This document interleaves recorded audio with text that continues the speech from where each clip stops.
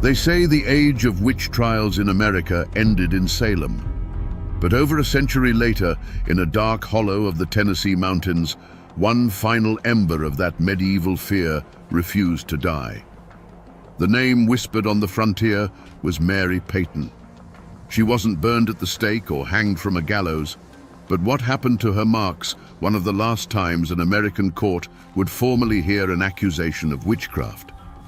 Who was this woman? And what could she have done to make her neighbors, people of the Bible and the long rifle, believe she could sour their milk, sicken their children, and consort with the devil himself? Tonight, we trace the story of a forgotten name, to understand how a community's fear can be a more terrible sentence than any judge's verdict. To understand Mary Peyton, you have to understand the soil she grew from. She was born into a world perched on the knife's edge between raw survival and unshakable faith. Her people were likely Scotch-Irish, a famously stubborn and clannish folk who had fled persecution in the old world only to find a different kind of hardship in the new. They brought with them their Presbyterian God, their distrust of authority, and a mind filled with tales of bogles, fetches, and the good folk, beings that Christianity had never fully managed to stamp out. Mary grew up in a log cabin chinked with mud and moss, where the hearth was the center of the universe and the dark woods outside were an endless, living mystery. Life was a brutal teacher. She would have seen siblings taken by fevers before they could walk, watched her parents' faces etched with worry over a failed crop, and learned from infancy that a single bad winter or a sick milk cow could mean the difference between life and death. The world was governed by forces you couldn't see, whether it was the hand of God or something far more ancient and sinister. From a young age, it was clear Mary walked a slightly different path. While other girls were learning the loom, Mary was learning the woods. Her mother, or perhaps a grandmother, was a granny woman, a keeper of the old knowledge. She taught Mary which roots could break a fever, which leaves could soothe a burn, and which mushrooms could kill a man. Mary had a gift for it. She had a quiet way with animals and a knack for finding the rarest herbs, as if the land itself spoke to her. There was a story, told long after, about a time when a neighbor's prized hunting dog was bitten by a copperhead. The dog's leg swelled to twice its size, its breathing grew shallow, and the man had all but given it up for dead. Mary, then just a girl, appeared at the edge of his property with a poultice of crushed plantain and mud. Without a word, she applied it to the wound.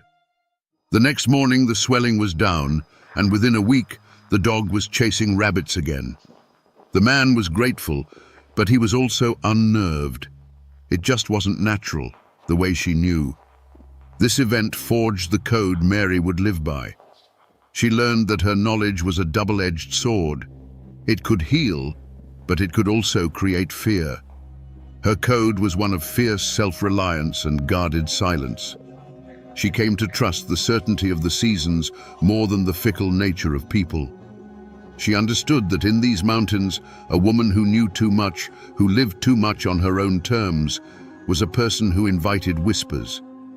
And so, she was shaped not just by the hardships of the frontier, but by its deep-seated paranoia. She was a true daughter of Appalachia, resourceful, tough, and intimately connected to the land. But that very connection, the source of her strength and her identity, was the same thing that would one day be used to brand her as an outcast. A vessel for the very evil her neighbors feared was lurking just beyond the firelight. But before the whispers turned to accusations, Mary Peyton had a life. For years, she was a quiet, respected fixture in her small corner of the mountains. In a place with no doctors for 100 miles, Mary was the one you went to when a child's cough turned into a death rattle in the middle of the night, or when a woodsman's axe wound wouldn't stop bleeding. She was, for all intents and purposes, the community's healer, a necessary shadow at the edge of their society. Imagine a young husband, wild-eyed with panic, pounding on her door in the dead of winter. His wife's first child is coming, but it's turned sideways and the labor has gone on for 2 days. The air in their cabin is thick with fear and the scent of blood. Mary would arrive with her leather satchel of dried herbs and roots, a figure of calm in the storm. She wouldn't speak of God or the devil. She'd speak of raspberry leaf tea to ease the pain and the right pressure to apply to the mother's back. Hours later, through her skill alone, the cabin would be filled not with the sounds of mourning, but with the cry of a newborn. Her payment wasn't in coin, but in kind. A sack of meal, a cured ham, a length of homespun cloth, tokens of a desperate gratitude. She asked for little and kept to herself, tending the garden behind her small, well-kept cabin. The place was a world of its own, every inch filled with purpose. Bundles of yarrow, goldenrod, and ginseng hung drying from the rafters, their earthy scent mingling with the constant aroma of wood smoke. Glass jars filled with salves and tinctures lined the shelves.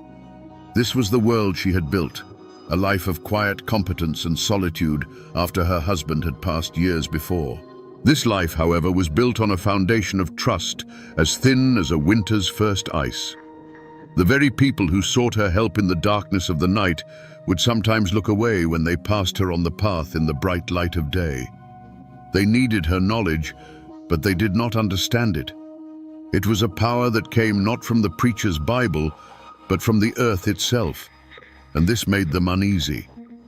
Mary Peyton lived in that fragile space between reverence and fear, a respected healer who was only one failed crop, one sick child, one unexplained misfortune away from being something else entirely. Mary Peyton's greatest strength was also the seed of her undoing. It wasn't pride in the way a rich man feels it, but an unbending, almost defiant self-possession.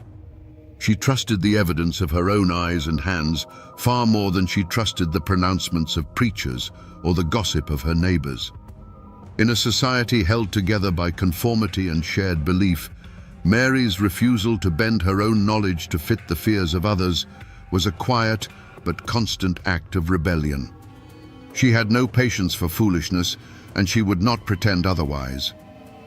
This flaw was laid bare on a crisp autumn Sunday. A new circuit preacher had arrived in the settlement, a young man with more fire in his sermons than wisdom in his eyes. He spoke of the devil as if he saw him behind every tree, and his God was a God of wrath and judgment. After the service, a man approached the preacher, asking for prayers for his wife, who was wasting away from a lung sickness that left her pale and breathless. The preacher placed a hand on the man's shoulder and declared loudly, for all to hear, that this was a test of faith, and that only fervent prayer could cast out the demon of illness. Just then, Mary Peyton, who had been trading herbs nearby, was asked by another woman if she had a remedy. Mary's gaze was clinical and sad. She knew this sickness. It was consumption, a slow, merciless drowning from within. She looked from the desperate husband to the proud preacher and spoke in a voice that was not loud, but cut through the air like a cold knife. "Prayer may comfort the spirit," she said, her words measured and clear, "but it will not clear the rot from her lungs. God put the healing roots in the earth for us to use. To let a woman die while ignoring his gifts is the true sin." The silence that followed was heavy and absolute. The preacher's face flushed with a furious red. In one sentence, Mary had not only dismissed his authority, but had framed his piety as a form of willful, deadly ignorance. She hadn't just offered a different opinion, she had challenged the very foundation of his power in front of the entire community. He saw her not as a healer, but as a rival, a purveyor of an older, darker knowledge that stood in direct opposition to his word. That day, Mary didn't just make an enemy of a powerful man, she showed everyone the crack in her armor. She had demonstrated that she stood apart, governed by her own code, her own wisdom. She would not bow, she would not flatter, and she would not pretend to believe what she knew to be untrue, even for the sake of peace. That stubborn, unwavering honesty in a world fueled by fear was the most dangerous flaw of all. The spark landed in the Miller cabin. Their youngest boy, a child who had been healthy and strong just a month before, was seized by a wasting sickness. A fever burned like a coal behind his eyes, and he grew thinner each day until his skin was like parchment stretched over bone. Desperate, the Millers did as the circuit preacher commanded. They prayed, they fasted, they looked for sin in their own hearts. But the boy only worsened. Then other things began to happen. Their best milk cow went dry overnight. A batch of bread made from their dwindling flour soured in the oven. Driven half-mad by grief and the preacher's fiery whispers, Thomas Miller finally broke. He didn't come to Mary's cabin asking for a cure. He came looking for a culprit. He found her by the creek bed, gathering river stones, her back to the path. He wasn't alone. His wife stood a few paces behind him, weeping into her apron, and several other neighbors had followed, drawn by the grim set of his jaw. The air grew thick and still. "Mary," he said, his voice a ragged tear in the quiet afternoon. "My boy is dying." Mary turned, her hands full of smooth grey stones. She saw the pain in his eyes, but she also saw the fear and something uglier beneath it. "I am sorry to hear it, Thomas," she replied, her voice even. "Fevers in the young are a terrible thing." This was the moment. This was the affront. Miller didn't hear sympathy. He heard a cold, distant pronouncement. His desperation, stoked by the preacher's paranoia, curdled into accusation. "You can fix it," he choked out, taking a step closer. "You brought back the Jennings dog from a snake bite. You set my own brother's leg when it was shattered. You can stop this. Lift your hex, Mary. In God's name, lift it." The plea was an accusation, a public branding. He was asking her to confess to being the source of his misery. And here, Mary Peyton's unbending nature sealed her fate. She did not try to soothe him. She did not offer a poultice or a comforting word. She saw his fear as an insult to her life's work, a victory for the ignorance she so despised. Her expression hardened. "Your son is sick, Thomas," she stated, her words as cold and hard as the stones in her hand. "He is not cursed, and your fear is a worse sickness than any fever." To the grieving father, her refusal to engage with his terror was not a denial, it was a confirmation. It was the chilling indifference of the guilty. The last thread of his reason snapped. He pointed a trembling finger at her, and his voice rose to a shout that echoed through the holler for all to hear. "Witch! You are a witch!" The word, once spoken, could never be taken back. It hung in the air, a poison that had finally found its victim. The word witch, once spoken aloud, is a poison seed. It landed on the fertile ground of the community's fear and put down immediate thorny roots. The whispers that had once been confined to the shadows now flew in the open air. Doors that had once opened to Mary with pleas for help now slammed shut as she approached. Mothers who had once thanked her for saving their children now pulled them away from the path when she walked by, shielding their eyes as if from a terrible glare. Mary was no longer just a woman who knew things. She was the thing itself, the source of all their bad luck, the face of their deepest anxieties. Jedediah Stone, an old hunter whose own life Mary had saved years ago after a run-in with a wounded bear, was one of the few who dared to speak to her. He found her at dusk, splitting firewood with a grim, rhythmic determination, as if the accusation had changed nothing. "Mary," he began, his voice low and rough. "You're a sensible woman. Too sensible for your own good, maybe. But you need to put an end to this. Go to the Millers. Take them a sassafras tea. Tell them you're praying for the boy. You don't have to mean it. Just say the words.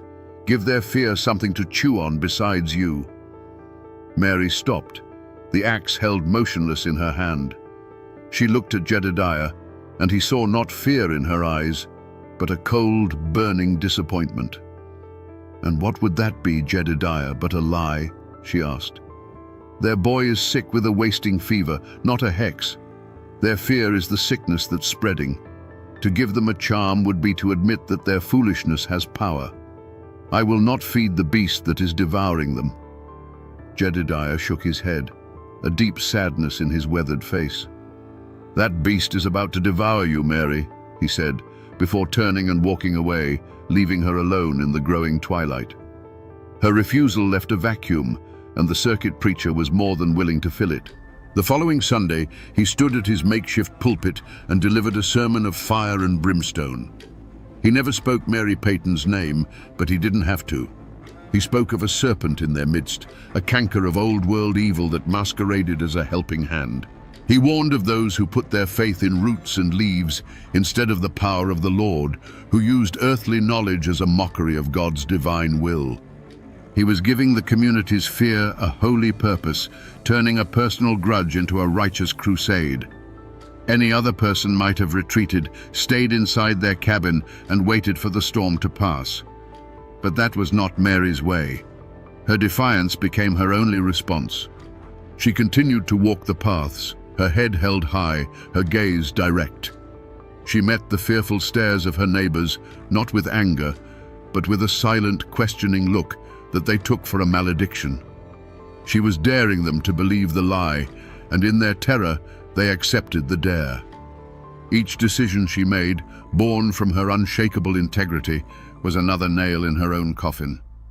A dead bird, its neck snapped, appeared on her doorstep. Someone etched a crude cross on her cabin door to ward off its inhabitant. The path of compromise, the one Jedediah had offered, was now completely gone.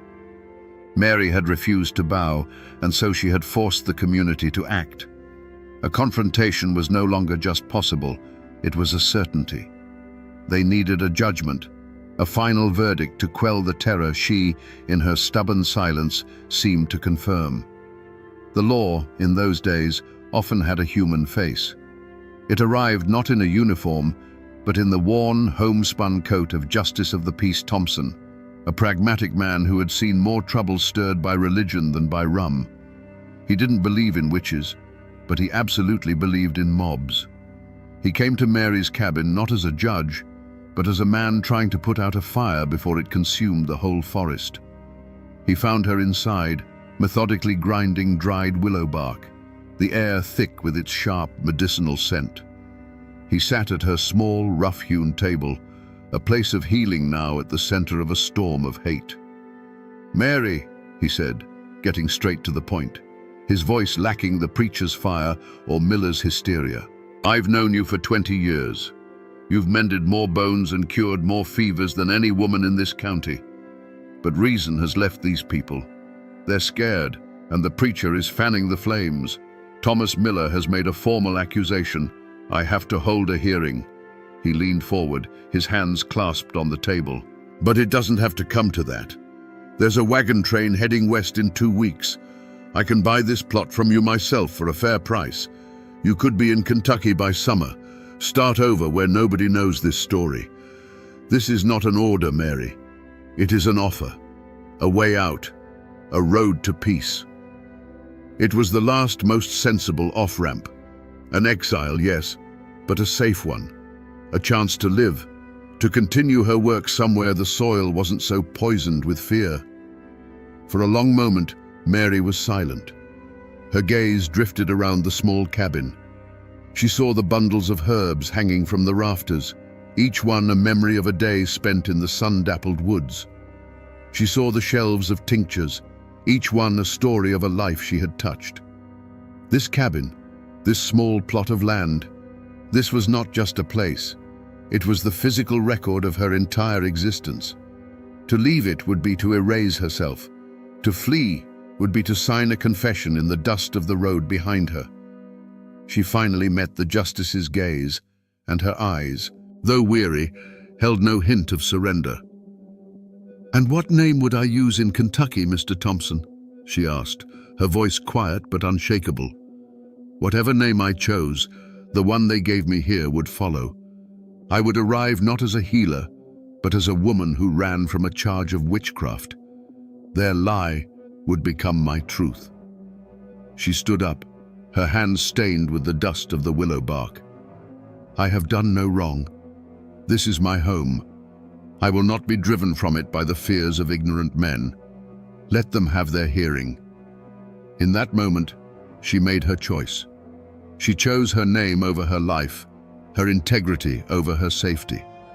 She turned away from the last road to peace and set her feet firmly on the path that led directly to her reckoning. The hearing was held not in a courthouse, but in the settlement's largest cabin, which also served as its church. The space was packed shoulder to shoulder, the air hot and suffocating, thick with the smell of unwashed wool, nervous sweat, and the cloying righteousness of the mob.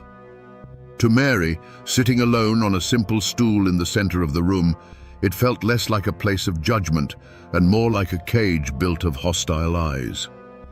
Justice Thompson sat at a rough-hewn table, his face a mask of grim resignation. But the real judge and jury were the dozens of familiar faces that now stared at her as if she were a complete stranger, a monster that had been living among them undetected.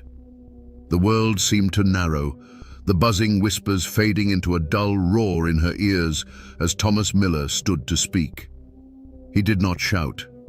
His voice was a low, trembling thing, filled with a grief so profound it had become poison.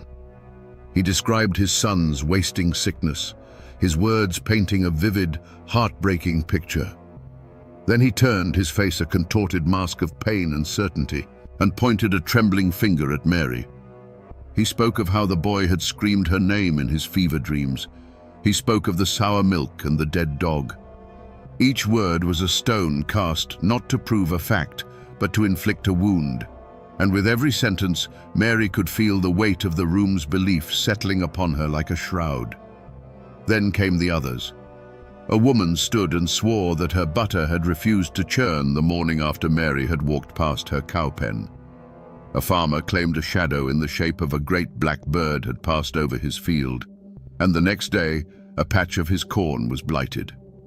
One by one, they offered up their misfortunes, their anxieties, their petty bad luck, and laid them at her feet. It was a litany of fear, a ritual of communal exorcism where every coincidence was proof and every suspicion was evidence.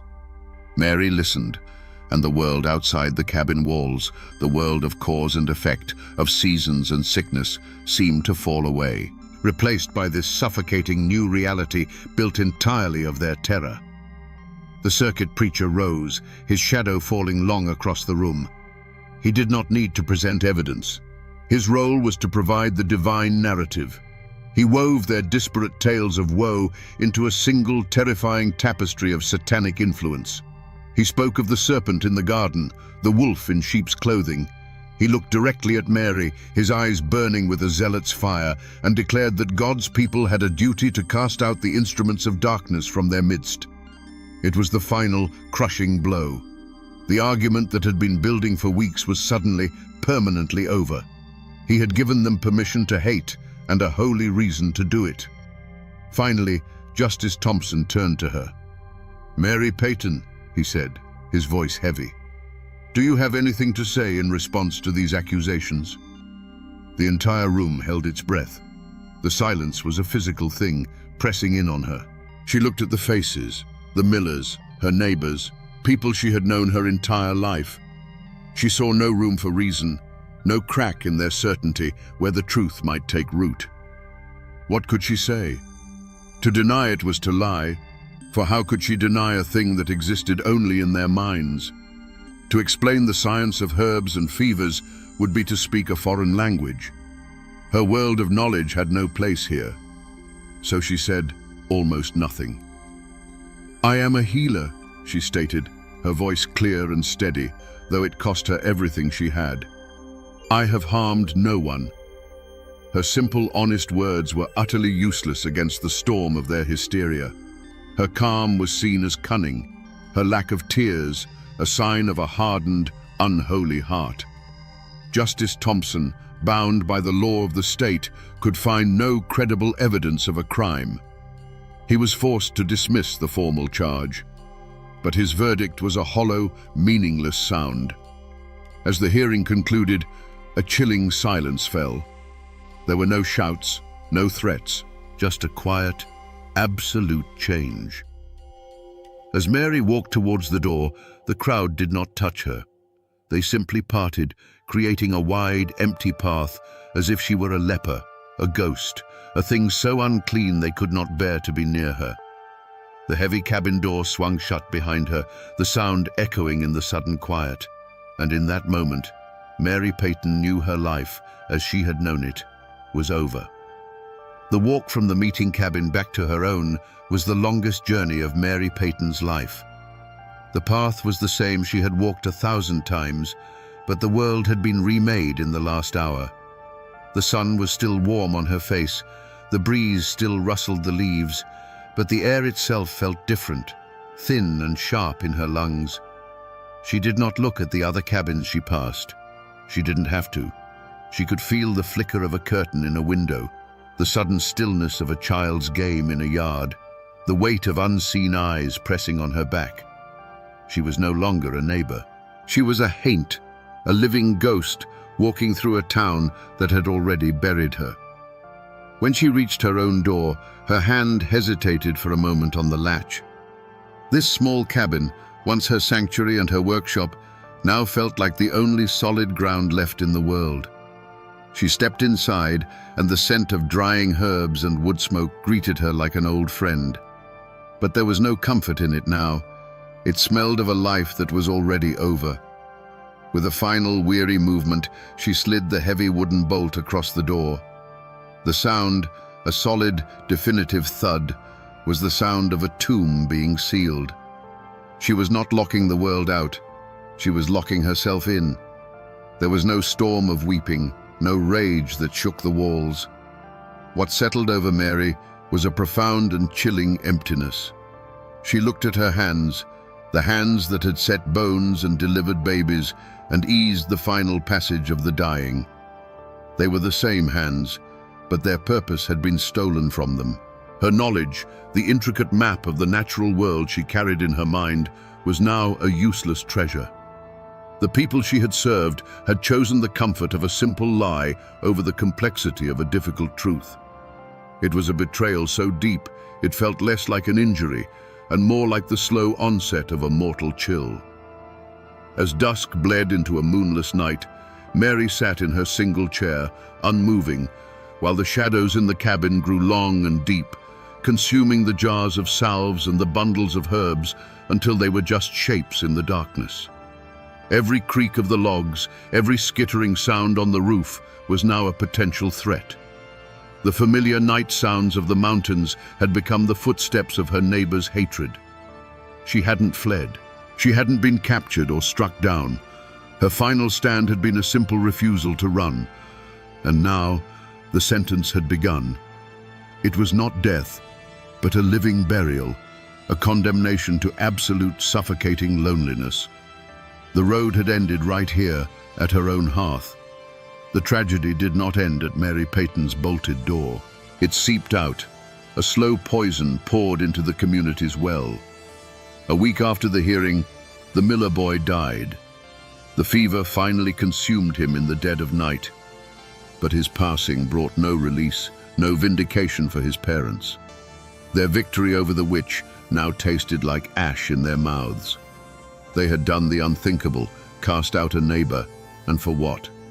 Their son was still gone. Their cabin became a place of profound, hollow grief, haunted not by a hex, but by the terrible question of whether they had destroyed an innocent woman for nothing.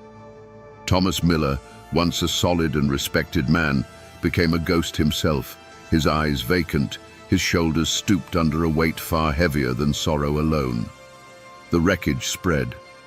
As autumn deepened, bringing with it the croup and the lung fevers, the community felt Mary's absence like a missing limb. A farmer's wife, who had spoken at the hearing of souring butter, watched her own daughter struggle for breath with a cough that Mary could have soothed with a simple mullein tea. But who could she ask for help now? The other granny women in the surrounding hollows, hearing the story, grew cautious. Their knowledge, once a source of pride, was now a liability. They offered only the simplest remedies, their hands trembling, terrified that a failed cure would earn them the same brand that had been put on Mary.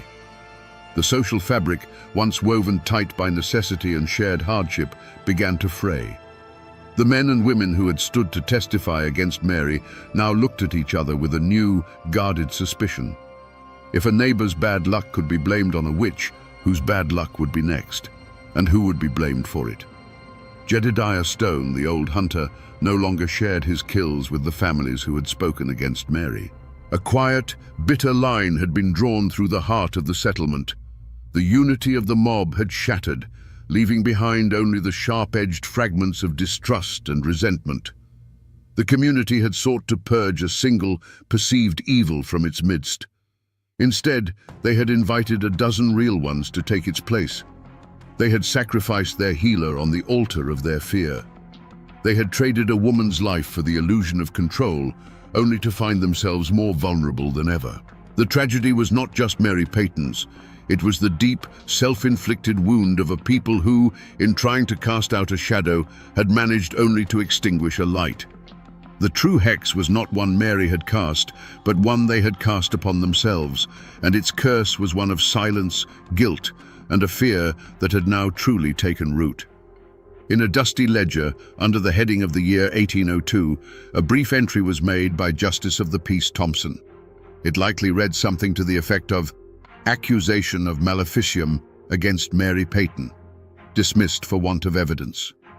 With a dip of his quill and a scratch of ink, the official, written law of the state of Tennessee had spoken.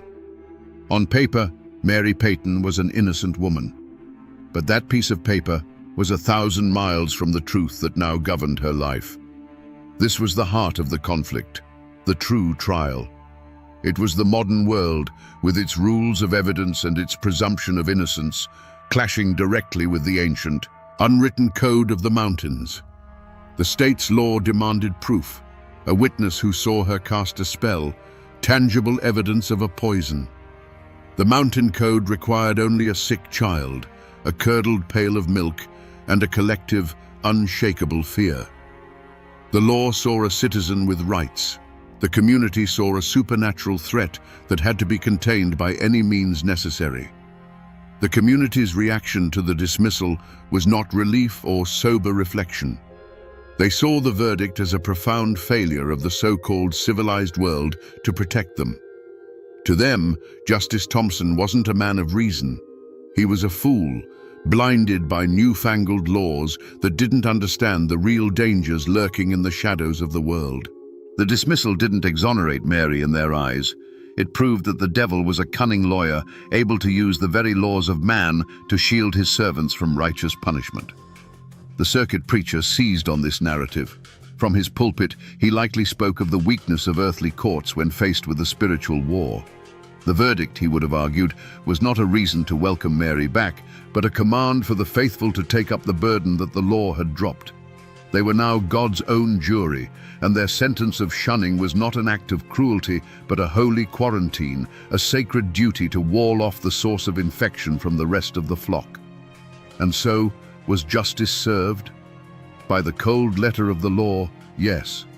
Mary Peyton was not fined, imprisoned, or executed. But in the court of survival and belief, the court that truly mattered in that isolated hollow, she had been found guilty and sentenced to a punishment that the law had no name for. The system had protected her body from the mob, but it was powerless to protect her spirit from their certainty. The verdict, meant to be the final word, was just a whisper lost in the roar of their fear, a perfect, tragic illustration of how true justice can be strangled by the hands of those who believe they are serving it. And what of the men who lit the fuse? What justice did the turning of the years bring to them? The answer, like the rest of this story, is not a simple one. The circuit preacher, the man who gave the community's fear its voice and its holy justification, met no grand downfall. He was a force of nature, a wildfire that sweeps through a dry valley. His work in that hollow was done. By the next spring, he was gone, having moved on to other settlements, other souls to save, carrying his brand of righteous fire with him. He likely never gave Mary Peyton another thought. He left behind a community fractured by his sermon and faced no consequence for it at all. The fate of Thomas Miller was a quieter, more personal form of justice. He had won his battle. The witch had been cast out. But the victory was a hollow, desolate thing. It did not bring his son back. It did not bring him peace. Instead, he became a man haunted not by a curse, but by his own conviction. He had poured all of his grief and rage into the vessel of one woman, and when it was over, he had nothing left. He grew gaunt and silent, a man hollowed out by his own victory. Some neighbors whispered that the real curse was the one he had invited into his own soul, a poison of guilt and doubt that he would carry to his grave. There was no clean resolution, no satisfying final act where the villains received their just deserts. One antagonist simply vanished, an agent of chaos who moved on to his next stage. The other became his own jailer, trapped in a prison of sorrow and regret. It shows a difficult truth. In a tragedy fueled by fear, there are no real winners. The line between accuser and victim blurs until all that is left is the wreckage. The story was never about a single witch. It was about a sickness of the spirit, and it claimed everyone it touched. The winter that followed the hearing was a harsh one, and Mary Peyton's cabin remained a dark, silent island in a sea of snow. No smoke rose from her chimney. No tracks marked the path to her door. When spring finally came and the world thawed, a quiet and terrible curiosity began to grow. It was Jedediah Stone, the old hunter, who finally put his shoulder to her door. The bolt, weakened by damp, gave way with a splintering crack. The silence inside was absolute. Mary was found in her chair, a figure of bone-thin stillness, having quietly wasted away in her self-imposed tomb. She had not starved for lack of food, but for lack of a world to live in. Her legacy had no bloodline to carry it. It was tied instead to the land she had occupied. No one dared to claim her cabin. It was left to the elements, a monument to the community's great and terrible secret. For years it stood as a warning, its roof slowly sagging, its walls surrendering to the relentless embrace of ivy and honeysuckle. Her garden, a living library of cures, went wild, a chaotic riot of potent herbs that no one else had the knowledge to use. The place became well and truly haunted, a spot children dared each other to run past at dusk, a physical reminder of the price of fear. The community did not heal, it scarred over. The name Mary Peyton was almost never spoken aloud again. It became a taboo, a heavy stone of shared guilt and shame dropped into the well of their collective memory. The Miller family, broken by the tragedy, eventually packed their wagon and moved west, seeking a place where they were not known as the people who had cried witch. The silence they left behind was filled not with peace, but with a brittle and anxious piety. When sickness came now, people prayed harder, their faces turned to the heavens because they had cast out their most knowledgeable connection to the earth. The power dynamic in the hollow had shifted permanently. The preacher had moved on, but his legacy of fear remained. The delicate balance between folk wisdom and frontier faith had been shattered. In casting out their healer, they had elevated their fear. They had traded a woman of knowledge for a ghost story. The community was left poorer, more isolated, and more vulnerable, not to the dark arts, but to the simple, brutal realities of a world that Mary Peyton had, in her own quiet way, understood better than any of them. Even today, if you know which overgrown path to take, you can find the place where Mary Peyton's cabin once stood. There is nothing left now but a stone chimney fall, a silent monument half swallowed by the woods. Around it, you can still find plants that have no business growing together, a tangled ghost of her garden, with foxglove and ginseng still pushing up through the weeds. The land itself seems to hold a memory, a quiet that feels older and heavier than the surrounding forest. The real Mary Peyton, the healer with the steady hands and the unbending will, was buried twice. Once in the cold earth, likely in an unmarked grave, and again under the weight of a legend she would never have recognized.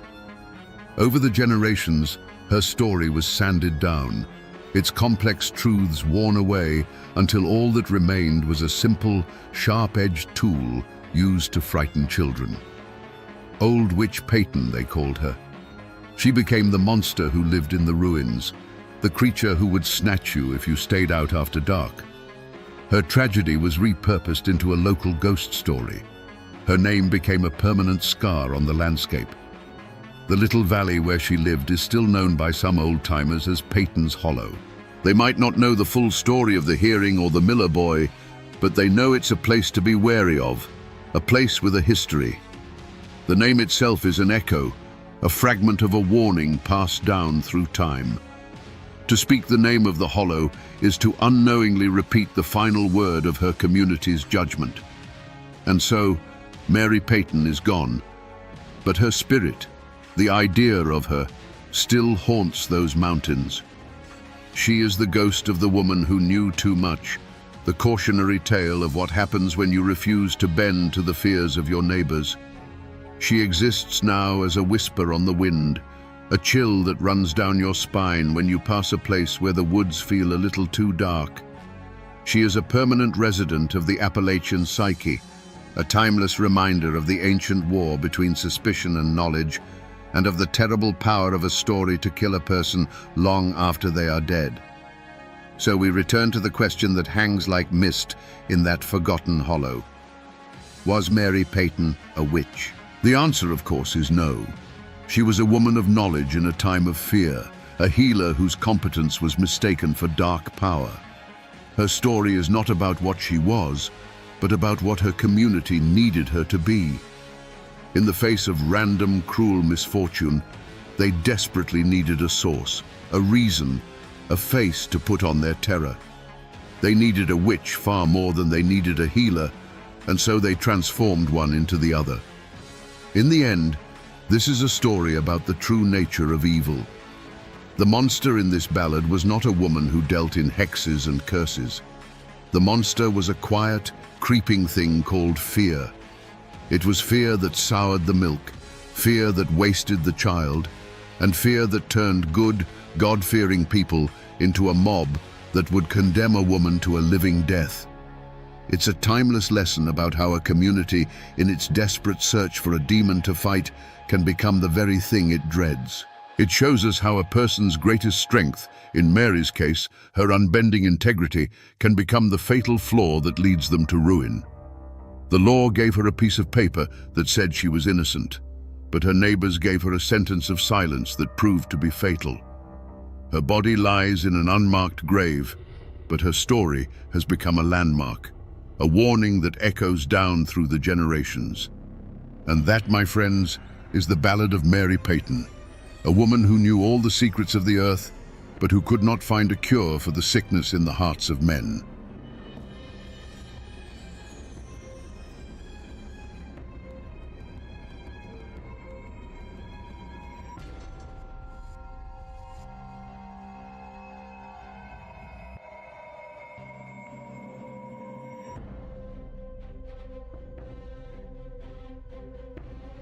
In a quiet Memphis cemetery, there's a gravestone for a respectable old woman named Frida Lincoln. But the woman buried there lived another life, under another name. 60 years before her peaceful death, she was known as Laura Bullion, the thorny rose of the Wild Bunch gang. They captured her not in a hailstorm of bullets, but in a respectable city boarding house, with a fortune in stolen banknotes hidden in her luggage. Was she a ruthless outlaw, the financial mastermind for America's most wanted criminals? Or was she just a desperate woman, forged in the dust of the dying West, trying to survive in a world that gave her no quarter? The truth, as it always is buried somewhere between the legend and the law. Today, we're going to peel back the years, find the real woman behind the myth, and tell the ballad of Laura Bullion. Laura Bullion wasn't born in an Appalachian holler, but the world that made her was cut from the same rough cloth. Imagine West Texas in the 1870s. The Civil War had bled the country dry, and the land that was left was vast, empty, and unforgiving. This wasn't a place for quiet farmers and picket fences. It was a landscape of dust and desperation, where the line between the law and the outlaw was often just a puff of gun smoke. This was the world that welcomed Laura into it, a world where survival was the only sacrament. Her father wasn't a preacher or a politician. The whispers said he was a bank robber, a man with German roots who rode with his own small, forgotten gang. For young Laura, a life of crime wasn't a choice she made one day. It was the air she breathed. She didn't learn about honesty and hard work leading to prosperity. She learned that the straight and narrow path usually led straight to an early grave, and hard work just made you somebody else's mule. The lessons she learned at her father's knee weren't from any schoolbook. She learned the quiet language of a coded telegram. She learned the feel of a fast horse, the difference between the sound of a curious neighbor and a coming posse. Most importantly, she learned the cold, hard calculus of the outlaw world. That money, real money, wasn't something you earned by the sweat of your brow. It was something you took. There's no single documented event, no diary entry to point to, but you can feel it in the story of her life. You can imagine a young girl, no older than 10, looking a suspicious sheriff dead in the eye and lying with a placid calm that would make a saint sweat. A girl who learned to patch a bullet wound before she learned to properly mend a dress. She wasn't just taught this life, she had a talent for it. The ice in her veins ran colder than a winter creek. This is where her spirit finds its kin in the Appalachian mountains. The folks in those hills understood. They understood what it meant to be forgotten by the government, to be squeezed by the coal companies, to live by a code of family and survival that outsiders called lawless. Laura Bullion may have been a daughter of the Texas plains, but her soul was forged in that same fire of defiance. It was a fire that would soon catch the attention of the most dangerous men in the country. By the time she was a young woman, Laura Bullion was no longer just a bandit's daughter. She was a legend in the making. Her path crossed with William News Carver, a man as handsome as he was deadly, a core member of Butch Cassidy's Wild Bunch. In him, she found a partner, and in the gang, she found her calling. This was her prime. This was the time before the Pinkertons and the prison cells, a brief, glittering moment when she was the undisputed queen of the outlaw world. She wasn't just a camp follower who mended shirts and waited for the men to return. Laura was the gang's quiet genius. While men like Butch and Sundance were kicking in bank doors and blowing safes off trains, Laura was playing a far more delicate game. She was the one who could take a stack of scorched, blood-stained banknotes and make them clean. She was the expert scout, the ghost who could drift into a town, learn its rhythms, map its banks, and disappear without a trace. Her greatest skill was transformation.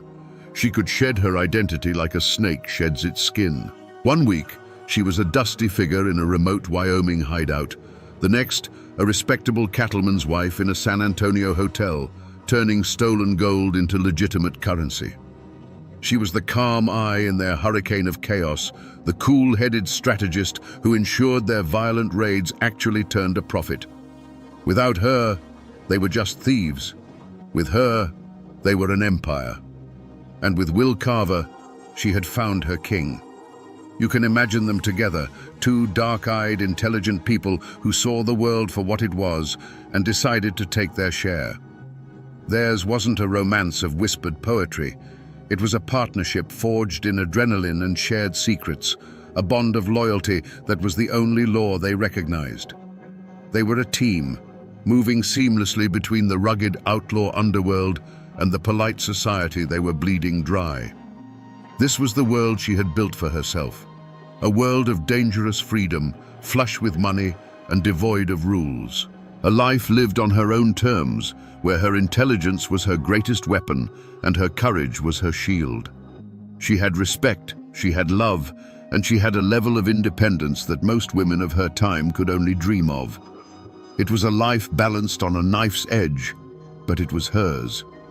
But every legend has a crack in their armor, a single thread that, when pulled, can unravel everything. For Laura Bullion, it wasn't greed or a quick temper. It was a professional pride as cold and sharp as a honed knife.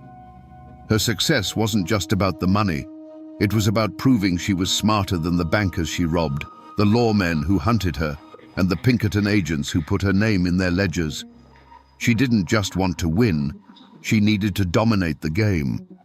For years, this pride was her greatest asset. It made her meticulous, patient. She would never rush a plan, never take an unnecessary risk. While the men of the Wild Bunch might get drunk and boastful, Laura remained a ghost in the machine, her movements precise and calculated. Her pride demanded perfection, and that perfection kept them all one step ahead of the gallows. It was her signature, this flawless execution. But things changed. Will Carver was killed in a shootout, a bloody end to her first great partnership. Her new man was Ben Kilpatrick, the tall Texan. Kilpatrick was a formidable outlaw, a giant of a man, but he lacked Carver's cool finesse. He was a hammer where Carver had been a scalpel. And in her relationship with him, Laura's pride began to shift. It morphed from a cautious professionalism into a dangerous overconfidence. Perhaps she believed she was smart enough for the both of them, that her intelligence could shield his recklessness. This is where the armor cracked. After the Great Northern train robbery, they were sitting on a fortune in stolen banknotes. The old Laura, the one whose pride was rooted in caution, would have known those notes were poison. She would have burned them or buried them. But the new Laura, the one who had outsmarted the law for years, saw a challenge. Passing those notes wasn't just a necessity, it was the ultimate proof of her superiority. It was a direct taunt to the entire system of law and order. Her pride had become hubris. She began to believe she was untouchable, that her will alone was enough to bend reality. She convinced herself that she could walk into a city like St. Louis and through sheer audacity make those hot banknotes spendable. This fatal pride, the very thing that had fueled her rise, was now blinding her to the simple, deadly truth of a telegraph wire and a circulated serial number. The boom of dynamite on July 3rd, 1901 didn't just split open a train car. It split Laura Bullion's life in two. Near Wagner, Montana, Ben Kilpatrick and the remnants of the Wild Bunch pulled off their last great score, stopping the Great Northern Express. They escaped with a fortune, over $40,000 in fresh, unsigned banknotes. When Kilpatrick brought that haul to Laura, he wasn't just bringing her money. He was bringing her a challenge that struck at the very core of her identity. Now, you have to understand, this wasn't like fencing stolen gold or laundering old bills. Unsigned banknotes from a national bank were a special kind of poison. Within hours, the Pinkerton Detective Agency, the most relentless manhunters in the country, would have telegraphed the serial numbers of every single missing bill to every major city. Every bank teller, every shopkeeper, every hotel clerk would have that list. Trying to spend one of these notes was like lighting a signal fire on a dark plain, screaming, "Here I am, come and get me." For a woman whose entire reputation was built on being smarter, quieter, and more careful than the law, this was an intolerable situation. It was a direct affront from the system she had so long outwitted. The humming of the telegraph wires was like a personal taunt. They weren't just protecting the money, they were challenging her. They were daring the great Laura Bullion, the financial wizard of the Wild Bunch, to make a move. For a lesser criminal, the answer would be simple: bury the money and run. But Laura's pride wouldn't allow it. In that moment, faced with a mountain of toxic cash, her fatal flaw took the reins. The cautious strategist was silenced by the arrogant master. This wasn't a trap to be avoided. It was a final exam to be aced. Her mind didn't see the risk. It saw the ultimate validation of her genius. The decision was made not in a heated argument, but in a cold, quiet certainty. She and Kilpatrick would go to St. Louis, a major city teeming with police and Pinkertons, and they would pass those notes. This was her point of no return. It was a declaration of war. By choosing to launder that money, she was telling the entire world that she believed she was infallible. It was the ultimate act of professional hubris, a gamble fueled by years of success. She wasn't just trying to get rich, She was trying to prove, once and for all, that no lock was too complex, no system was too smart, and no law was a match for her mind. The train ride to St. Louis was a long, slow journey into the jaws of the trap. With every mile of track they covered, the world of the Wild Bunch, a world of open plains and hidden canyons, grew more distant. They were plunging into the modern age, a world stitched together by telegraph wires that hummed with their descriptions and serial numbers. Every newspaper they passed at a station stop felt like a wanted poster. The world itself was screaming a warning, but Laura Bullion wasn't listening. You have to believe that the ghost of her old self, the cautious strategist who had survived so long, was whispering in her ear. That voice of reason must have been pointing out the folly of it all. This isn't a cattle town where a sheriff can be bought, it would say. This is a city. They have police departments, detective bureaus, and telegraph offices on every corner. The game has changed, Laura. This is a losing hand. Any other outlaw would have felt that cold dread, the instinct to turn the horse around and ride for the Badlands. But pride is a powerful anesthetic. It numbs the fear, and it silences the voice of reason. Her hubris answered every doubt with a simple, arrogant reply. They expect us to run. They expect us to hide in the dirt like animals. They will never expect us to walk right into their world, dressed in fine clothes, and look them in the eye. She was convinced that their audacity was their greatest camouflage, that her intelligence was a shield no lawman could penetrate. So they didn't hide. Arriving in St. Louis, they didn't seek out some back-alley flophouse in the criminal underworld. No, that would be too obvious. Instead, they took a room at a respectable boarding house on Locust Street, playing the part of a wealthy Texas couple enjoying the city. Each decision was an escalation, a deliberate step deeper into enemy territory. She was surrounding herself not with allies, but with potential witnesses, isolating herself from any chance of a clean escape. This path of no compromise led to a single, final choice. It wasn't enough to have the money, to possess it in secret.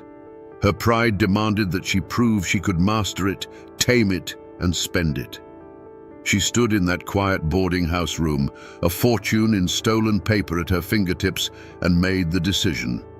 She would personally go out and pass the first note. It was the ultimate act of defiance, a final rejection of every warning, both internal and external. She was no longer just breaking the law, she was daring it to stop her. And so we come to the final moment, the last quiet breath before the storm. Picture Laura in that St. Louis boarding house room. Outside, the city hums with streetcars and commerce. Inside, the air is thick with the smell of old paper and new money. The trunk full of banknotes sits in the corner like a coffin filled with treasure. She's dressed in the finest clothes money can buy, a respectable lady about to go shopping. In her hand, she holds a single, crisp, stolen bill. This is the off-ramp. This is the last chance for peace. Ben Kilpatrick, the tall Texan, a man who feared no gunfight, was spooked by this city. He wasn't a fool. He could feel the eyes on them, the invisible web of the law tightening around them. Imagine that giant of a man looking at her with genuine fear in his eyes. "Laura," he might have said, his voice a low rumble. "This don't feel right. Let's just burn 'em. Let's take the gold we got and ride south. We don't have to do this." For a single fleeting second, the world holds its breath. This is her final crossroads. She can hear the sense in his words. The old Laura, the ghost of the cautious girl who survived the Texas plains, is screaming at her to listen. She can see the two paths laid out before her. One leads south to Mexico, to a quiet, anonymous life, a life of survival. It's the smart play, the safe play. The other path leads right out the door and onto the streets of St. Louis. It's a path of pure ego, a path that leads either to ultimate triumph or a prison cell. She looks from Ben's worried face to the banknote in her hand. The internal struggle is a silent war. To run would be to admit defeat, to concede that the system had finally outsmarted her. It would be an admission that she was nothing more than a common thief, forced to hide in the shadows. But to walk out that door that was to prove she was who she always believed herself to be, a master of the game, a queen in her own right. And in that quiet room, her fatal pride won the war. She gave him a look that wasn't meant to be cruel, but it was. It was the look of a queen who has already decided the fate of her kingdom, pitying the soldier who still feels fear. "They're looking for outlaws, Ben," she said, her voice calm and steady. "They're not looking for us." And then she opened the door and stepped out into the hallway, closing it quietly behind her. With that soft click, the last chance for peace was gone forever. The walk from the boarding house was the longest of Laura's life, but she felt no fear. She felt only the cold, exhilarating thrill of the final move in a long game of chess. The city of St. Louis wasn't a threat. It was a backdrop for her masterpiece. The clang of the streetcar, the drone of voices, the smell of coal smoke and roasted peanuts, it was all just noise. Her world had narrowed to the crisp, stolen banknote tucked in her purse and the mission ahead. She was a predator walking through an unsuspecting herd. She chose a small, respectable dry goods store. Not too big, not too small. A place where a woman of means might purchase a pair of fine gloves or a spool of silk thread. She walked in, the little bell over the door announcing her arrival with a cheerful jingle that felt like the opening note of her triumph. She browsed for a moment, the picture of casual wealth, her mind a steel trap of calculation and calm. She selected her item and approached the counter. The shopkeeper was a balding man with a friendly, unassuming smile. This was the moment. She laid the stolen banknote on the polished wood. The world seemed to hold its breath. For a second, the transaction was perfectly normal. The man took the bill, his eyes registering its high denomination without a flicker of suspicion. A wave of pure, triumphant pride washed over Laura. She had done it. She had beaten them all. Then the world tilted. The man's friendly smile didn't disappear, but it froze on his face. It became a mask. He looked from the bill to her face, and for a fraction of a second, she saw something in his eyes that wasn't there before. Recognition. He mumbled an excuse, something about needing to get change from the back room, and disappeared behind a curtain. The cheerful jingle of the bell had become a warning. The air in the shop grew heavy, thick, and silent. The game was over. She knew it. The bell jingled again, but it wasn't the shopkeeper. Two men, large and dressed in plain, heavy wool coats, stepped inside. They didn't look like customers. They didn't draw their weapons. They didn't need to. Their presence was a cage that had just been locked. They moved with a quiet, practiced certainty that was more terrifying than any shouted command. Her heart, which had been so steady, began to beat a frantic, trapped rhythm against her ribs. One of the men stepped forward. He didn't speak her name, the one whispered in outlaw camps and Pinkerton offices. He spoke to the shopkeeper, who had reappeared from the back room, his face pale. "Is this the woman who tried to pass the note?" The words hung in the air, absolute and final. The world, which had been a vast chessboard for her to command, had shrunk to the space between her and these two men. Then came a sound, not loud, but it echoed louder than any gunshot. It was the quiet, metallic click of a pair of handcuffs being opened, then another as they closed around her wrists. The cold steel felt like a brand, a permanent declaration of her defeat. The argument she had been having with the entire world, her silent insistence that she was smarter and untouchable, was suddenly, permanently over. The thorny rose had finally been plucked. As the cold steel of the handcuffs locked around her wrists, there was no explosion of violence, no desperate struggle. There was only a cold, quiet finality. The intoxicating pride that had carried her out the boarding house door, that had felt like an impenetrable shield, simply vanished. In its place was a vast, hollow emptiness. The world, which had seemed so sharp and clear moments before, was now a dull, grey blur. In that instant, She saw her mistake with a clarity that was more painful than any bullet. It wasn't the law that had beaten her. It was her own damn self. They led her out of the shop into the afternoon light. A small crowd had gathered, drawn by the sight of the lawmen's coats. Their faces were a mixture of curiosity and judgment. But Laura Bullion did not look away. She held her head high, her back ramrod straight, and walked to the waiting police wagon. Her face was a mask of stone. This was her last performance.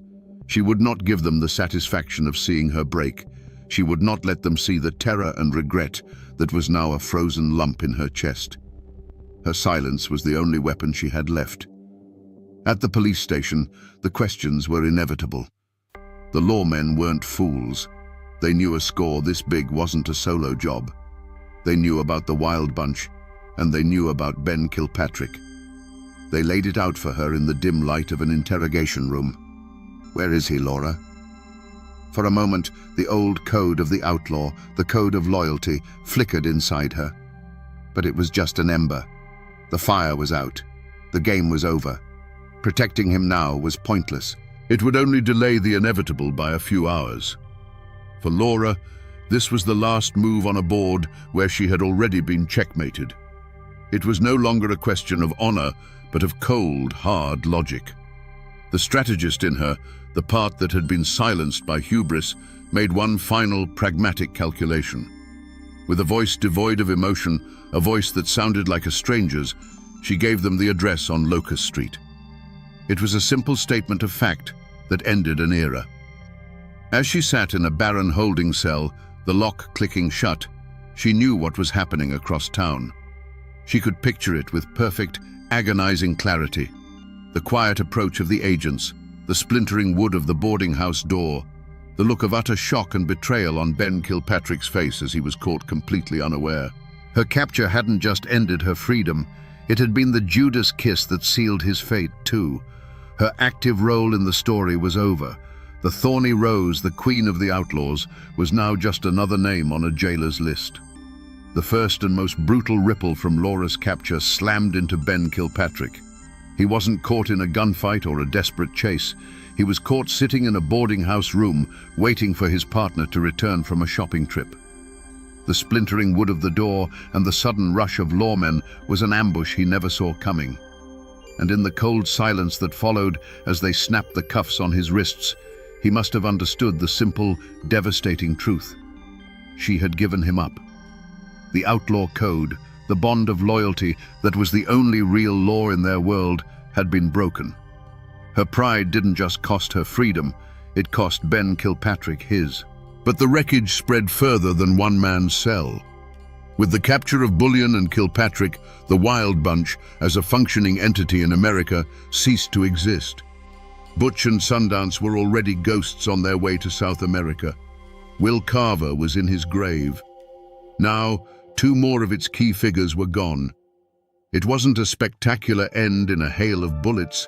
It was a quiet, almost pathetic dismantling. Their capture was proof that the world had changed.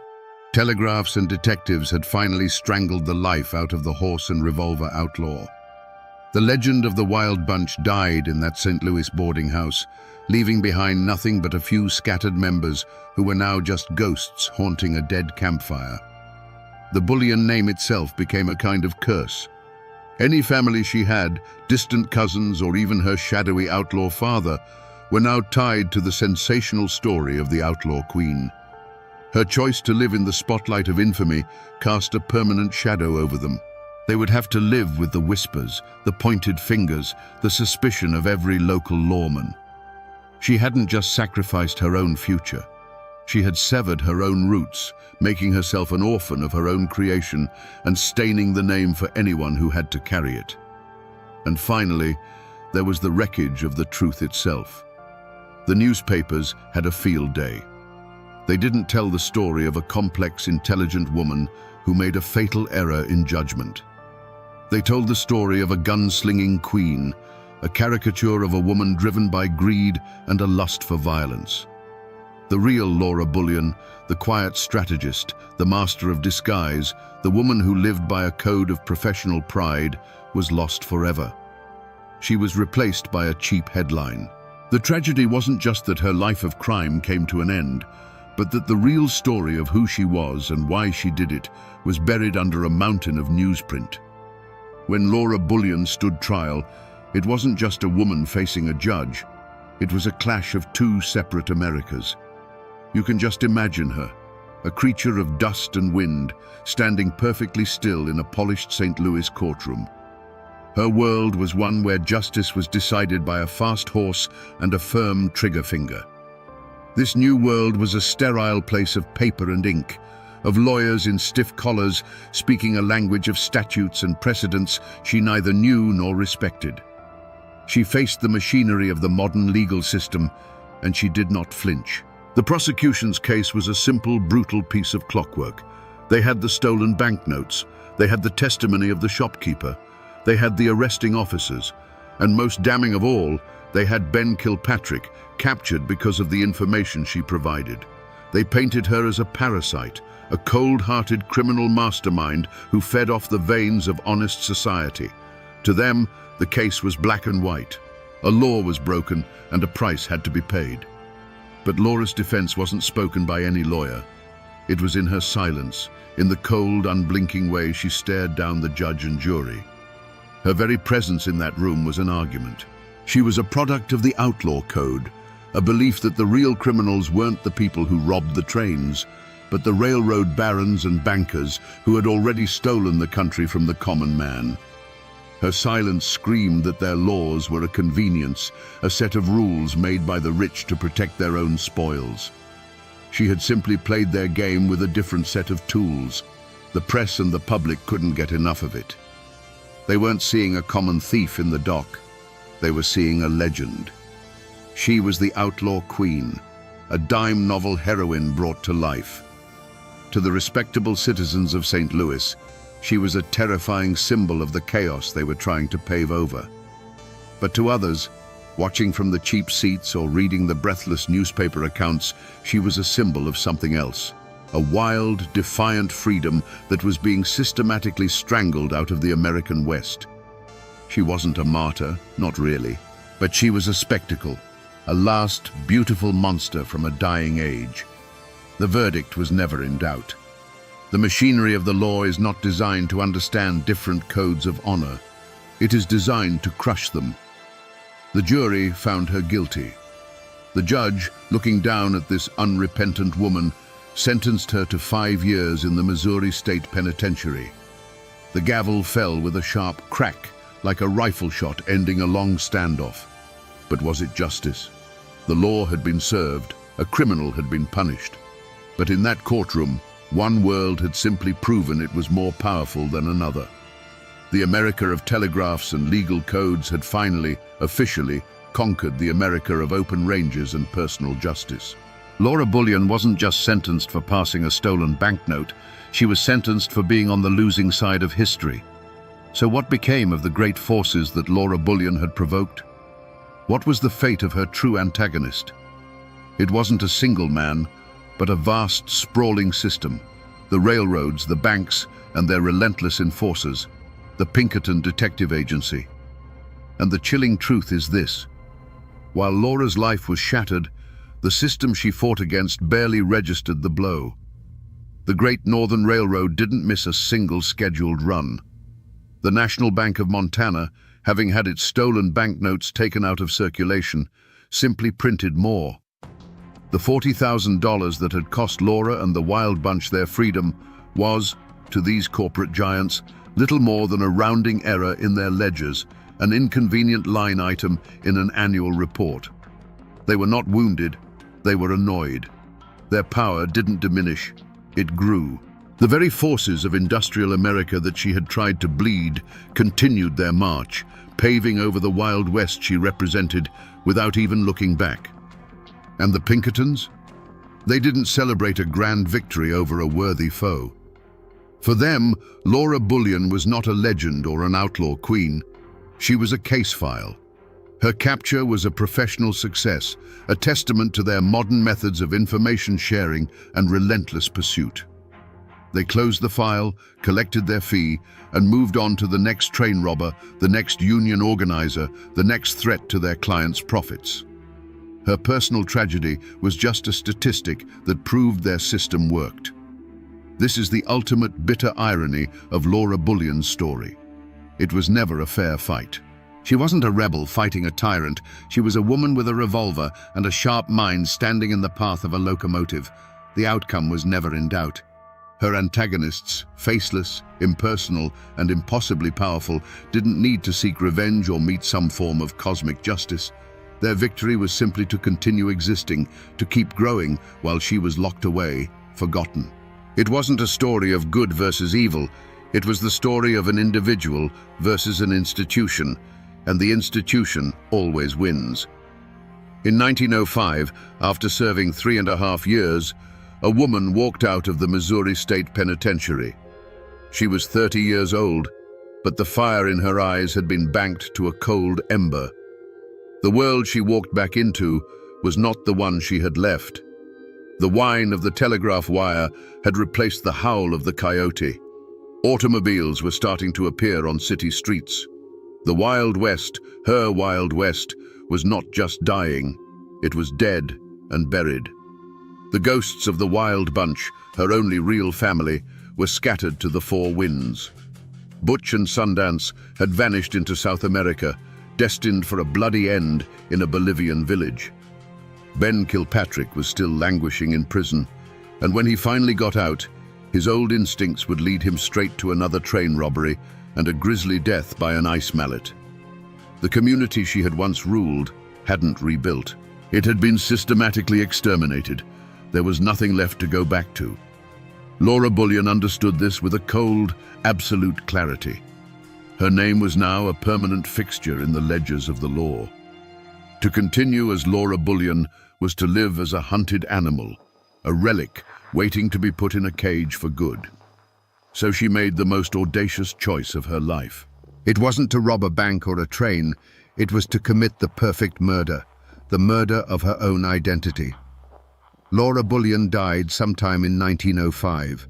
In her place, a new woman was born, Frida Lincoln.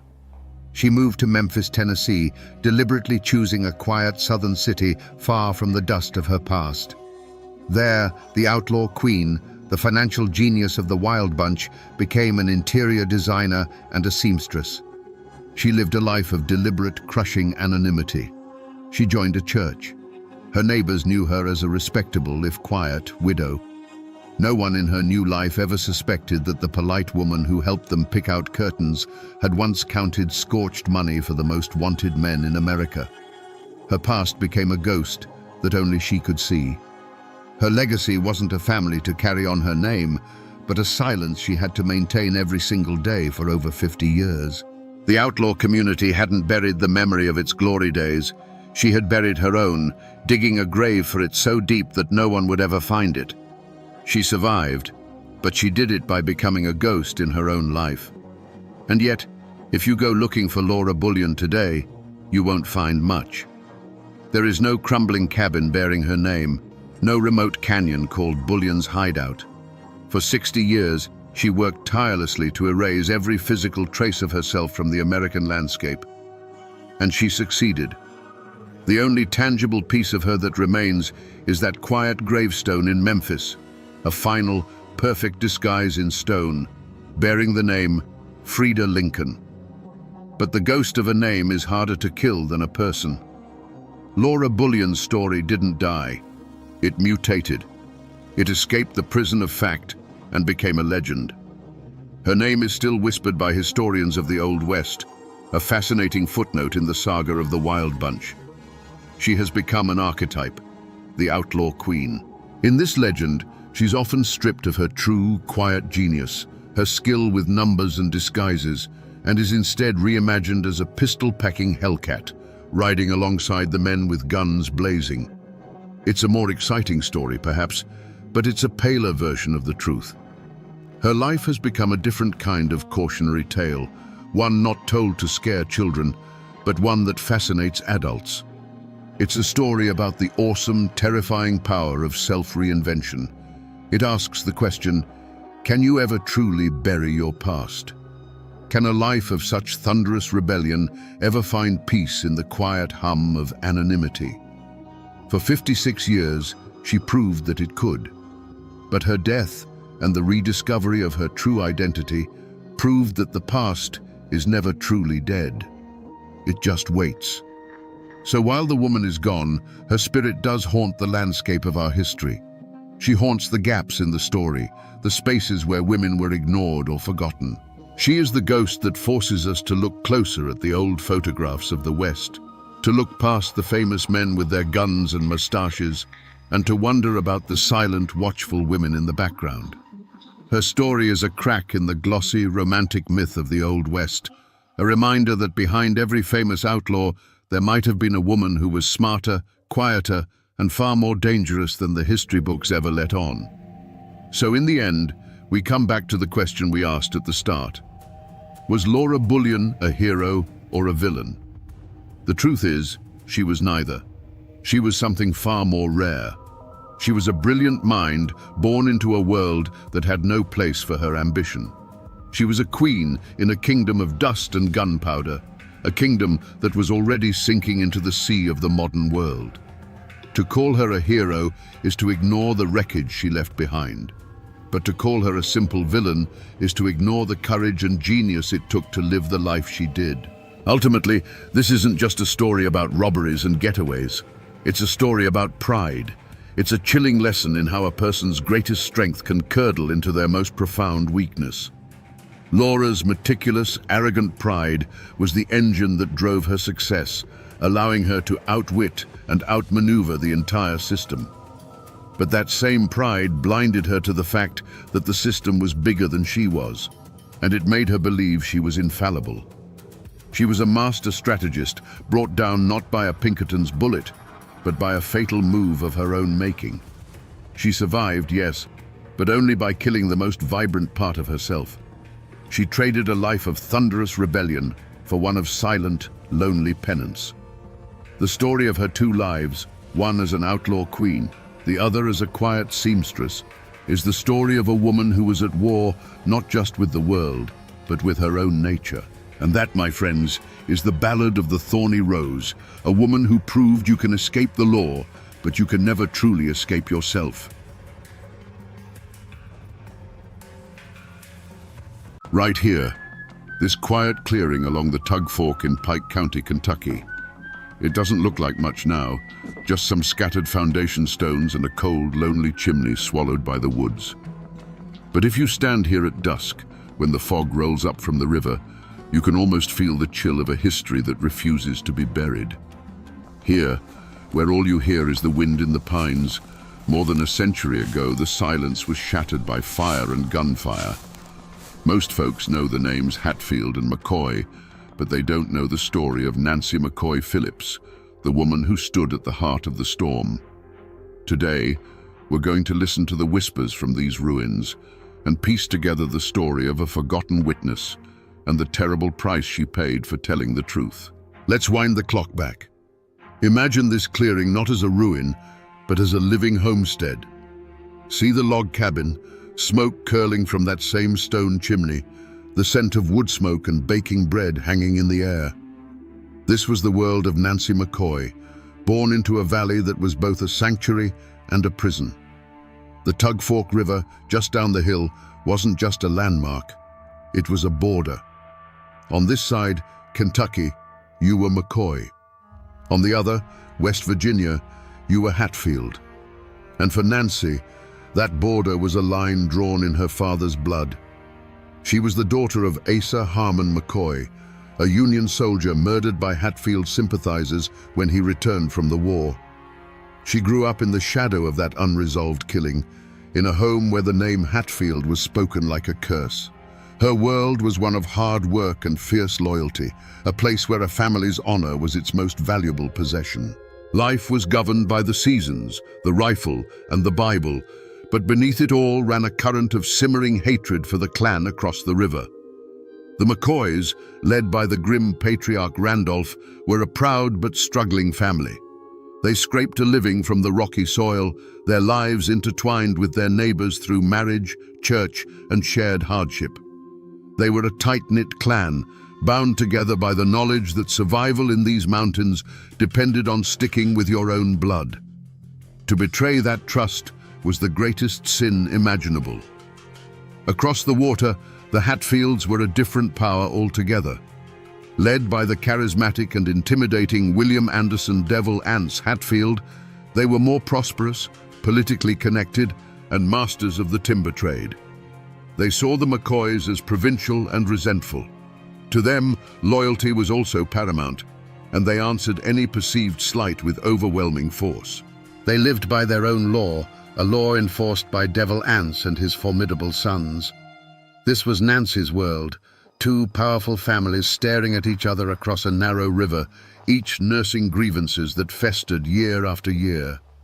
It was a place of barn dances and church socials, but also of whispered threats and loaded guns propped by the door.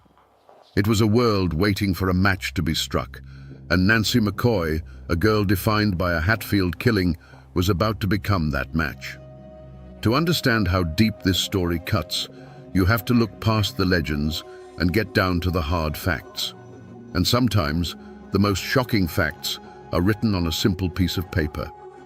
In the Pike County Courthouse archives, buried in a dusty ledger, you'll find this: a marriage bond dated May the 14th, 1881. The names on it are clear, written in the elegant script of the time: John C. Hatfield and Nancy McCoy. This isn't just a historical document, it's a confession. It's a declaration of defiance. In the world of the Tug Valley, putting those two names together on an official record was like striking a match in a room full of dynamite. This paper marks the exact moment a McCoy daughter willingly crossed the river and gave herself to the son of her family's greatest enemy. And look at the groom's name: John C. Hatfield. This wasn't just any Hatfield. This was Devil Anse's handsome, silver-tongued son, a man already infamous for breaking the heart of Nancy's cousin, Rosanna McCoy, in a tragic affair that left Rosanna an outcast. This piece of paper tells us that Nancy walked into this union with her eyes wide open. It begs the question that still haunts this valley. What could possibly drive a woman whose father was killed by her new husband's kin to sign away her name, her family, and her future? That marriage bond wasn't a peace treaty. It was a declaration of war on Nancy's own family. You have to understand the power John C. Hatfield held. He was handsome, charming, and wild, the prodigal son of the most powerful man in the valley. For a young woman like Nancy, who had known nothing but hardship and the grim shadow of her father's murder, John C. might have looked like an escape. He represented a world with more money, more freedom, and perhaps a life beyond the endless cycle of McCoy grief. Whether it was true love or a desperate gamble, she made her choice. The moment her signature dried on that marriage bond in the Pikeville courthouse, the door to her old life slammed shut forever. To her father, Randolph McCoy, and the rest of the clan, this was the ultimate betrayal. She hadn't just married a Hatfield. She had married the son of Devil Anse, the man who embodied everything they hated. They saw it as a stain on her father's memory. In their eyes, she ceased to be a McCoy. She was a turncoat, a traitor to her own blood. On the West Virginia side of the river, her reception was likely little warmer. To Devil Anse and the Hatfield clan, John C. bringing home a McCoy bride was a victory, a symbol of their dominance. But she was still Asa Harmon McCoy's daughter. She was the enemy's blood. They would have watched her every move, listened to her every word, always wondering where her true loyalties lay. She was a trophy, but one they never fully trusted. And so Nancy found herself in a gilded cage. She lived in the Hatfield stronghold, surrounded by the very men her family accused of murder.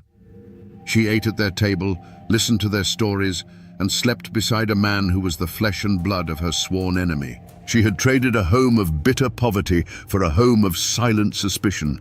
She was a woman without a country, caught in the no-man's land between two warring armies. The seeds of conflict weren't just being sown around her. They were being planted right in the heart of her own home. The paper trail of court records and marriage licenses can only tell you what happened. It can't tell you why. For that, you have to talk to the people who have kept the stories alive, the ones passed down from father to son, from mother to daughter. In a small house just outside Pikeville, I met a local historian whose family has lived in this valley since before the feud ever had a name. He's a man who has spent a lifetime separating fact from folklore, but he understands that sometimes the folklore holds the deeper truth. He laid out the official timeline of the feud with the precision of a scholar, speaking of land disputes and Civil War animosities. But when I asked him about Nancy, he leaned back in his chair and a different look came into his eyes. "The books will tell you the feud was about honor and property," he said, his voice low. "But down here, we know most wars start in the heart. And Nancy's story, that's a story of a heart broken twice." He explained that the official record states that Nancy's conscience was awakened by the sheer brutality of the New Year's night massacre of 1888, when her Hatfield in-laws burned her family's cabin and murdered her kin. "And that's true, I'm sure," the historian said. "But there's another story, one you won't find in any book. It's the story my grandmother used to tell." According to the whispers passed down through his family, Nancy's testimony wasn't just an act of justice, it was an act of revenge. John C. Hatfield, for all his charm, was a notorious philanderer. The story goes that by 1888, he had already begun casting Nancy aside for other women, openly humiliating the wife who had sacrificed everything for him. She was left alone for weeks at a time, a McCoy outcast living in a Hatfield house, serving a husband who no longer wanted her. In that context, the New Year's massacre wasn't just an attack on her family. It was an attack by the very people who protected and enabled the man who had betrayed her. Her choice to testify was no longer just about loyalty to her murdered cousins. It was the desperate act of a woman who had been betrayed by her birth family, and now scorned by the man she had chosen over them. She had absolutely nothing left to lose. And in these mountains, a person with nothing left to lose is capable of anything. The breaking point came on a night so cold, the trees themselves seemed to groan under the strain. It was New Year's night, 1888. A cold that had nothing to do with the weather had settled over the Tug Valley. Warrants were out for Devil Anse and his sons for the execution of the 3 McCoy boys years earlier. The law was closing in, and the Hatfields decided on a final, terrible solution. Wipe out Randolph McCoy and his family, and cut the head off the snake for good. Under a black, moonless sky, a posse of Hatfields, led by the merciless Jim Vance and Cap Hatfield, crossed the frozen mud of the Tug Fork. They moved like ghosts through the Kentucky woods, their faces grim, their intent absolute. They weren't there for a fight. They were there for an extermination. They surrounded Randolph McCoy's small cabin, the same cabin Nancy had grown up in, and waited. The family was inside, asleep, unaware that their world was about to end. The first sign of trouble wasn't a gunshot, but a flicker of orange against a window pane. The Hatfields had set the home ablaze. The family awoke to a nightmare of smoke and heat, the crackle of burning timbers their death knell. Randolph knew what was happening. He grabbed his rifle.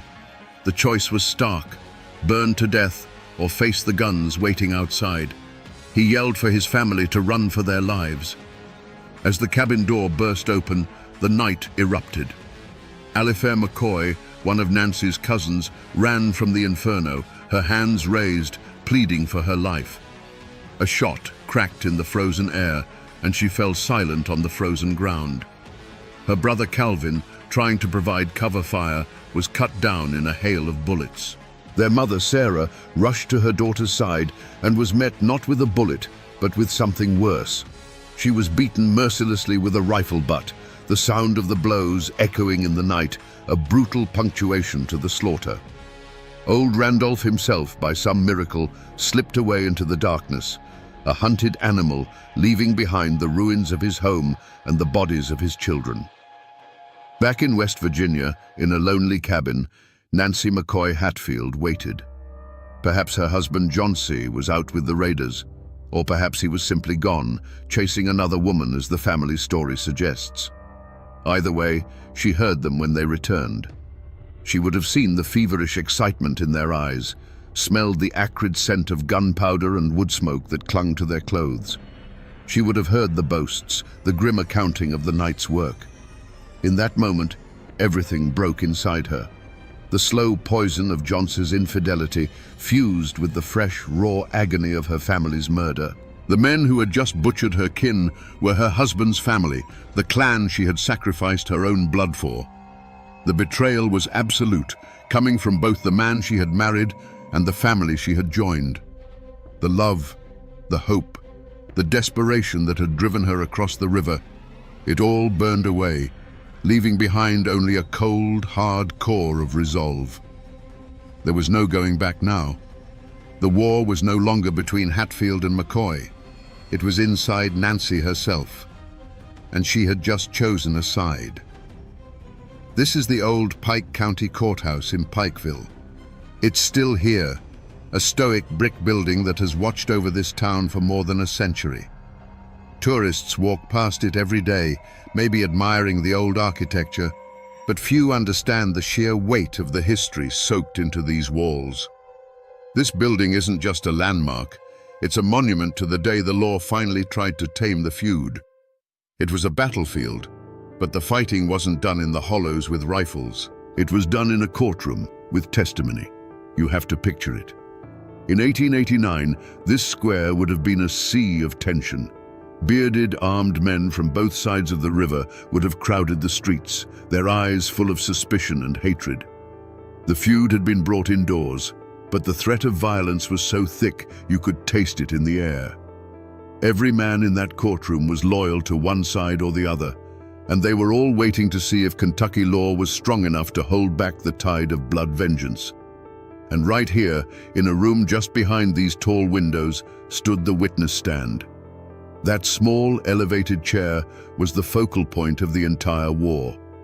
This is where it happened. The climax of Nancy's story wasn't in a burning cabin or a midnight raid.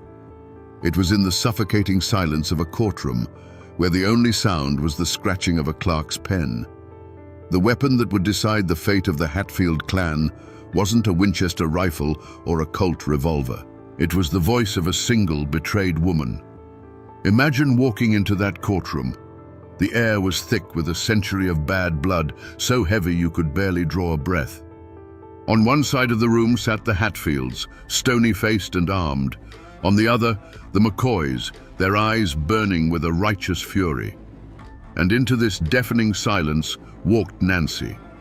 She was a McCoy by birth, a Hatfield by marriage, and at that moment, she was an enemy to them all. Every eye in that room followed her as she made the long walk to the witness stand, her footsteps echoing on the wooden floor. She was utterly and completely alone. When she placed her hand on the Bible to be sworn in, a quiet ripple went through the crowd. The court clerk asked for her name. Her voice, clear and steady in the stillness, answered, "Nancy Hatfield." The name hung in the air, a final bitter acknowledgement of the life she was about to destroy. She was claiming the name of the very men she was there to condemn, a final cutting act of a bond being severed. The prosecutor began his questions, his voice calm and methodical. He asked her about the night of the fire. He asked her who was in her home. He asked her what she heard when the men returned from Kentucky. Nancy's gaze was fixed on a point on the far wall, as if looking through it into the past. She didn't shout. She didn't cry. She simply spoke the truth, her voice a quiet, devastating weapon. With each name she uttered, a new wave of shock silenced the room. She did not describe the chaos of the raid in graphic detail. She didn't have to. She simply drew a map for the jury, placing each man at the scene of the crime. When she spoke the name of Cap Hatfield in connection with her cousin's death, a stillness fell over the room so complete you could hear a man's sharp intake of breath from the back row. Her words weren't bullets, they were axes, chopping down the family tree she had married into, one name at a time. The code of silence that had protected the clans for generations was shattered, not by lawmen, but by the quiet testimony of a scorned wife. When she finished, there was no applause, no sigh of relief. From the Hatfield side of the aisle, she received looks of pure, unadulterated hatred. They saw a viper they had foolishly welcomed into their home. From the McCoy side, there was no welcome embrace. They saw the traitor who had finally done her duty, but it was too late. Her testimony was a victory for their cause, but she, the witness, was still a stain on their name. She had served her purpose. As she stepped down from the stand, the crowd parted for her as if she carried a disease. She didn't look at her husband, or her cousins, or any of the men whose fates she had just sealed. She looked straight ahead, a ghost walking out of her own life. The only thing left in that courtroom, besides the echo of her words, was the wreckage of two families, and a woman who now belonged to neither. After the emotional firestorm of the trial, all that remains is the cold, black ink on a yellowed page. These are copies of the official court records from the 1889 Pikeville trial. This is history flattened, pressed between pages, and stripped of all its blood and tears. The testimony that tore a family apart is reduced to a dry, passionless transcript of questions and answers. The language is sterile, designed to be precise, but in its precision, it loses the entire truth of the matter. Here, for example, is the coroner's inquest for Nancy's cousin, Alifair. It clinically states the cause of death as a wound inflicted by a projectile from a firearm. A projectile. It doesn't say it was a bullet fired in the cold dark by a man she knew. It doesn't mention the fact that she was running from her burning home, that her last breaths were filled with smoke and terror. The report captures the mechanics of her death, but misses the horror of it entirely. And here, under the section for witness testimony, is Nancy. Her words, which had the power to hang a man, are recorded with the same detached tone. Question: can you name the parties you saw returning on the night of January 1st? Answer: I saw Cap Hatfield. I saw Tom Wallace. The transcript doesn't record the dawning look of hatred on the faces of her in-laws. It doesn't convey the earth-shattering courage or the vengeful fury it took for her to speak those names. The paper records what was said, but it tells you nothing of what it cost her to say it. These documents are the official story, the one that history accepts as fact. But reading them is like looking at a photograph of a bonfire and trying to feel its heat. The real story isn't in the neat lines of ink. It's in the spaces between them, in the humanity that the official record is designed to ignore. And yet, these cold, sterile words had the power of life and death. They were the legal instrument that would bring the law's terrible justice down upon the Hatfields. Nancy's words were no longer just testimony, they were hunting dogs let loose in the West Virginia hills. Armed with her insider account, the law, which for so long had been a distant rumor in these mountains, arrived with iron shackles and Kentucky warrants. Frank Phillips, a relentless bounty hunter and, ironically, a future husband to Nancy in a brief, doomed marriage, led posses across the Tug Fork. The hunt was on, and for the first time, the Hatfields were the prey. The mountains that had been their fortress now became their cage, as lawmen and bounty hunters, hungry for the rewards, pried into every hollow and cabin. One by one, they were caught. Some were taken in violent gunfights, others surrendered grimly, knowing the game had changed. The most significant capture was that of Ellison Cotton Top Mounts, the illegitimate son of Ellison Hatfield. He was known to be simple-minded, a follower, not a leader, which made his role in the massacre all the more tragic. He was found hiding, terrified, and was dragged back to Pikeville in chains, a symbol of the Hatfields' broken power. The message was clear. The days of clan law were over. The authority of the state had finally come to the Tug Valley. The trial that followed was a spectacle of raw legal force. With Nancy's testimony as its unshakable foundation, the prosecution built its case brick by bloody brick. The Hatfield defense, based on clan loyalty and denials, crumbled against the word of a woman who had been on the inside. The jury, made up of men who understood the ways of the mountains, deliberated for hours, the weight of a generation of violence on their shoulders. When they finally filed back into the courtroom, the silence was so deep it felt like the bottom of a well. The foreman stood, a simple farmer holding a piece of paper that would end a war. He refused to look at the Hatfield side of the room as he read the verdicts. Guilty. The word struck like a hammer again and again for 8 of the defendants. Guilty of arson, guilty of murder, life in prison for most, a sentence that would see them die far from the mountains they called home. But for Cotton Top Mounts, the jury and the judge reserved a different fate. Based on Nancy's testimony and other evidence that placed him as a key aggressor, the verdict was absolute. The judge's voice was cold and steady as he sentenced him to be hanged by the neck until dead. A wave of shock and fury rippled through the Hatfield benches, while a grim, quiet satisfaction settled over the McCoys. It was done. Nancy's words, spoken in that quiet room, had been forged by the law into a noose.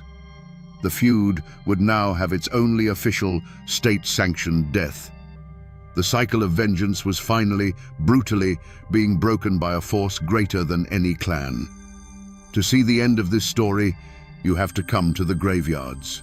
Here in Sarah Ann, West Virginia, is the Hatfield family cemetery. At its head stands a life-sized marble statue of Devil Anse, looking out over the hills he once ruled. He died a free man in his own bed, and his grave is a landmark. Over in Pikeville, Kentucky, you can find the grave of Randolph McCoy, a proud monument to the patriarch who lost so much. The powerful men, the leaders of the clans, are remembered in stone. But what about Nancy? To find her, you have to search. There is no statue, no grand headstone. After the trial, she was cast out, a ghost in her own life. She married Frank Phillips, the bounty hunter, but it didn't last. She was a woman who belonged nowhere, and her final years were a slow fade into poverty and sickness. She died of consumption around 1901, alone. Her grave is the final, heartbreaking testament to her life. For decades, it was believed to be unmarked, lost to the weeds and the passage of time, a silent patch of earth for the woman whose voice had once shaken these mountains. A simple modern stone marks the supposed spot now, placed there by descendants long after the fact, but it only highlights the century of anonymity she endured. The woman whose testimony was the most powerful weapon in the feud was given the quietest possible end. They all lie in the same Appalachian soil now, the killers and the killed, the witnesses and the judged. But standing here, you can't help but feel the profound injustice. The men who drove the war are immortalized, while the woman who brought the justice was erased. The law's final word came on a cold February morning in 1890. A public gallows had been built in Pikeville, a grim new landmark for a town that had seen enough death. A crowd gathered, their faces a mixture of morbid curiosity and grim satisfaction. This wasn't a mountain killing in the dead of night. This was justice, performed in the open for all to see. Ellison Cotton Top Mounts was led to the scaffold. He was the scapegoat, the symbol, the price the Hatfields would pay in blood for the New Year's massacre. The trapdoor fell, and in that instant, the feud, as an open war, came to an end. For the other convicted Hatfields, their fate was a different kind of death. They were shackled and put on a train, sent away from the mountains to a state penitentiary in Frankfort. For men who had only known the freedom of the hollows, a stone cell was a fate worse than the gallows. They would grow old and die looking at brick walls, their names becoming cautionary tales whispered back home. And what of Nancy? She had won. She had brought the law down on the men who murdered her family. But victory felt like ashes in her mouth. Her husband, John C. Hatfield, humiliated and enraged, turned his back on her for good. He cast her aside without a second thought and soon found a new, younger bride, continuing his life as if Nancy had never existed. To the Hatfields, she was no longer just a McCoy. She was Judas, and her life wasn't worth a spent shotgun shell on their side of the river. The McCoys, though they had used her testimony, kept their distance. She was still the woman who had laid with the enemy, a living reminder of a betrayal they could not forget. She was utterly alone, an outcast in the only place she had ever called home. She drifted, a woman haunted by what she had seen and what she had done. The feud's fire had been put out, but she was standing in the smoldering ruins, and the ground was still hot to the touch. Her life became a long, slow walk toward the unmarked grave that was waiting for her, a final chapter of poverty and sickness. The long shadow of the feud had fallen, and for Nancy, there was no place left to find the sun. Even today, more than a century after the last shot was fired, the story of Nancy McCoy is not a settled matter. In the diners and post offices of Pike and Mingo counties, her name can still change the temperature of a room. Was she a courageous witness who stood for the rule of law, or was she a scorned woman who weaponized the courts for personal revenge? The answer, it seems, depends entirely on who you ask. If you talk to those who hold the McCoy version of history, they will tell you she was a hero. In their eyes, she was a woman whose conscience was awakened by an act of pure evil. They see her testimony as an incredible act of bravery, a moment when a person chose moral justice over the ironclad and often toxic loyalty of the clan. To them, Nancy is the tragic figure who, despite her own terrible choices, found the strength to break the cycle of violence and stand for what was right, even though it cost her everything she had. But you cross the river into West Virginia, into the old Hatfield territory, and you will hear a very different story. They'll tell you that Nancy's testimony had little to do with justice and everything to do with vengeance. They'll remind you that John C. Hatfield was a handsome devil who never stayed with one woman for long, and that he had already cast Nancy aside. In this version, the trial was not about avenging her murdered cousins. It was about destroying the family of the man who had publicly humiliated her. She was a woman scorned, and her fury reshaped the course of the feud. So, what is the real truth? Was she a righteous witness or a vengeful wife? The honest answer is that we will never know. The heart is a complex and mysterious place, with enough room for both a thirst for justice and a desire for revenge. Perhaps her decision was born of both. Her outrage at the murder of her kin could have been the spark, and the cold reality of her husband's betrayal the fuel that turned it into an inferno. The only thing that is certain is that Nancy's legacy remains as divided as the land she once lived on, a testament to the fact that in these mountains, the truth is often just a story told from one side of the river. In these old mountains, the hard edges of history get worn smooth by time until a person's life becomes a story, and a story becomes a legend. Nancy McCoy Phillips, the historical woman, is gone, but her ghost, in more ways than one, still haunts this valley. The official records in the courthouse tell one version of her life, but the real story, the one that lives on, is the one whispered around firesides and on dark porches. It's a haint tale, a cautionary story about the price of crossing lines that were never meant to be crossed. They say that on cold nights, when the mist rises off the tug fork so thick you can't see the other side, you can sometimes see a figure wandering the Kentucky bank near the spot where Randolph McCoy's cabin burned to the ground. It's the spirit of a woman, they say, not angry or vengeful, but filled with a sorrow so deep it chills the air around her. She is forever searching, looking for the family that disowned her and the home that cast her out. They say it's the ghost of Nancy, a woman who belonged nowhere in life, and so belongs nowhere in death, forever trapped between the two worlds she tried to straddle. This is how the mountains remember. The community took the unbearable facts of her life, betrayed by her husband, ostracized by her own blood, dead of sickness and poverty, and wove them into something timeless. Her story was merged with her cousin Rosanna's, creating a powerful local myth. the curse of the tug fork. It became a warning, a piece of folklore passed down to young women for generations. The river itself, they say, demands blood loyalty. To cross it for love of an enemy is to invite a broken heart, a lonely death, and a restless spirit. The woman named Nancy is gone, but her legend became a part of the landscape itself, a permanent shadow on the water's edge. So, here we are again, back at this cold chimney and these scattered stones along the tug fork. But it's different now, isn't it?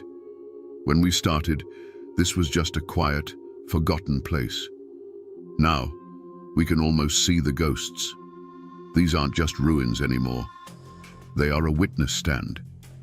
This silent clearing is the courtroom where an entire way of life was judged and condemned, all because one woman decided to speak. The story of Nancy McCoy Phillips is a brutal lesson in the cost of truth. She was a woman who made a choice for love, and then another for justice, and was ultimately destroyed by both. Her life is a chilling reminder that in a war of families, the deepest wounds aren't always from bullets. They come from betrayal, and the loneliest place in the world is to be caught in the no-man's land between two sides who both see you as the enemy. So the next time you drive down a lonely country road and see a single chimney standing sentinel in a field where a house used to be, stop for a moment. Remember that it's not just a pile of stones. It's a library filled with stories of love and loss and the impossible choices that define a human life. We just have to be willing to listen to the whispers they leave behind. The people are gone. The houses are gone. But the story remains. They said bullets curved around him in the air. They whispered that he could melt into the mountain fog like a ghost, that he'd made a deal with the devil himself in some dark and lonely hollow. For years, the name Jacko Fraser was enough to make a child stop crying and a grown man bolt his door at night. The law called him a murderer. But the people who lived and died in these hills had another name for him, the White Devil. But how does a man become a monster? How does flesh and blood turn into a legend that haunts a landscape for 100 years? Today, we hunt for the truth behind the ghost story. To understand a man like Jacko Fraser, you first have to understand the world that made him. Imagine the Cumberland Mountains in the late 1800s on the jagged border of Virginia and Kentucky. This was a land forgotten by God and the government, a place of stunning beauty and breathtaking cruelty. The mists that clung to the hollows hid deep secrets, and the ancient hills had seen more than their share of blood and tears. The Civil War had ripped through these communities, leaving behind not just poverty, but a generation of men who had been taught that the fastest way to solve a problem was with a rifle. They came home to find their farms in ruins and their futures uncertain. The law, in this part of the world, was a distant rumor. A county sheriff might hold authority in the dusty courthouse square, but out in the winding creeks and isolated cabins, his power faded to nothing. Here, a different law held sway, the law of the clan. Family was everything. Your name was your flag. Your cousins were your army. An insult to one was an insult to all, and debts of honor were paid in blood. This was the era of the great feuds, like the Hatfields and McCoys, where violence was not just an outburst of anger, but a structured part of life, a grim inheritance passed down from father to son. This fierce loyalty was born of isolation. The dense forests and impassable ridges didn't just separate families from the outside world, they separated them from each other. Every farmstead was its own small kingdom, every cabin a fortress. Strangers were viewed with suspicion, and a man representing the government was seen as the biggest stranger of all. People here learned to rely on themselves, their kin, and their own judgment. But self-reliance couldn't always put food on the table. This was a world of grinding poverty. Families survived on what they could scratch from the rocky soil, what they could hunt in the deep woods, and what they could distill in a hidden still under the light of the moon. For a man with a quick trigger finger and no conscience, the desperation hanging in the air smelled like opportunity. It was into this boiling cauldron of pride, poverty, and clan justice that Jacko Fraser was born. The world he saw was not a place of laws and morals, but a battlefield for survival. The mountains were poised on a knife's edge, holding a fragile, violent peace. But that peace was about to be shattered, not by an invading army, but by a monster it had created in its own image. Long before the massacre that made him a legend, Jacko Fraser's name was already a poison whispered on the mountain wind. He didn't exist in a vacuum. His terror was fed by a network of lesser evils and silent supporters. Men like Henley Cox, his most notorious accomplice, were drawn to him like moths to a flame, lesser predators orbiting a greater one. And there were others, the small-time crooks who bought his stolen goods, the informants who'd trade a neighbor's whereabouts for a silver dollar or just to settle an old score. The Mullins clan, on the other hand, were the opposite of everything Jacko stood for. They were a large, well-respected family, a cornerstone of the community, which made them the perfect target for a man who wanted to prove that no one and nothing was safe. The deepest wounds in these mountains were often the oldest. Jacko himself was said to be a veteran of the Confederacy, a man who had seen the world burn and decided he liked the heat.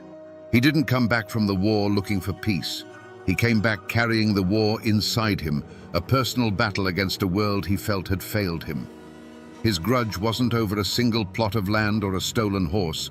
His grudge was with humanity itself. He saw society as a sham, and he aimed to tear its mask off with violence.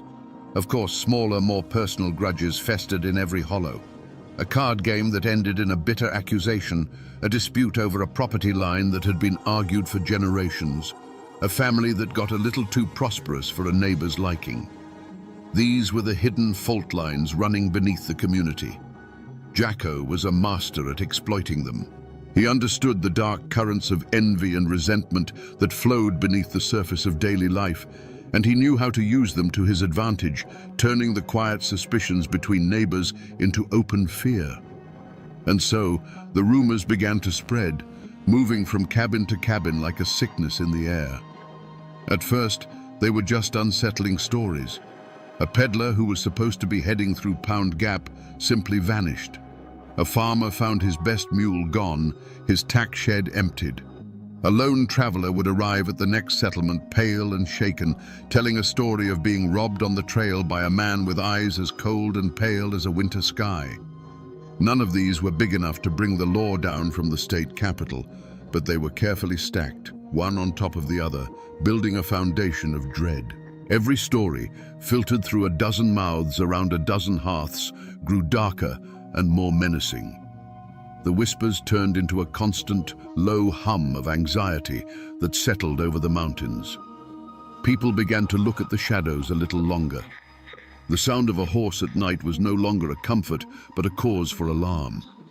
The community was being slowly poisoned, not just by Jacko's deeds, but by the fear of what he might do next.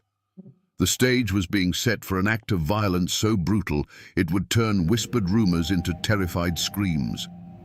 The year was 1892. For the Mullins clan, it was a day of prosperity. Several members of the family, including Ira Mullins, his wife, and other kinsmen, had made the long journey by wagon to the nearest town. They were returning home, their carts laden with goods, and more importantly, their pockets heavy with cash from a successful day of trading. We're talking several $100s, a staggering fortune in those mountains, enough money to set a family up for a year, or to make a desperate man do the unthinkable. Imagine the scene.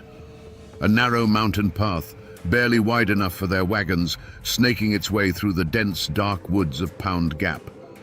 The late afternoon sun was beginning to fail, casting long, distorted shadows that clawed at the edges of the trail. The air grew cooler, carrying the scent of damp earth and decaying leaves. The steady creak of the wagon wheels and the soft plod of the horses were the only sounds in a world that was growing unnaturally quiet. The birds had stopped singing. The woods were holding their breath. It was a feeling every mountain person knows in their bones. The difference between a peaceful silence and a waiting one. Perhaps one of the men glanced nervously into the darkening trees. Perhaps a child in the wagon pulled a blanket a little tighter around their shoulders, sensing a shift in the air. They were on their own land, just miles from the safety of their homes. But that feeling of safety was beginning to fray like an old rope. They were being watched. Suddenly, from the deep shadows of the forest, a command rang out, a harsh voice slicing through the quiet, telling them to halt. But this wasn't a warning. It was a declaration. Before the echo had even died, the trees erupted in a blaze of rifle fire. The led horse screamed and reared, falling in its traces. The quiet evening was shattered by the roar of guns, the splintering of wood, and the first cries of shock and pain. This wasn't a robbery. This was an execution. The point of no return had arrived, not with a whisper, but with a thunderclap of violence that would stain these mountains forever. The ambush was brutally efficient. The narrow pass became a slaughter pen, a claustrophobic trap from which there was no escape. The first volley of shots sent a wave of chaos through the wagon train. It was a cacophony of terror, the sharp crack of rifles echoing off the rock walls, the splintering of wagon boards, the high-pitched screaming of wounded horses, and the raw human cries of disbelief and agony. Men who had been solid, living figures just a second before now crumpled to the ground, becoming nothing more than dark shapes in the failing light. But the attackers were not wild animals in a frenzy. They moved with a chilling purpose, emerging from the tree line like specters. Among them, one figure moved with a terrifying calm, his pale eyes scanning the wreckage with an unnerving detachment. This was not a fight. It was a harvest. As the survivors scrambled for cover that didn't exist, Jacko Fraser and his men moved in, their rifles barking with methodical precision, each shot finding its mark. Ira Mullins lay wounded in the dirt, the life seeping out of him onto the very land his family had worked for generations. A shadow fell over him. He looked up to see Jacko Fraser standing there, his face as impassive as carved stone. There was no rage in his eyes, no flicker of emotion at all. It was the cold, empty gaze of a man looking at an object, not a human being. A revolver appeared in Jacko's hand. The metallic click of its hammer being pulled back was the loudest sound in the world. Then came a single sharp report that slammed the door shut on Ira Mullins's life. With the killing done, a new and even more grotesque phase began. Jacko knelt beside the body of the man he had just executed, and with the calm demeanor of a clerk counting change, reached into his pockets and retrieved the thick roll of money. This cold ritual was repeated as the gang moved from one still form to another, their hands searching pockets and pouches. They were not just murderers, they were grave robbers, desecrating their victims before the bodies had even grown cold. When the last echo of gunfire had faded and the last coin had been pocketed, what remained was a tableau from hell. A wagon lay on its side, its contents, flour, cloth, tools, spilled across the dirt road like the entrails of a dying beast. The horses lay tangled in their harnesses, their great bodies still and silent. The air, thick with the smell of gunpowder and blood, hung heavy and motionless. It was the silence that was the worst part, a profound, deafening silence where just moments before there had been life, laughter, and hope. And as quickly as they had appeared, they were gone. Jacko and his men didn't flee in a panic. They simply stepped back into the deep woods, swallowed by the same shadows that had birthed them. It was as if the mountain itself had opened up, unleashed its demons, and then closed again, leaving behind no evidence of their passage, only the wreckage of a family and a silence that screamed. This was more than a robbery. It was more than murder.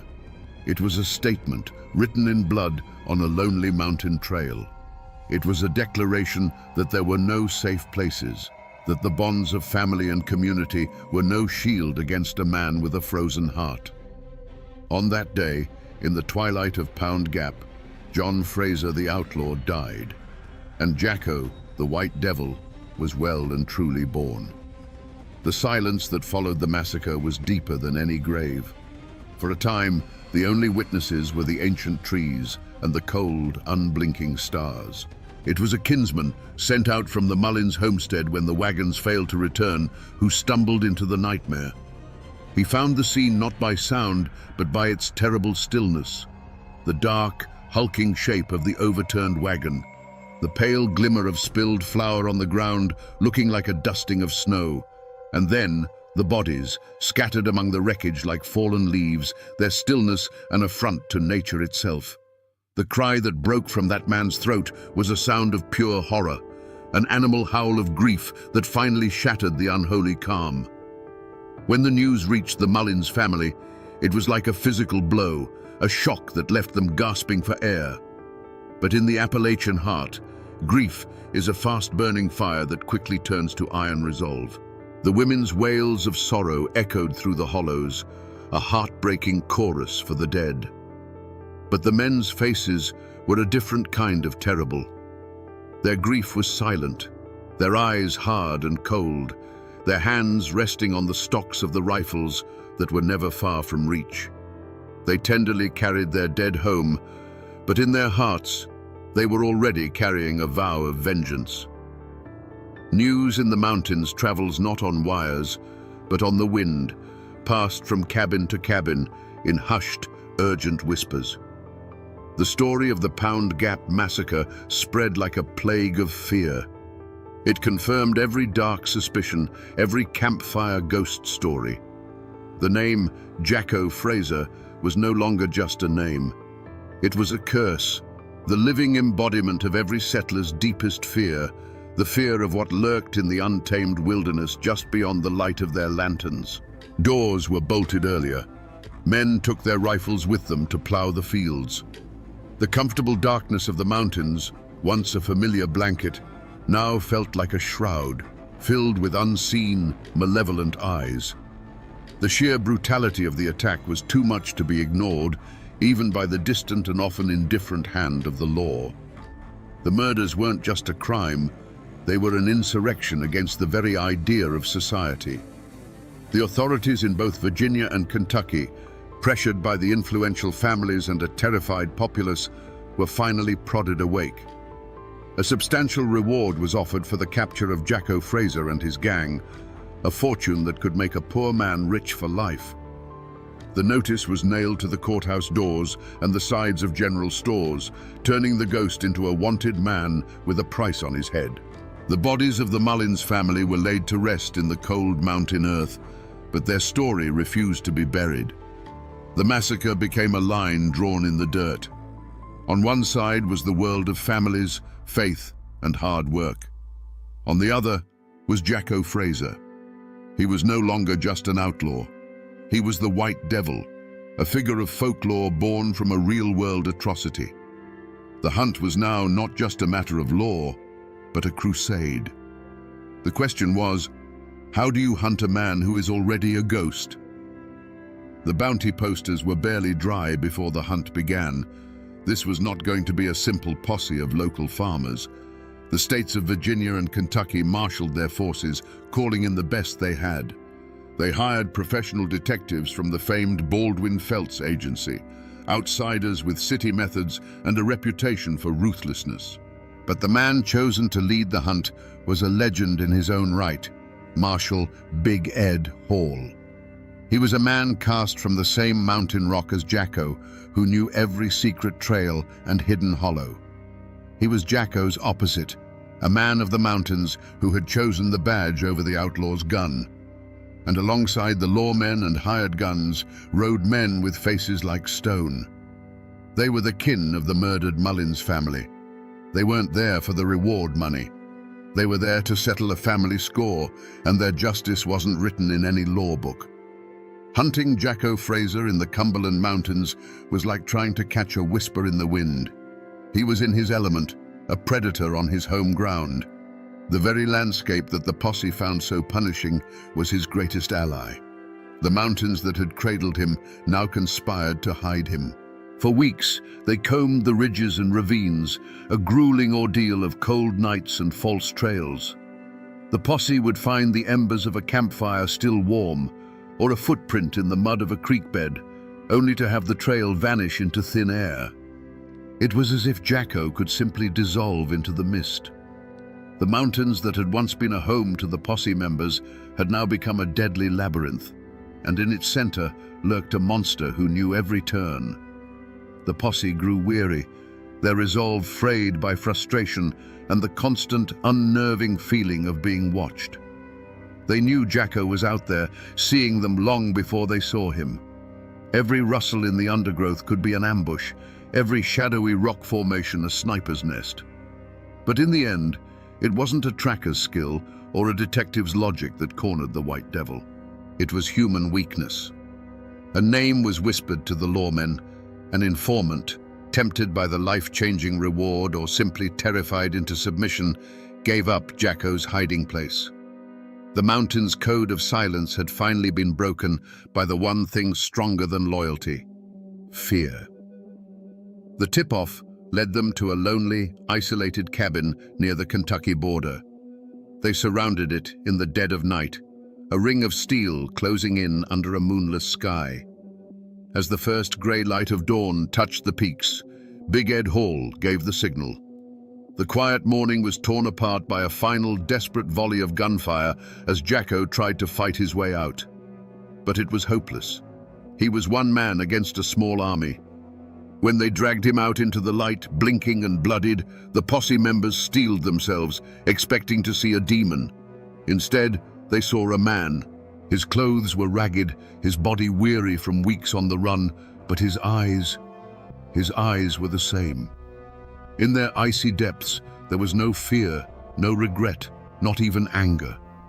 There was only a profound, chilling emptiness, and the bottomless exhaustion of a man who knows his road has come to an end. For the lawmen, it was the end of a manhunt. But for the Mullins kin who stood there, watching the man who had destroyed their world, the look in their eyes said that true justice had not yet begun. The arrest of the White Devil was a sensation. His trial in Wise, Virginia, was a pilgrimage. People came from 3 states, on foot, on horseback, and in wagons, clogging the dusty streets of the small county seat. They weren't there to see justice done. They were there to see the monster in a cage. The courthouse stood under the watchful eye of armed guards, its lawn transformed into a sprawling camp of onlookers. The air buzzed with a carnival-like energy, a strange mix of grim satisfaction and morbid curiosity. This wasn't a legal proceeding, it was a public exorcism. Inside the courtroom, the air was thick enough to choke on. Every bench was crammed, with men standing shoulder to shoulder along the walls. The judge, the lawyers with their starched collars, the 12 men in the jury box, they were all part of a system trying to impose its formal logic on a story of primal savagery. One by one, witnesses took the stand. Their voices trembled with a mixture of grief and lingering fear as they recounted the horrors of that evening in Pound Gap. They pointed trembling fingers at the man sitting at the defendant's table, and Jacko Fraser just sat there. He showed no remorse, no fear, not even a flicker of interest. As survivors wept on the stand, he watched them with the same detached curiosity a man might watch a bug crawling across a windowsill. His silence was more unnerving than any outburst would have been. He was a void, a black hole of human feeling in the center of the room, and his cold, defiant calm was his final weapon. He refused to play their game, refused to give them the satisfaction of seeing him break. He was a monster, and he seemed content to let them know it. The trial was, as everyone knew it would be, a formality. The evidence was absolute, the testimony unshakable. When the jury filed back in, their faces were grim and set. The foreman didn't need to clear his throat. His voice was steady and clear as he pronounced the single word that everyone had come to hear: guilty. A collective sigh, a wave of relief and whispered approval washed over the courtroom. The judge, his voice heavy with the weight of his duty, sentenced John Jacko Fraser to be hanged by the neck until he was dead. The law of men had spoken. But as the crowd spilled back out into the sunlight, a question hung in the air, unspoken but felt by every person who called these mountains home. Was this justice? A clean, quick, state-sanctioned death on a gallows? Did that truly pay the debt for the ambush in Pound Gap, for the cold-blooded murder of men in front of their families? The law had delivered a verdict, a neat and tidy conclusion. But the justice of the mountains, the old law of blood for blood, demanded something more. It demanded an ending as brutal as the beginning. The court had provided a legal answer, but the people were still waiting for a final moral one. On September 15, 1893, a trapdoor opened in Wise, Virginia, and the physical life of Jacko Fraser came to an end. They say a great sigh of relief swept through the crowd, as if a poison had finally been purged from the air. He was buried in an unmarked grave, a common fate for notorious outlaws, to prevent his final resting place from becoming either a shrine or a site of desecration. The earth simply swallowed its monster, leaving no stone to mark his passage. The man was gone, but his ghost was just beginning to walk. The story of the Mullins family did not end in that dusty pass. They buried their dead, mourned their losses, and did what mountain people have always done: they endured. Their family line continued, a testament to a resilience far stronger than Jacko's nihilistic rage. Today, their descendants still live in those hills, carrying the memory of the massacre not as a chilling legend, but as a deep and painful part of their family history. Their names are carved in stone in old family cemeteries, the date of their death a permanent, silent, and defiant answer to the violence that tried to erase them. The world has changed dramatically since that bloody evening. A modern highway, US Route 23, now carves a smooth paved path through Pound Gap. You can drive through the very spot where the ambush happened at 70 miles an hour, listening to the radio, your mind a million miles away. But if you pull over to the side of the road, cut the engine and listen, the modern world falls away. The woods are just as deep, the shadows just as long. In the quiet, you can almost feel the weight of that terrible silence from so long ago. The old courthouse in Wise still stands, a brick-and-mortar witness that has held the story within its walls for over a century. And of course, there is the legend of the treasure. Like all famous outlaws, Jacko was rumored to have stashed his ill-gotten fortune, thousands of dollars in gold and silver coin, somewhere in the labyrinthine caves and crevices of the Cumberland Mountains. For decades after his death, treasure hunters, armed with old maps and older rumors, dug into the hillsides, chasing the ghost's promise of cursed gold. The treasure was never found, of course, but the hunt itself became a part of the story, keeping the White Devil's name alive, a whisper of greed and danger that echoed through the generations. Most people have forgotten the facts of the case. The official records are yellowed and brittle, gathering dust in courthouse archives. But the mountains have a long memory. The name Jacko Fraser still surfaces from time to in these parts, a dark ballad told around a late-night fire. He is no longer a man of flesh and blood, but a piece of the landscape itself, a warning, a folk tale, a permanent shadow that time has not been able to erase. So we return to the question we asked at the very beginning. How does a man become a monster? The story of Jacko Fraser gives us a chilling answer. He wasn't born a demon. He was forged in the fires of a brutal war and hammered into shape on the anvil of a lawless, desperate land. He was the ultimate consequence of a world where civilization was a distant rumor and survival was a daily battle. The White Devil wasn't a supernatural force. He was something far more terrifying, a man who had shed every last piece of his humanity and embraced the darkness that waits inside us all. And how does a monster become a legend?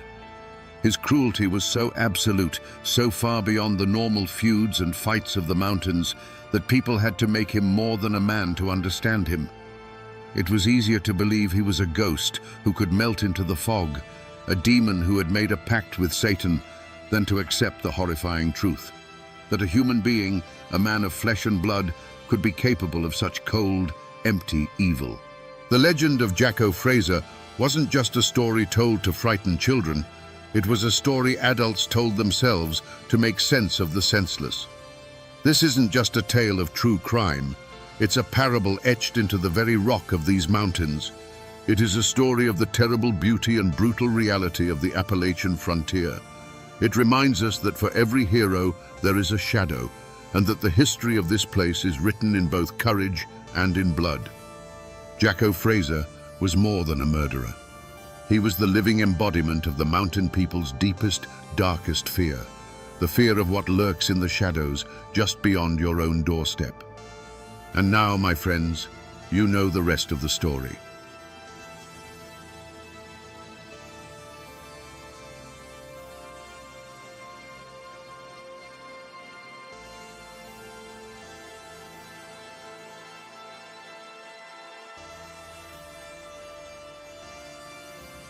For 3 days in the summer of 1889, the town of Hazard, Kentucky, was a war zone.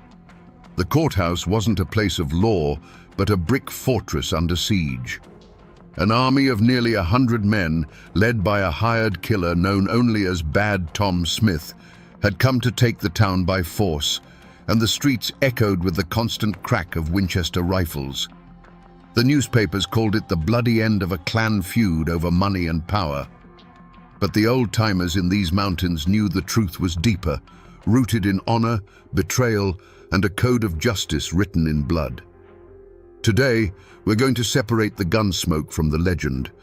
We'll find out how a political dispute exploded into open warfare, and how one man's death on the gallows marked the end of an entire era in Appalachia. Before the bullets flew, Hazard, Kentucky, was a world unto itself, nestled deep in the rugged heart of Perry County. This wasn't a peaceful mountain hollow. It was a powder keg waiting for a spark. The hills were rich with timber and the black promise of coal, and the man who controlled the town controlled that wealth. Here, power wasn't held by a mayor in a starched collar. Power was the sheriff who was your kin, the judge who owed you a favor, and a rifle that never missed its mark. The air was thick with the tension of a storm that had been gathering for years. On one side stood the French clan. They were the old guard of Appalachia, people whose roots ran as deep as the ancient oaks. They lived and breathed the unwritten laws of the mountains. Honor was more valuable than gold. An insult to your family was an act of war, and you settled your debts yourself, blood for blood. Led by Joseph C. French, they saw Perry County as their birthright, a sacred trust passed down through generations. To them, the coming of new laws and outside money felt like an invasion. Challenging them were the Eversoles and their powerful allies, the Combs family. They were the new force, more ambitious, more connected to the changing world beyond the mountains. Their unofficial leader, Josiah Combs, was a shrewd politician who saw a future paved with railroads and fueled by coal money. They believed the old ways of the French clan were holding the county back. They wanted to bring in progress, even if it meant tearing down the old world to build their new one. There was no middle ground in Hazard. You were either with the French or you were with the Eversoles. Every election for sheriff became an armed standoff. Every court case was a test of loyalty. The town was split down the middle, a simmering cauldron of suspicion and whispered threats. You chose your side, and you prayed it was the winning one. The official story says their feud was born of politics and greed, a fight for control of the county's resources. But the mountains remember things the official records leave out. Old folks still whisper the other stories around the fire. Some say it all started when an Eversole man publicly shamed a woman from the French family, an unforgivable sin. Others talk of a high-stakes poker game where a deed to a valuable piece of land was lost on a crooked hand, and the argument that followed was settled with a pistol. Whatever the first spark was, it no longer mattered. A decade of bad blood, of small ambushes on lonely roads and threats exchanged on the courthouse steps, had turned the simmer into a rolling boil. These two families, these two visions of Appalachia, were on a collision course, and they were about to drag the entire town of Hazard into a war from which no one would walk away clean. The simmering feud had reached a stalemate of blood and fear. Ambushes on lonely roads and threats in crowded saloons were getting them nowhere. The French clan, feeling the pressure, realized that the old ways of fighting weren't enough. The Eversoles, with their political connections, were chipping away at their power. To win, they needed more than just loyal kinsmen. They needed a weapon, a human weapon who knew neither fear nor pity.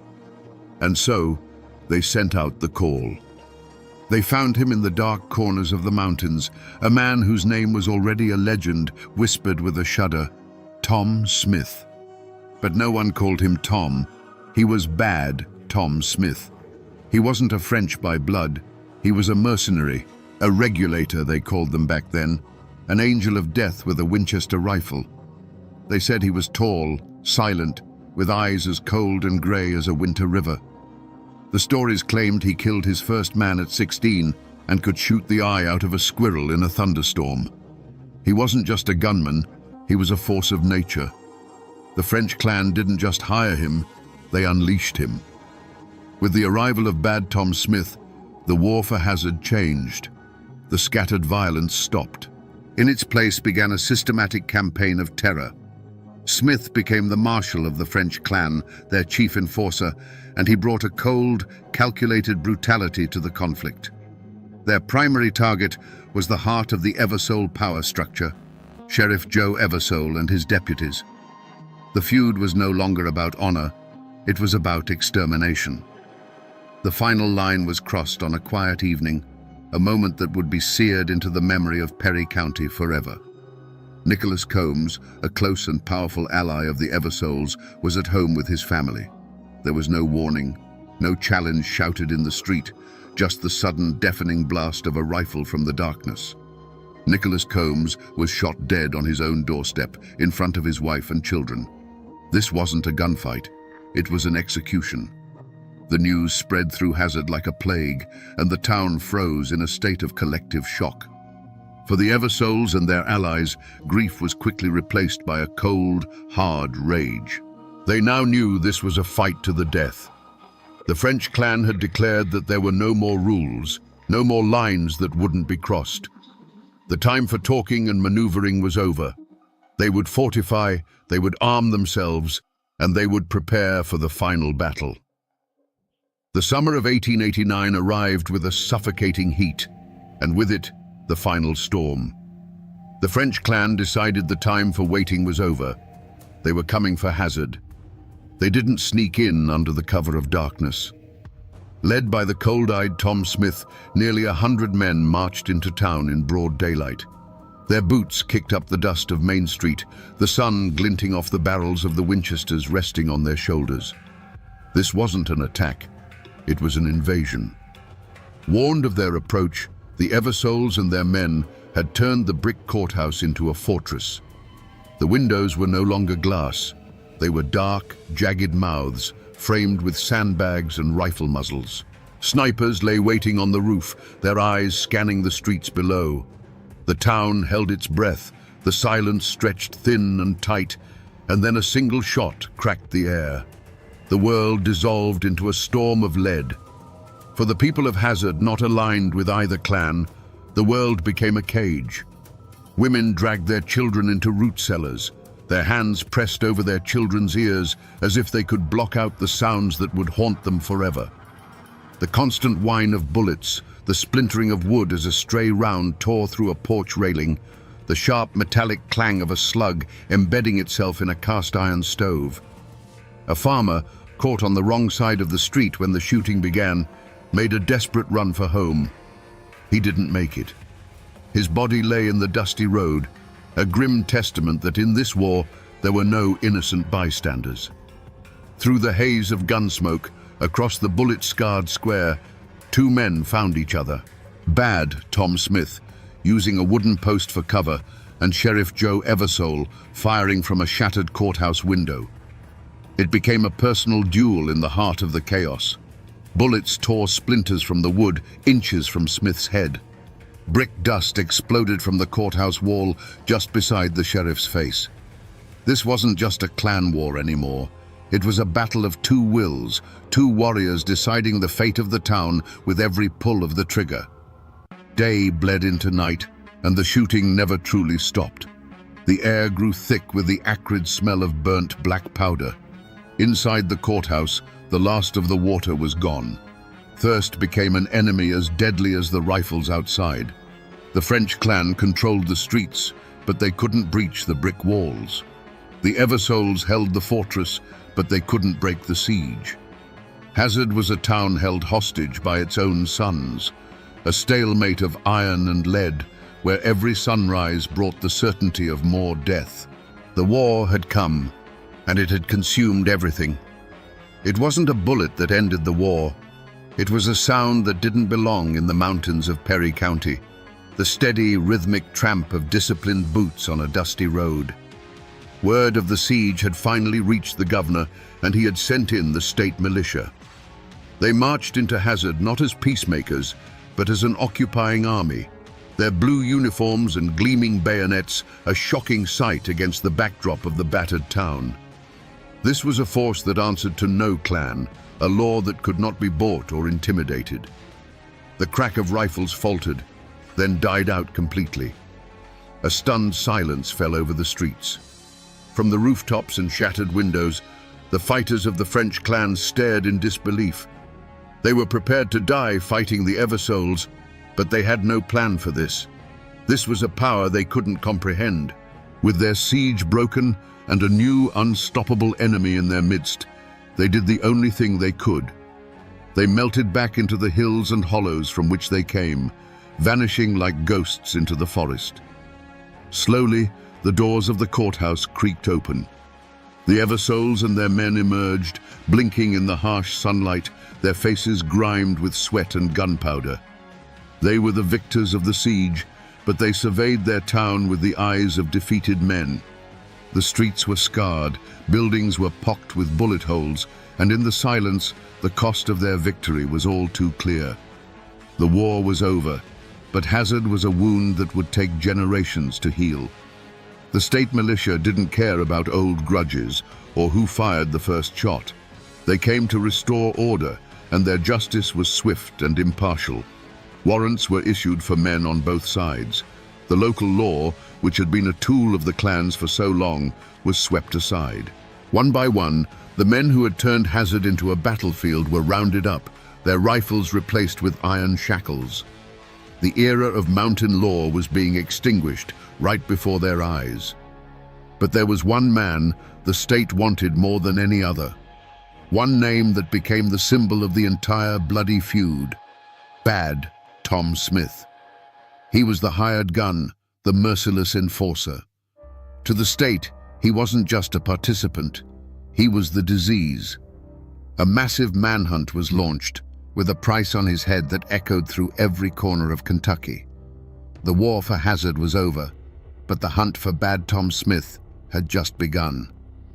Bad Tom Smith was finally captured, not in a blaze of glory, but quietly, cornered and out of options. The authorities knew a trial in Perry County would be a farce. No jury would dare convict him. They'd be too afraid of the French clan's retribution. So they took him away, far from the mountains that had been his hunting ground, to a place where the name Bad Tom Smith was just a headline in a newspaper, not a boogeyman in the night. His fate would be decided by the law of men, not the code of the mountains. The trial was a sensation, the greatest legal spectacle Kentucky had seen in years. The courtroom was packed every day. Farmers, lawyers, and ladies in fine hats all crowded onto the wooden benches, craning their necks to get a look at the legendary killer. Armed guards stood at every door, a visible sign that even here the fear of clan warfare lingered. This wasn't just a trial, it was a public dissection of the wild, violent world of the feuds, and the whole state was watching. But the man who sat in the defendant's chair was not the monster the crowd expected to see. The cold-eyed killer was gone. In his place sat a quiet, somber man. The stories that trickled out of the jail were bizarre. Bad Tom Smith, the terror of Hazard, had found God. He spent his days reading the Bible and praying with a preacher. Some in the courtroom smirked, calling it a desperate ploy for sympathy. But others who looked into his eyes saw not a cunning act, but a man wrestling with the ghosts of his past, a man preparing his soul for a final judgment. The prosecution painted him as the devil himself, a cold-blooded murderer for hire who brought a new level of savagery to an old feud. They paraded witnesses who spoke of his reign of terror, their voices shaking as they recalled the murder of Nicholas Combs. His defense lawyers tried to argue that he was merely a soldier in a war he didn't start, that in the mountains of Perry County, killing was just another tool of politics. But it was no use. The state didn't just want a conviction, it needed a symbol. The jury was out for less than 2 hours. When they filed back into the silent courtroom, their faces were stone. The foreman stood, unfolded a piece of paper, and in a clear voice that seemed to echo off the high ceilings, he pronounced the word, "Guilty." A wave of murmurs swept through the crowd. The judge banged his gavel, and when silence was restored, he passed the sentence. Bad. Tom Smith was to be taken from this place and hanged by the neck until dead. Was it justice? Perhaps. But as Bad Tom was led away in chains, a question hung in the air. The powerful men who had hired his gun, the clan leaders who had profited from the chaos and fanned the flames of hatred for years, they would face lesser charges or walk free altogether. The state needed to make an example, to prove that the age of the feudists was over. They needed a sacrifice on the altar of law and order, and they had found it in the one man whose reputation was black enough to carry the sins of all the others. With the death of Bad Tom Smith, the war for Hazard was truly over. The iron fist of the state had crushed the feud. The French and Eversole clans, bled dry by the conflict and their leaders either imprisoned or disgraced, saw their power shatter. The future that the Eversoles had fought for, one of industry and outside investment, did come to pass, but it wasn't their victory. The coal companies and the railroads moved in, a force far more powerful than any mountain clan.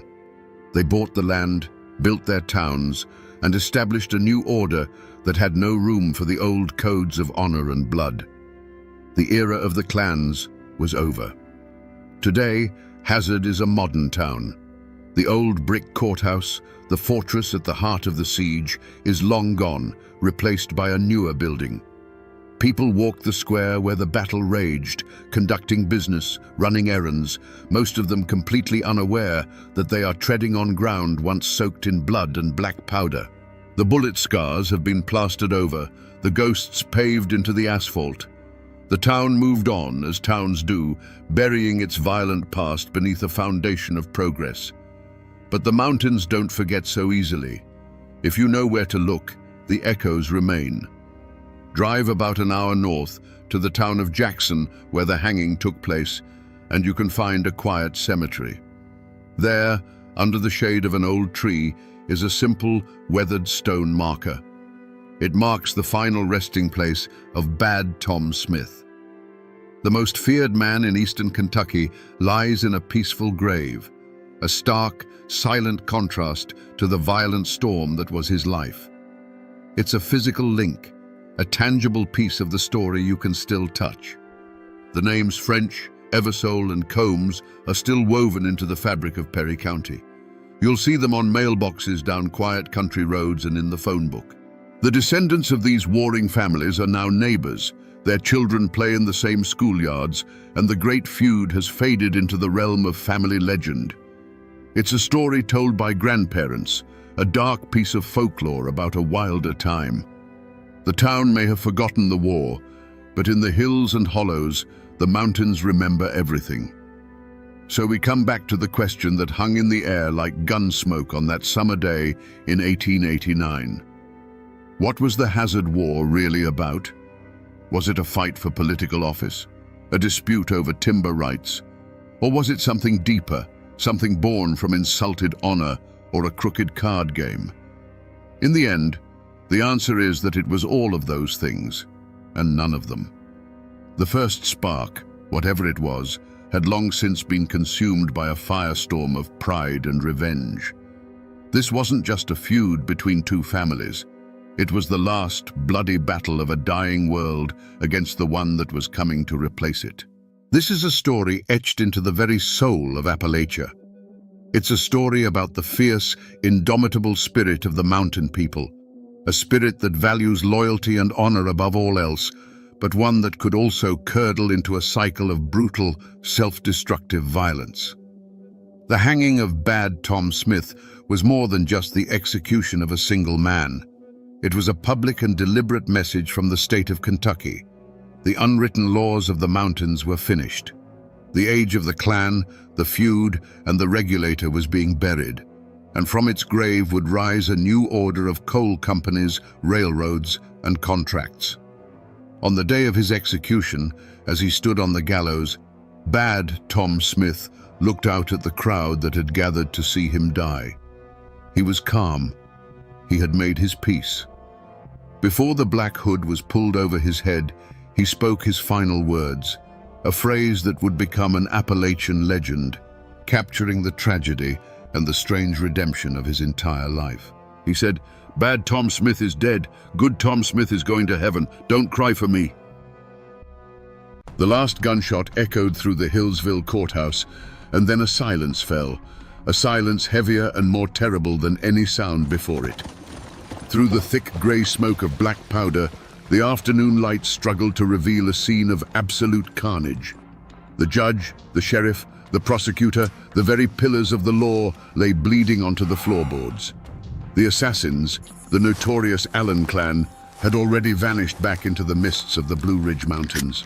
This wasn't just murder. It was a declaration of war against the 20th century itself. What could possess men to commit such a brazen act in broad daylight? What unwritten code could be so powerful that it demanded a bloodbath in a hall of justice? To find the answer, we must look past the men who fired the guns, to the woman who forged their iron will in the heart of the mountains.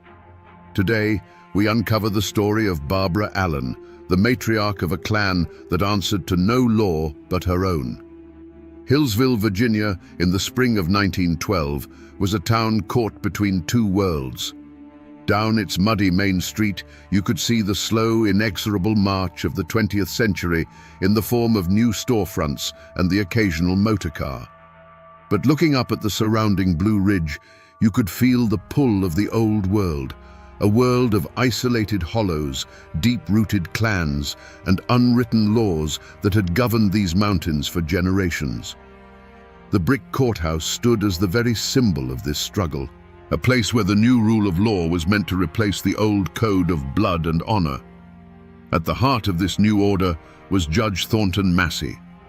He wasn't a local man, not born of the same mountain soil as the families he presided over. He was an outsider, an educated man of principle who believed that justice should be blind. To him, a man's last name shouldn't matter, whether it was Allen or Smith. The law was the law, a universal standard that was meant to tame the wildness of the frontier and bring civilization to the hills.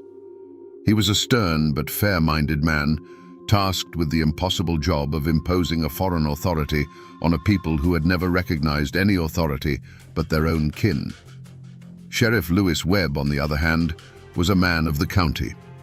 He had to walk a delicate line every single day. He wore a badge representing the government in the state capital, but he lived and worked among neighbors who settled their disputes with fists or a hunting rifle. He knew the Allens. He understood their pride, their temper, and their profound contempt for his office. Every time he served a warrant in a remote holler, he was stepping into a world where his badge meant less than nothing. He was the local embodiment of a law that many saw as an occupying force. Alongside them stood William Foster, the Commonwealth's attorney.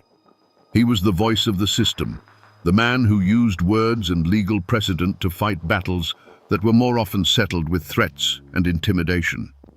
He believed in due process, in evidence, in the power of a logical argument to uncover the truth. In that Hillsville courtroom, he was preparing to argue a case against Floyd Allen, not realizing he was bringing a book of rules to a gunfight. These men were not just public officials. They were pioneers of a new way of life. They were husbands, fathers, and respected members of a community trying to build a future based on order and reason. But a shadow was gathering over them, a tension that was palpable in the cold March air. The upcoming trial of Floyd Allen wasn't just another case on the docket. It was a test of will. It was a direct challenge to the Allen clan's belief that they were a law unto themselves. The world these men were trying to build was one where disagreements were settled by juries, not ambushes. A world where a judge's gavel was more powerful than a patriarch's command. They woke up on the morning of March the 14th, believing in that world, in the safety of their courthouse, and in the strength of the laws they had sworn to uphold. They had no idea that by day's end, their world would be left in ruins, and their bodies would be the final, bloody evidence of a war that had been brewing for centuries. The Hillsville courthouse was no longer a place of law. It was a slaughterhouse. As the acrid fog of gunpowder began to settle, it revealed a scene of pure pandemonium. Men and women who moments before had been calm spectators scrambled for the exits, their screams echoing in the suddenly cavernous room. Those who remained were frozen in shock, staring at the carnage with wide, uncomprehending eyes. The air, thick with the smell of sulfur and fear, hummed with a terrible ringing silence where the rule of law had just been executed. The first people to rush in found Judge Massey slumped behind his bench, the symbol of his authority, now his deathbed. His gavel lay on the floor beside him, a useless piece of wood in a world where steel and lead had spoken the final word. Near the main door, Sheriff Lewis Webb lay fallen, a testament to his final futile attempt to restore order. Across the room, Commonwealth's attorney William Foster was also down, his legal arguments silenced forever. It was a systematic dismantling of the county's legal system carried out in less than 2 minutes. The evidence of the ambush was everywhere. The floor was littered with spent shell casings, glinting like deadly seeds sown on the hardwood. Bullet holes peppered the walls, the witness stand, and the judge's bench, silent witnesses to the storm of violence. Investigators would later count dozens of impacts, a clear sign of multiple shooters firing with reckless abandon. The Allens' chairs were empty. They had simply stood up, unleashed hell, and melted back into the mountains that had raised them, leaving only chaos and death in their wake. The scene offered no mystery as to who was responsible. Every terrified whisper from the survivors confirmed it: the Allens. But the how and the why were a far darker puzzle. How could a family bring a private army into a courtroom? Was this a spontaneous explosion of mountain temper or a cold, calculated assassination? The contradictory accounts from traumatized witnesses only deepened the confusion. The crime scene itself was a brutal message, written in blood and gunpowder. In these mountains, some lines of kinship were thicker than any law, and the price for crossing them was absolute. If you were to search for the man at the eye of this hurricane, all fingers would have pointed to one person: Floyd Allen.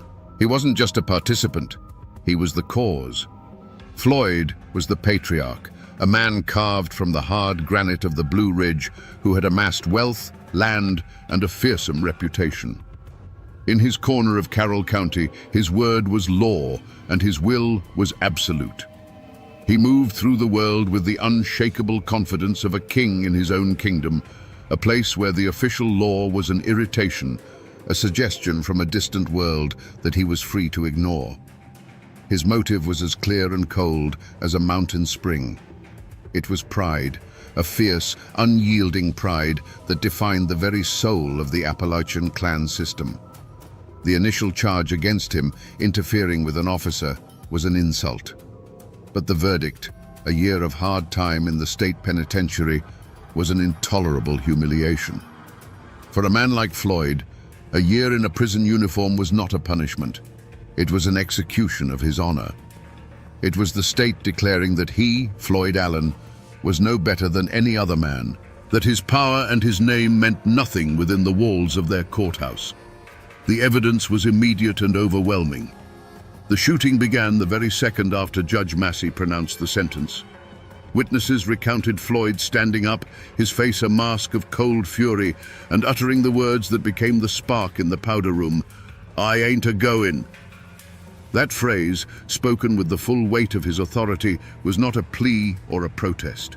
It was a command. It was the signal to his kin that the time for talking was over. The community didn't need a detective to solve this mystery. They had all seen the simmering rage in Floyd Allen's eyes. He wasn't just a suspect. He was the epicenter of the earthquake that had just leveled the rule of law in Carroll County. But in the shadow of the patriarch stood a figure arguably more dangerous, Claude Allen, Floyd's son and heir apparent to this kingdom of defiance. Where Floyd's rage was born from a lifetime of power and a sudden public challenge to it, Claude's was something different. It was the pure, distilled poison of the Allen creed, passed down from one generation to the next. He was a true believer, a young man who had been taught from the cradle that the only response to an outside threat was overwhelming violence. The twist here is not one of greed or jealousy, but of ideology. Claude's motive was not simply to protect his father, it was to prove himself the worthy inheritor of the Allen legacy.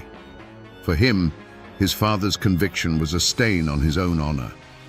A year in prison for Floyd meant a lifetime of shame for Claude. He couldn't allow the world to see the Allens as a clan that could be tamed, caged, and broken by Flatlander laws. He was there not just to prevent a sentence, but to make a statement that would echo through the mountains for 100 years. When we re-examine the chaos of that day, one terrible detail rises to the surface. Most historical accounts and eyewitness testimonies agree. Claude Allen fired the first shot. He didn't wait for his father's signal. He didn't hesitate. As the judge pronounced the sentence, Claude drew his pistol and shot Judge Massey point blank. This was not the act of a man caught up in the heat of the moment. It was the act of an executioner. He didn't just join the fight. He started the war. In that single irrevocable moment, he betrayed any possibility of a non-violent outcome and sealed the fate of everyone in that room, turning a family's defiance into a public massacre. But to truly understand the firestorm at Hillsville, you have to look beyond the men and their motives to the larger war being waged. The true external threat wasn't a single person, but an entire century. The 20th century was coming for the Blue Ridge Mountains, not with a friendly handshake, but with the cold, calculating ambition of industry and centralized government. Railroads were cutting through ancient hills, timber barons were eyeing the vast virgin forests, and land speculators were using complex laws to divest mountain families of the very ground their ancestors had settled. This encroaching world saw the old ways of the mountains, the clan loyalty, the self-reliance, the deep suspicion of outsiders as a barrier to progress and profit. And the local instrument of this new world was the courthouse. Judge Massey, Sheriff Webb, and Prosecutor Foster were not just men doing their jobs, they were the local agents of this powerful external force. They represented a system that valued deeds and statutes over blood loyalty and tradition, a system that sought to replace the unwritten code of the mountains with the codified law of the state capital. From the Allens' perspective, this wasn't justice, it was a hostile takeover. Every new law, every tax, every court summons was another tightening of a noose around their way of life and their sovereignty. Floyd Allen's trial was the flashpoint. For the state, it was a necessary act to prove that no man was above the law. But for the Allens, it was the final, arrogant push of an invading army trying to break the back of the strongest clan in the county. The massacre, seen through this lens, becomes something more than a family's rage. It was a brutal, desperate act of rebellion against a future they did not want and a system they refused to recognize. In the immediate aftermath of the massacre, the state of Virginia responded with a fury it had never before unleashed. Governor William Hodges Mann called it a blot on the name of the Commonwealth and vowed that the Allens would be hunted down like animals. He dispatched the state militia and, more importantly, hired the infamous Baldwin Felts Detective Agency, a private army of detectives known for their brutal and effective methods in breaking Union strikes. A massive manhunt, one of the largest in Virginia's history, was underway. But the lawmen and detectives quickly discovered they were not fighting men. They were fighting a legend, and their enemy was the land itself. The Blue Ridge Mountains, so beautiful from a distance, became a labyrinthine fortress for the fugitives. Every holler, every creek bed, every rhododendron thicket was a potential hiding place. The Allens knew the secret trails, the hidden caves, the sympathizers' cabins where a door would always be open. The detectives, with their city boots and their organized grid searches, were like children lost in an ancient, hostile forest. The pursuit became a frustrating and humiliating chase after phantoms. A tip would come in that the Allens had been spotted crossing into North Carolina, and a posse would ride for days, only to find the trail was cold, the rumor baseless. Another report would place them in a remote mining camp, but by the time the law arrived, the camp was deserted, with only the faint warmth of a recent fire as proof that anyone had been there at all. The Allens were a mist, dissolving whenever the law drew near, leaving the authorities grasping at nothing but fog and rumors. Back in Hillsville, the investigation into the crime itself was just as tangled. While everyone knew the Allens were guilty, the chaos of the shootout had created a dozen conflicting narratives. Who fired the first shot? Eyewitnesses, still reeling from the trauma, gave contradictory accounts. Some swore it was Claude Allen, others pointed to his cousin, Sidna Allen. The sheer number of guns fired made ballistic evidence a nightmare to sort through. For a brief moment, the state even pursued the theory that this was a wider conspiracy, a planned uprising against the government. But these trails led nowhere, circling back to the same frustrating truth. The Allens had acted as one, a single entity moved by a singular, violent purpose. The law was looking for a single mastermind, failing to understand they were fighting the spirit of an entire clan. The Baldwin Felts detectives soon learned a chilling lesson. The mountains were a fortress of rock and shadow, but the people who lived in them were a fortress of silence. As the manhunt dragged on, the lawmen came down from the cold, empty hillsides and tried to gather intelligence in the small communities and isolated farmhouses. What they encountered was a wall, as solid and impenetrable as a cliff face. Doors that had been opened to strangers were now bolted shut. Faces that were once friendly turned to stone.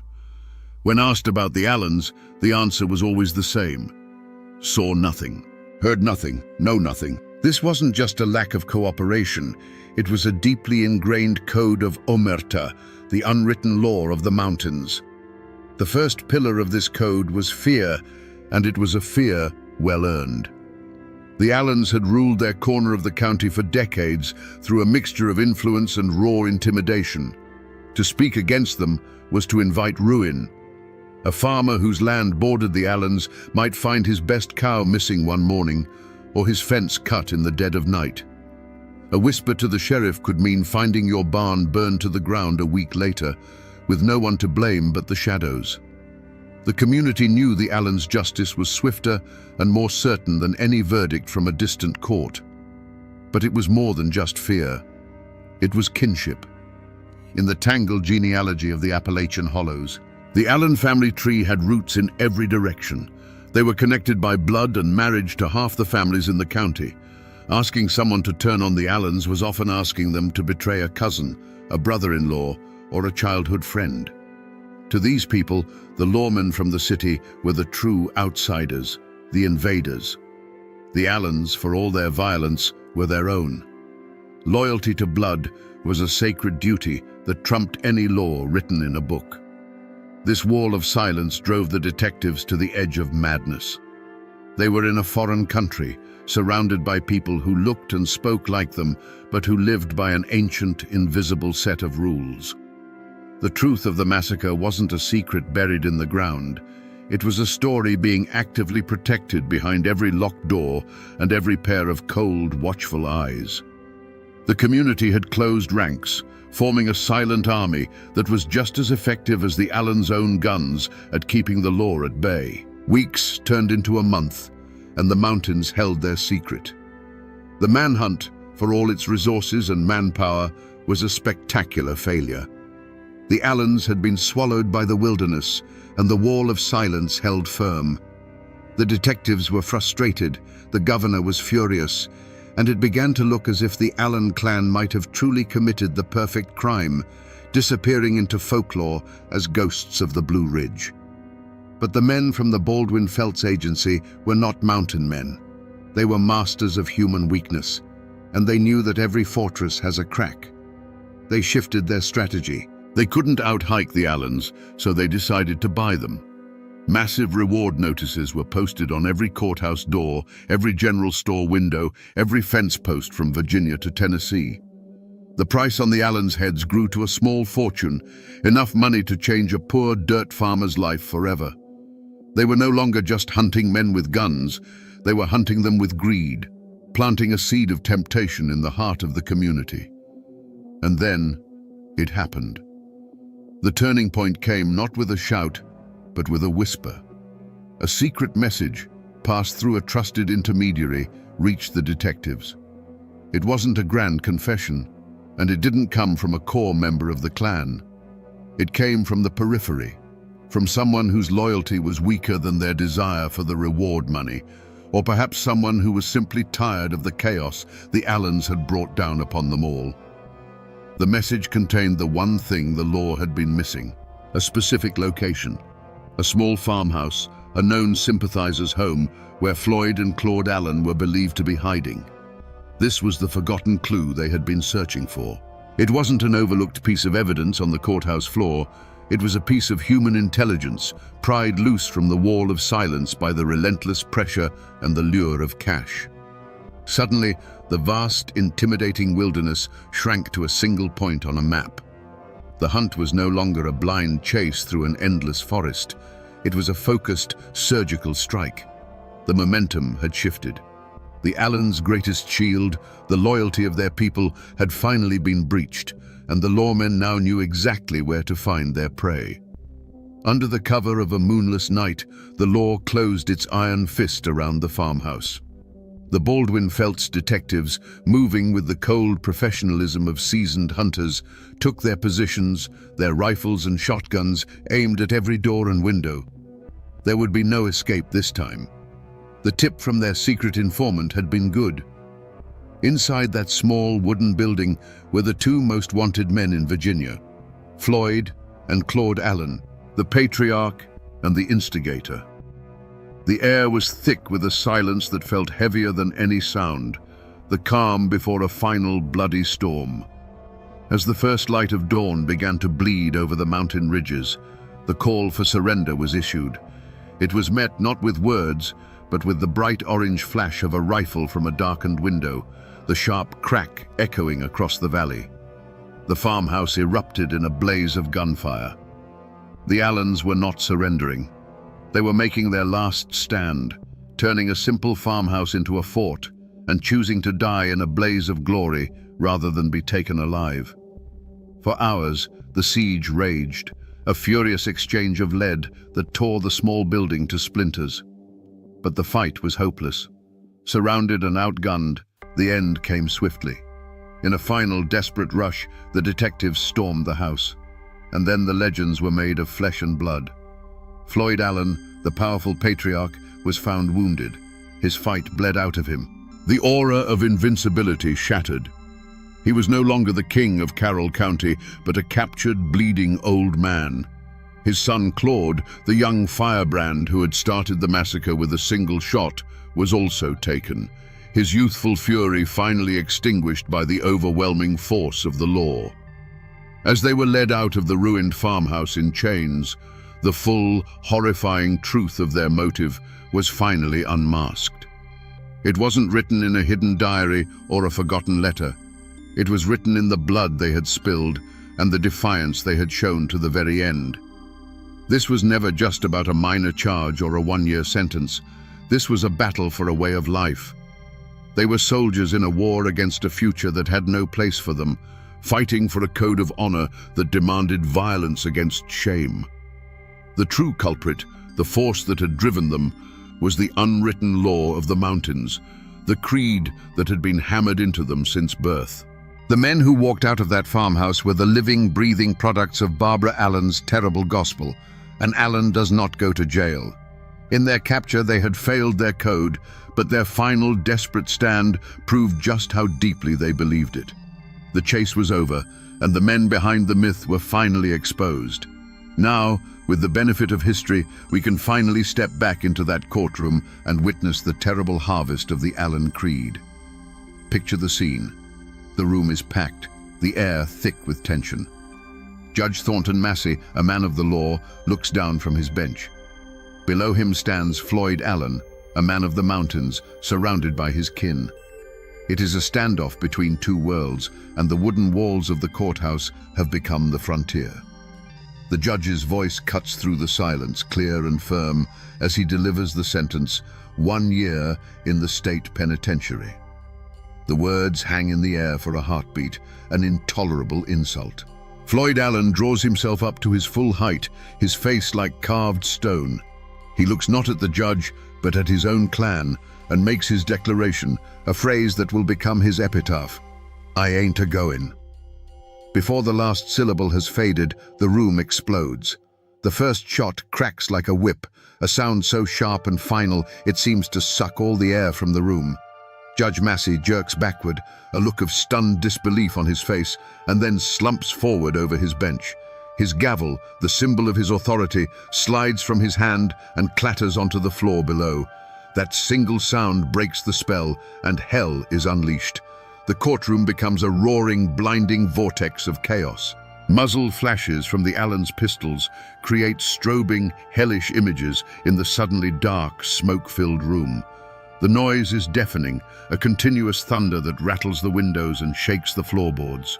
Men and women scream and dive for cover, crawling under heavy wooden benches as bullets splinter the wood just above their heads. Papers from the prosecutor's table are thrown into the air by the concussions, fluttering down through the haze like pale, terrified birds. Sheriff Webb, reacting on pure instinct, draws his revolver. He takes but a single step towards the Allens before he is thrown backward, falling near the doorway he was sworn to protect. Across the room, Commonwealth's Attorney Foster rises from his chair, his mouth open as if to object, but his argument is silenced forever as he too collapses to the floor. It is not a gunfight, it is an execution.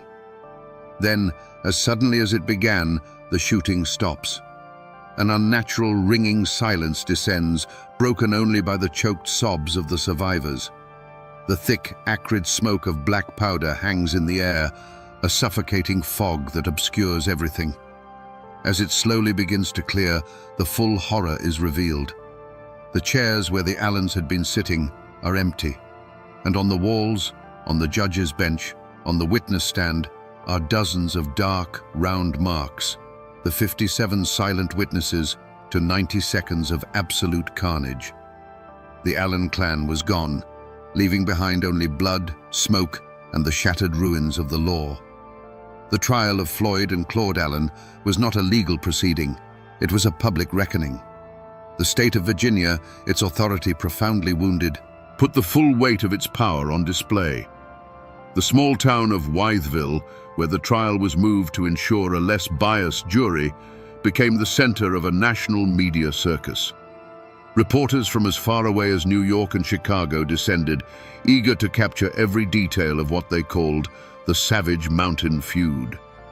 For the state, this was a show trial in the truest sense, a chance to prove, once and for all, that the law of the Commonwealth was stronger than any clan's code of honor. In the defendant's box, Floyd and Claude Allen were not broken men begging for mercy. They were defiant to the last.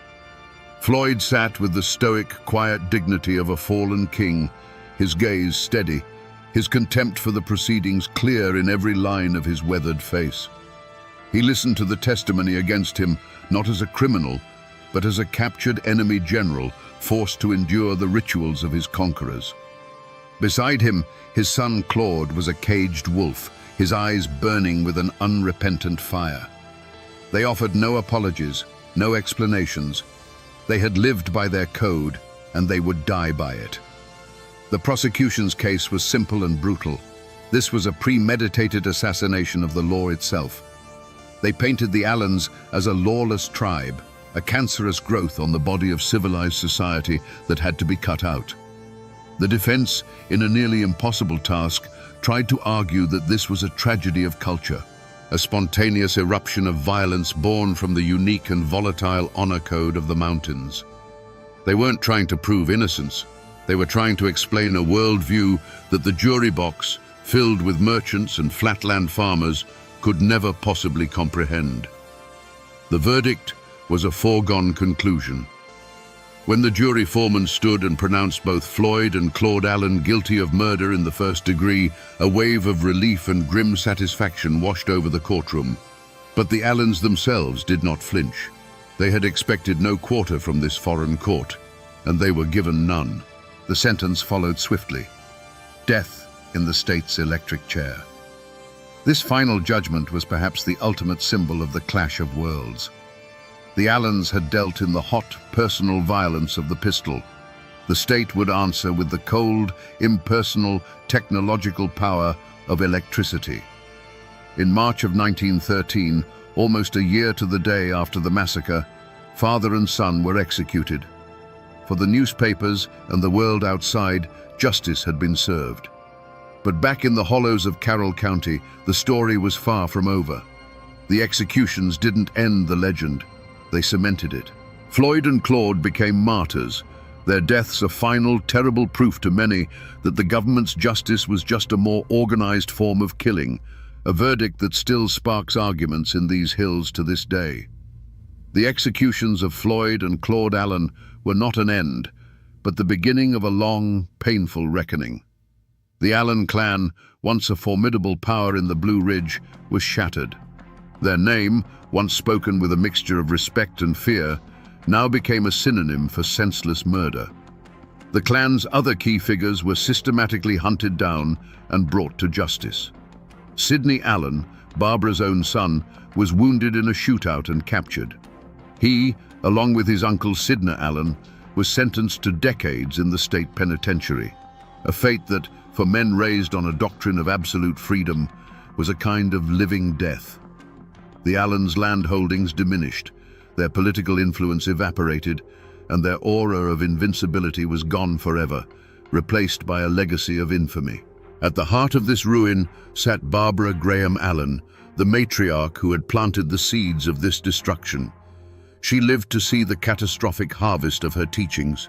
She saw her brother-in-law and nephew sent to the electric chair. She saw her own son, Sidney, locked away in a cage. The central commandment of her life, Allen's "don't go to jail," had become a bitter, ironic prophecy. Her family had either been sent to their graves or to a prison cell, the ultimate humiliation she had raised them to avoid.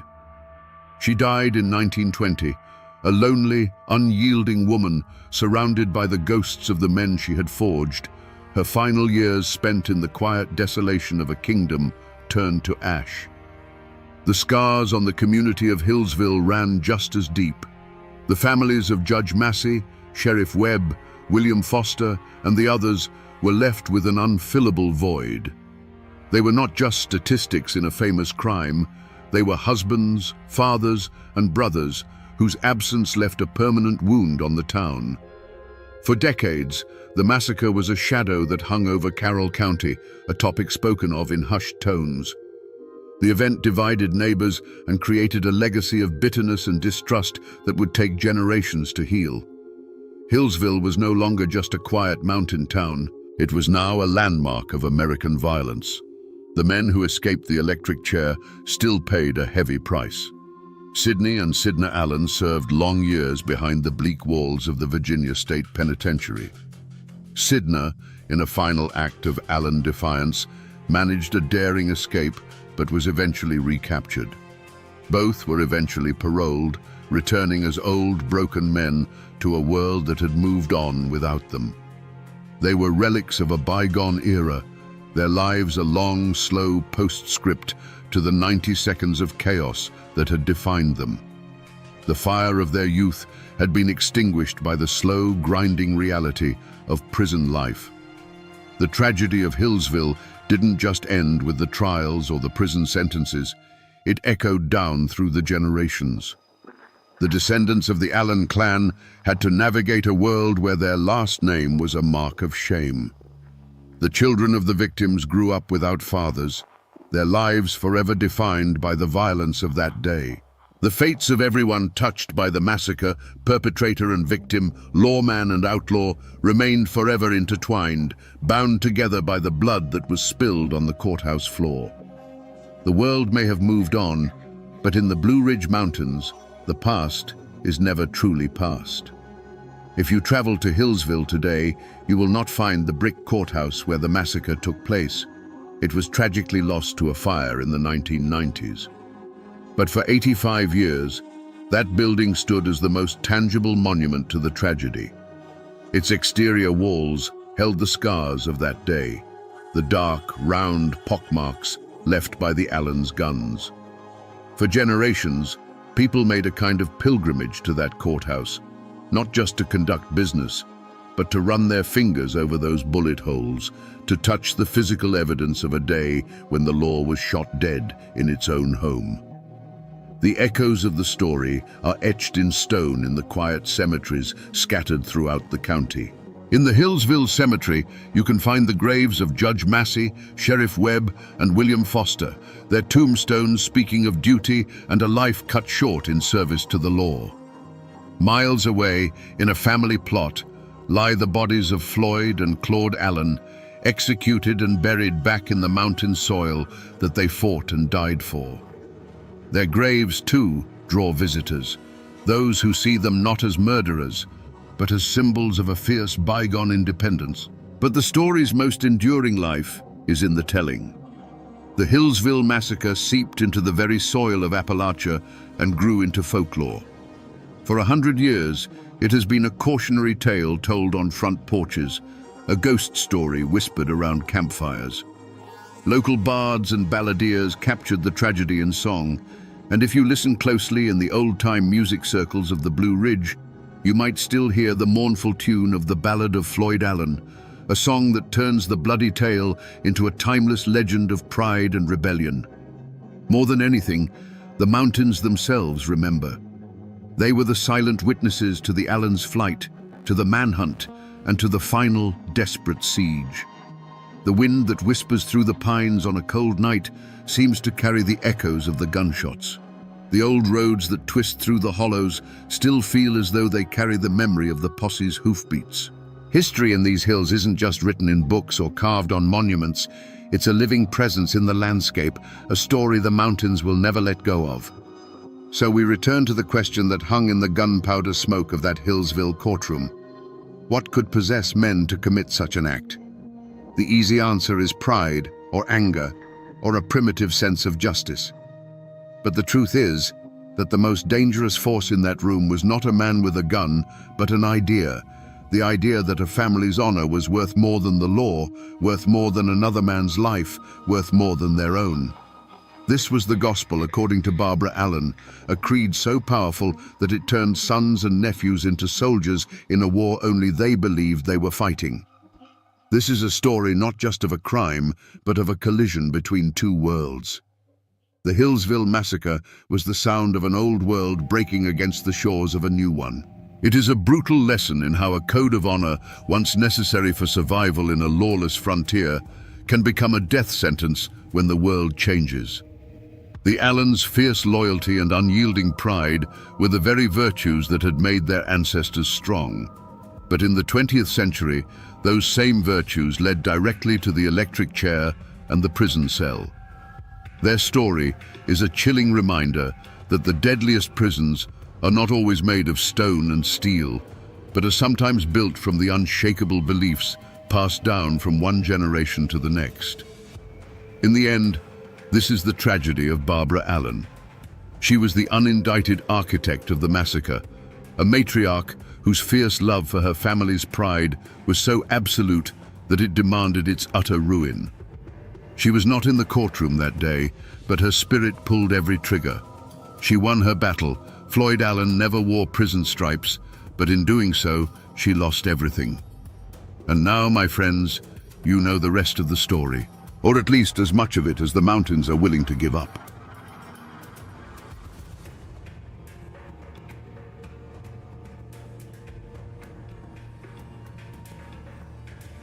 They say that on the night Talton Hall died, the mountains themselves held their breath.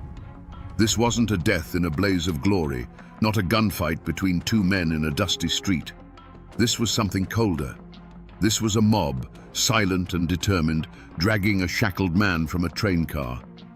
This was the end of the line for the man they called the Pikeville Killer, the Mountain Demon, his fate sealed not by a judge's gavel, but by a rope thrown over the branch of a maple tree. How does a man become so feared that his death becomes a legend? Was he a simple monster, a killer for hire who finally ran out of road? Or was he something more complex, a perfect, brutal product of a lawless time? To understand what happened on that September night in 1892, we have to go back. We have to trace the bloody path that led Talton Hall from the anonymous hollows of Kentucky to his final, haunting dance at the end of a rope. To understand the man, you have to understand the mountains that made him. Talton Hall was born around 1846 into a world that was already old, a world of deep hollows and interlocking ridges that separated families from the law, from the government, and from each other. In these parts of eastern Kentucky, a man's world was as big as he could walk in a day, and his only true allegiance was to his kin. Justice wasn't something you found in a courthouse, it was something you took with a rifle in your hands. This was the soil where a man like Hall would take root. The great bloody catalyst of his life was the Civil War. For the rest of America, it was a war of armies and grand campaigns. But in the Cumberland Mountains, it was a poison that seeped into every creek and holler. It was a war of bushwhackers and home guards, where your neighbor might be a secret enemy and a knock on the door at night could mean death. Young Talton came of age in this furnace. He would have seen men hanged for their loyalties, families burned out of their homes, and vendettas born that would fester for generations. This is where he learned his first, and perhaps only, lesson. The world is a brutal place, and the only certainty is the man who is quicker on the draw. When the war ended on paper, it didn't end in the mountains. The soldiers came home, but they brought the war with them. They were men skilled in the art of ambush, tracking and killing, skills that didn't have much use in a peaceful world. But their world wasn't peaceful. Old grudges from the war now mixed with new disputes over land, timber, and politics. This chaotic, violent landscape became a job market for men who had a talent for death. The code of the mountains was built on honor. You defended your family, you avenged insults, and you never ever backed down from a fight. It was a harsh code, but it had its own logic. For Talton Hall, this code seems to have been stripped of its heart, leaving only the cold mechanics of violence. He saw that the loyalty men had to their families could be manipulated. He saw that honor could be used as an excuse for murder. And he realized that his own detachment, his lack of fierce loyalty to any one clan, was a valuable commodity. Imagine him as a young man, perhaps returning from the fringes of the war. He sees the Hatfield clan rising in power, the McCoy clan nursing their wounds, and a dozen smaller families sharpening their knives over some perceived slight. He watches as men kill each other for the sake of a family name, for a pig, for a dirty look. And in that moment, he doesn't see tragedy or honor. He sees an opportunity. He sees a world where his steady hand and empty conscience could earn him a living. This was the forge that created Talton Hall. The isolation of the mountains taught him self-reliance. The viciousness of the Civil War taught him that life was cheap. And the simmering feuds of the aftermath taught him that there was always someone willing to pay to make someone else's life a little cheaper. He wasn't born a monster. He was hammered into one by the unrelenting violence of his time. Before the name Talton Hall was a curse whispered in the dark, there was simply the man. In the years before his infamy became legend, he was, in his own way, a picture of mountain competence. He was a master of the wilderness, a man who could read the forest like a book and track a deer for days without making a sound. He was a crack shot, his skill with a rifle a thing of local renown. In a land where these abilities meant the difference between a full belly and starvation, or life and death in a confrontation, Talton Hall was exceptionally gifted. He embodied the rugged self-sufficiency that his world demanded. In the periods between the bloody work that would later define him, his life was likely one of stark simplicity. He would have had a cabin tucked away in a hollow so deep and remote that the law was just a rumor. There, he was just another man living off the land, hunting, perhaps tending a small patch of corn for his own use. This was his sanctuary, the place where the ghost could rest. This quiet, solitary existence was the world he sought to protect. It was a world built not on love or community, but on anonymity and isolation, a peace purchased with the proceeds of violence. His relationships, too, were likely forged in the currency of the mountains, fear and pragmatism. He had kin, as all men did, and they would have afforded him the loyalty that blood demanded. But it would have been a loyalty tinged with terror. They may have benefited from his protection, safe in the knowledge that no one would dare cross the family of Talton Hall. But they would have lived under the shadow of his cold nature, always aware of what he was capable of. He wasn't a man who inspired love.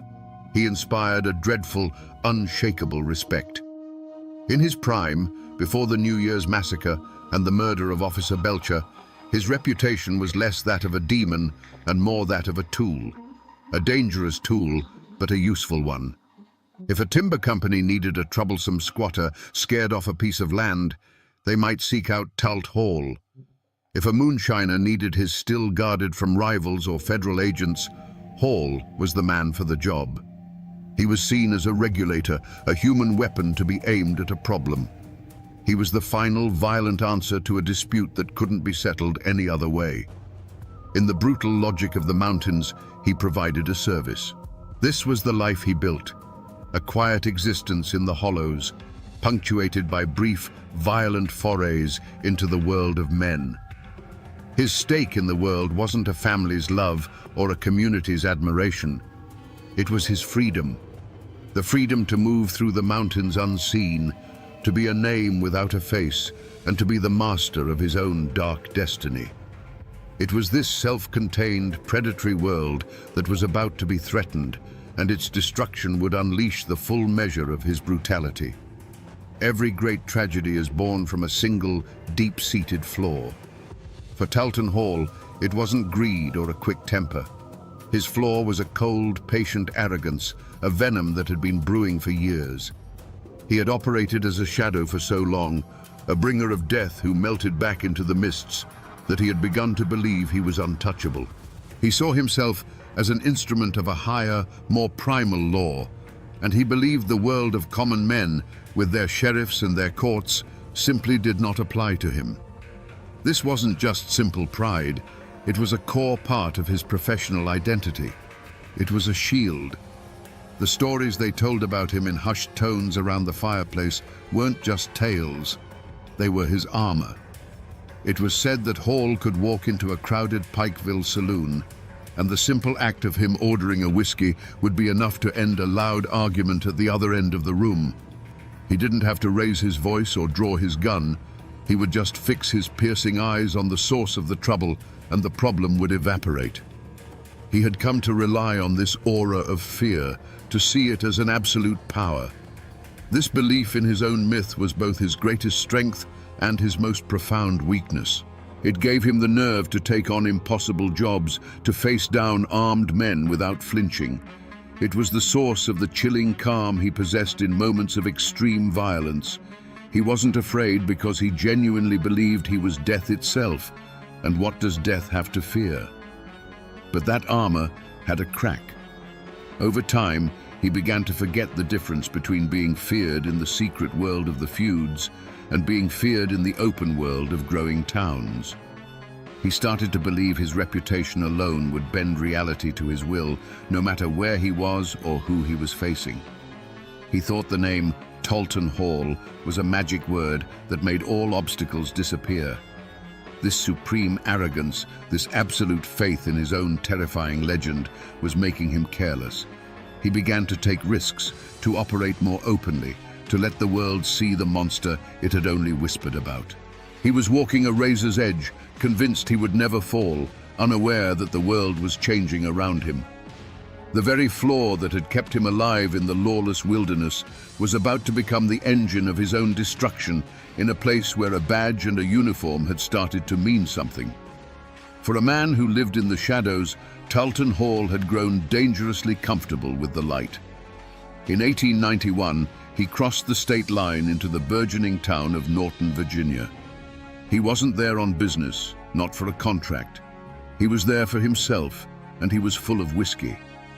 The quiet, calculating professional had been swallowed by the arrogant legend. He was loud, belligerent, and causing a disturbance, a man who believed his very name was a shield that made him immune to consequence. He was no longer a specter of death. He was a drunken bully, daring the world to challenge him. And the world sent a man named Charles H. Belcher. He wasn't a rival feudist or a hired gun. He was a town policeman, a symbol of everything the mountains were not. He represented order, society, and a law written in books, not in blood. When he saw the disturbance Hall was causing, he did his duty. He walked toward the Pikeville killer, his simple blue uniform a stark contrast to Hall's reputation, which was as dark and formless as a mountain shadow. For Officer Belcher, this was just another drunk to be quieted. He had no idea he was walking toward a man who considered himself a god. The affront, in Hall's mind, was not an insult or a threat. It was the simple act of being confronted. The moment Belcher spoke to him, the moment he attempted to impose the town's law on the mountain's killer, was an intolerable challenge to Hall's entire existence. Eyewitnesses would later describe the look in Hall's eyes, not anger, but a cold, dismissive contempt. Here was a man with a tin badge who thought he could lay hands on Talton Hall. The arrogance that had been simmering for years now boiled over. In Hall's mind, this wasn't a man. It was an obstacle, a thing to be removed. His reaction was not the wild swing of a drunk. It was the chillingly efficient motion of a professional. As Officer Belcher moved to make the arrest, Hall drew his pistol. There was no hesitation, no final warning. The movement was as natural and practiced as breathing. He fired, and Charles Belcher fell to the dusty street. It was not an act of passion or self-defense. It was a correction. It was Talton Hall reminding the world of the natural order of things, where he was the predator and men like Belcher were the prey. But this time was different. In that single deafening moment, Hall's fatal flaw had sealed his fate. He hadn't just killed another man in a long line of men.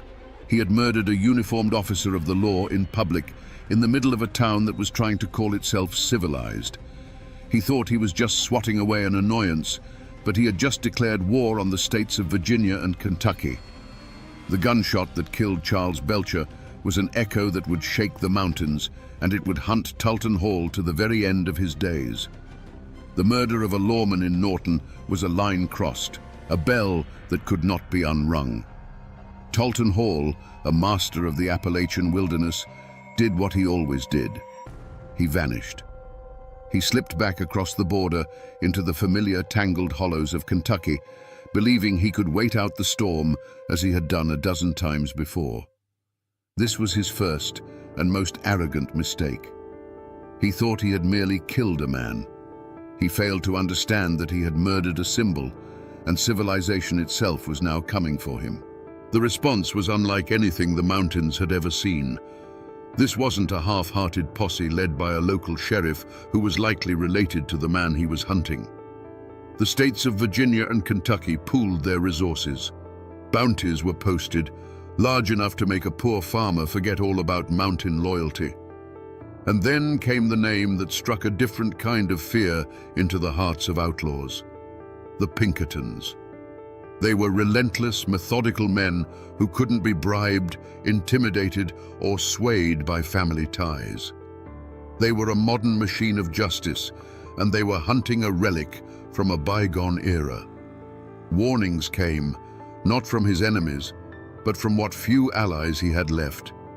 Old associates, men who understood the shifting tides of power, would have told him in no uncertain terms, "Talt, this is different," they'd say. "You killed a badge in the street. They ain't gonna stop. You need to go west, disappear for good." They offered him the only path that might lead to survival, true, absolute anonymity, far from the mountains that knew his name. But Talton Hall's arrogance was a wall that no reason could penetrate. He scoffed at the warnings. He had outsmarted the law his entire life. He saw the Pinkertons as nothing more than city boys who would get lost in the first creek bed.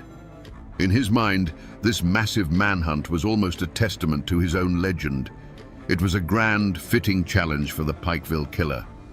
He believed he was smarter, tougher, and more cunning than any man they could send after him. He saw every posted bounty with his name on it, not as a threat, but as an acknowledgement of his status. With each passing week, however, his world shrank. The net tightened. A cabin door that would have once swung open for him now remained bolted shut. A meal that would have been freely given was now denied. The fear of the law had finally begun to outweigh the fear of Talton Hall. He was becoming a ghost in his own homeland, a toxic presence that even his own kin could no longer afford to shelter. Each closed door was another offer of help rejected, another chance to escape squandered because his pride would not let him see the truth. He was being squeezed out of the only environment where he knew how to survive. The decision to finally flee, to make a run for a place like Memphis, Tennessee, was not a strategic retreat. It was an act of desperation. He was leaving the tangled wilderness that was his shield and armor and heading for the open, anonymous streets of a city. He was a mountain predator who had been driven from his forest, forced to walk onto the open plains where the hunters could see him for miles. His path of no compromise had led him right into a trap of his own making. Memphis was a cage of brick and smoke, a foreign land to a man born of mist and shadow. Talton Hall was cornered. He could feel it in the way people looked at him on the street, in the tightening knot in his own gut. The relentless machinery of the law, guided by the cold intelligence of the Pinkertons, had found him. He was no longer the apex predator of the Kentucky hollows. He was a wolf tracked to a city alley, with the hounds closing in.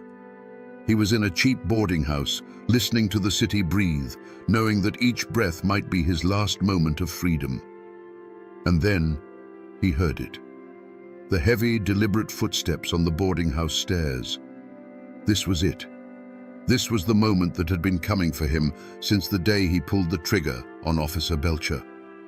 In that quiet, terrifying space between one footstep and the next, he stood at his final crossroads. He had one last choice to make. He could wait, hands empty, and surrender. He could give himself up to the justice he had so long despised, face a trial, a judge, a jury. It would mean a cage, a public shaming, but it would also mean life. It was the off-ramp, the final chance to let this story end, not with a bang, but with the quiet closing of a cell door. For a split second, a different path might have appeared in his mind's eye. A long, drawn-out trial, a life spent in a stone penitentiary. Could Talton Hall, the mountain demon, truly allow himself to be led in chains, to be put on display like a captured animal? Could the man, whose reputation was a weapon in itself, allow that reputation to be stripped away, leaving only a common, pathetic killer? The very idea was a kind of death more profound than any bullet. It was an assault on the only thing he had ever truly built, his own terrifying myth. The answer, when it came, was as swift and final as one of his own gunshots. No. The thought was more repulsive than a hangman's noose. His arrogance, the fatal flaw that had brought him to this very room, made its final stand. He would not be broken. He would not be humiliated. The law could have his body, but it would not have his submission. He made a conscious, chilling choice. He rejected the chance for a quiet end and fully embraced the violent destiny he had been carving for himself his entire life. He didn't make a run for the window or try to barricade the door. That was the act of a desperate man hoping to live. Instead, he calmly walked to his bag, pulled out his revolver, and checked the loads. Each click of the cylinder was a word in his final sentence. In that moment, he sealed his own fate, not with resignation, but with defiance. He chose to be the Pikeville killer right to the very end. The lawmen breaking down his door wouldn't be capturing a fugitive. They would be walking into the last act of a legend, an act that Tulton Hall himself had decided to write in blood. The splintering of the door was the only warning he needed. It wasn't the sound of a lock being picked or a hinge being forced. It was the raw, violent crack of wood giving way to brute force. For Tulton Hall, the world, which had been a tightening cage of streets and unfamiliar faces, suddenly shrank to the size of that small boarding house room. He was a creature of the deep woods, and in that moment, the lawmen crashing through the door were no different from a pack of hounds cornering a wolf in a box canyon. He wasn't panicked. He was eerily calm, the way a man is when he finally meets a fate he has been expecting his whole life. All the running, all the hiding, it had all led to this cramped, smoke-stained room. The revolver felt cool and familiar in his hand, a solid piece of certainty in a world that was coming apart. The figures in the doorway were just shapes, dark silhouettes against the light of the hallway, and in his mind, they ceased to be men. They were simply the final problem he had to solve. His hand moved with a fluid economy that was born of 1,000 deadly calculations. The room erupted in a deafening concussion of sound and fire. The muzzle flash was a bolt of lightning in the dimness, momentarily illuminating the determined faces in the doorway. It was the only language he knew how to speak to a world that sought to contain him, a single, explosive syllable of pure defiance. The smell of burnt gunpowder filled his nostrils, a scent more familiar to him than any perfume. But this was not a mountain holler where a single shot could settle an argument for good. Thunder answered thunder from the doorway. More flashes of light strobed across the room, turning the air into a chaotic storm of noise and swirling, acrid smoke. The world narrowed to the kick of the revolver in his hand, the ringing in his ears that drowned out all other sounds, and the shadowy dance of figures in the smoke. For a few heartbeats, Tulton Hall was in his element, a whirlwind of violence at the heart of the storm.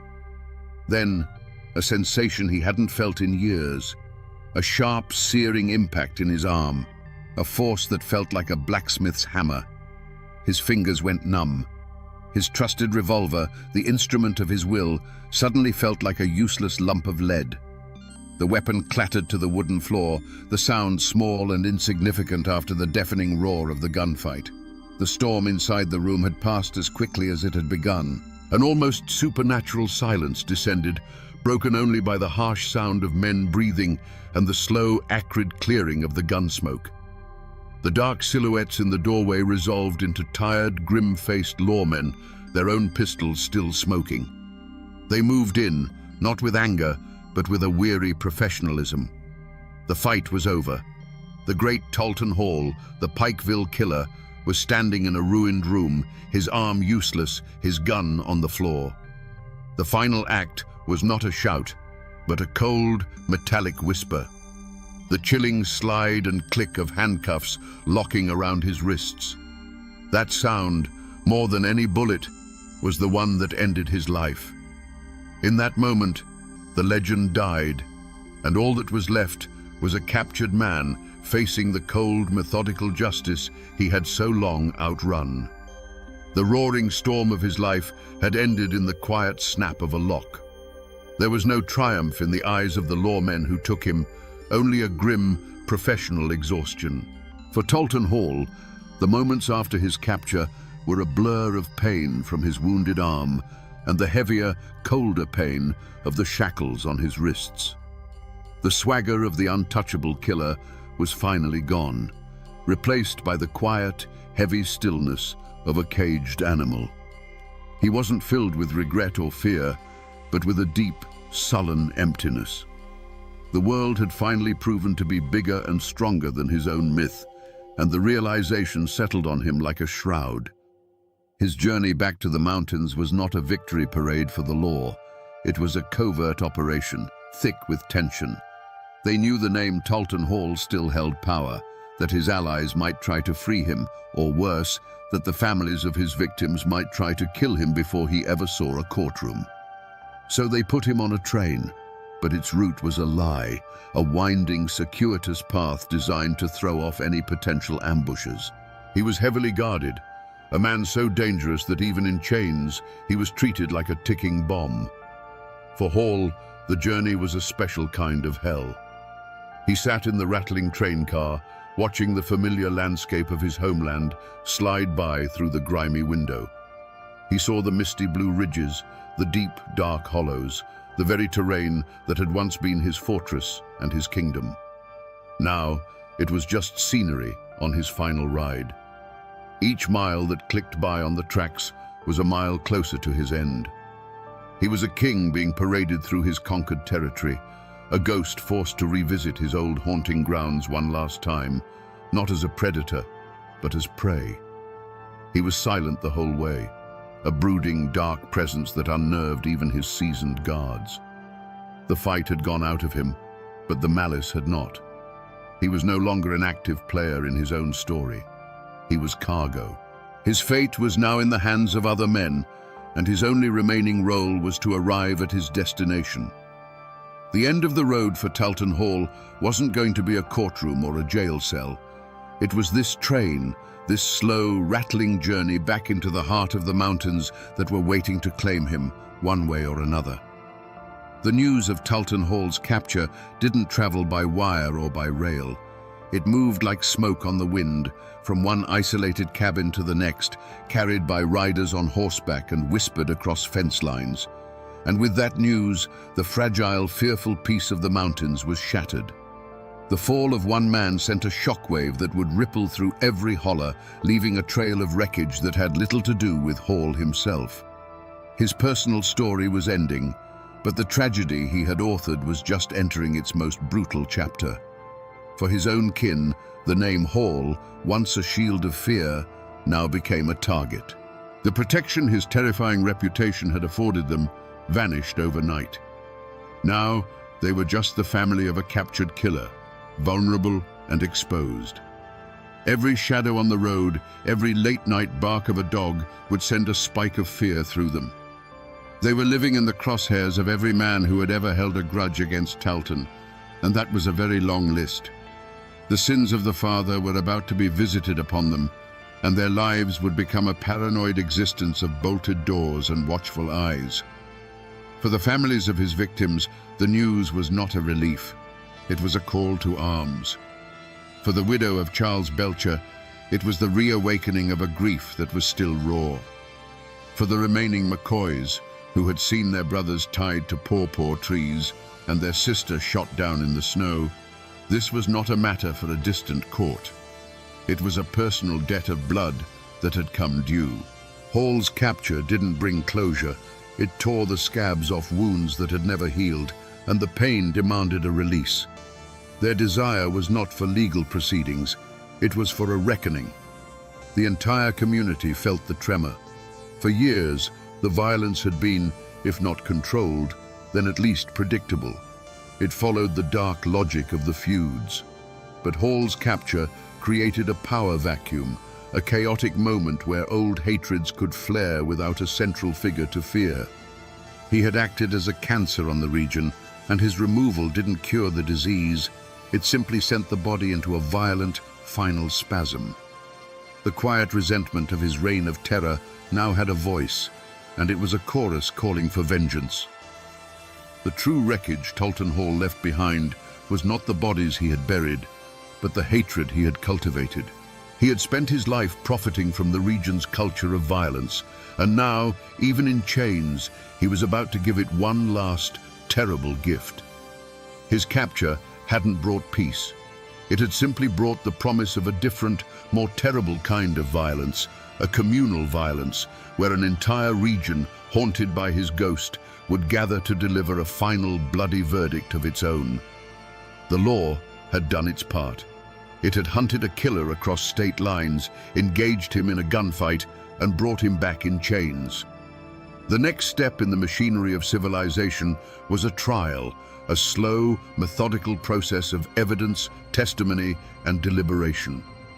The Commonwealth of Kentucky intended to give Talton Hall a proper legal defense, a jury of his peers, and a verdict rendered under the solemn roof of a courthouse. It was a testament to the new order that was trying to tame the mountains, an insistence that the rule of law was absolute and applied to all men, even the devil of the tug fork. But in the mountains, another court was already in session. This court didn't meet in a building.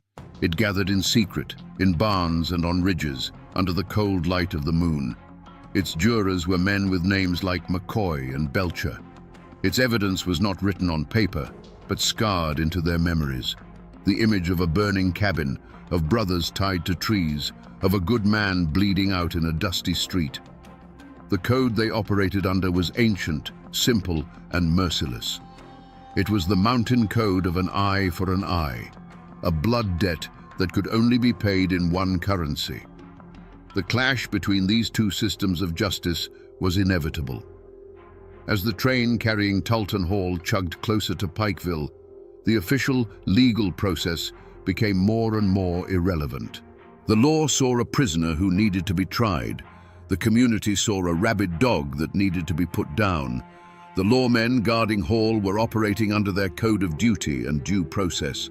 The mob gathering to meet the train was operating under a code of honor and vengeance that was etched into the very stones of the mountains. The community's verdict had been reached long before Hall was ever captured. He was guilty, not just of killing Officer Belcher, but of everything. He was the living embodiment of the fear and violence that had plagued their lives for a generation. A trial, in their eyes, was a farce. It was a place where legal tricks and silver-tongued lawyers might let a monster walk free. They had seen it happen before. They had no faith in a system that seemed so far removed from the raw, immediate reality of their lives. They believed in a more direct, more certain form of justice.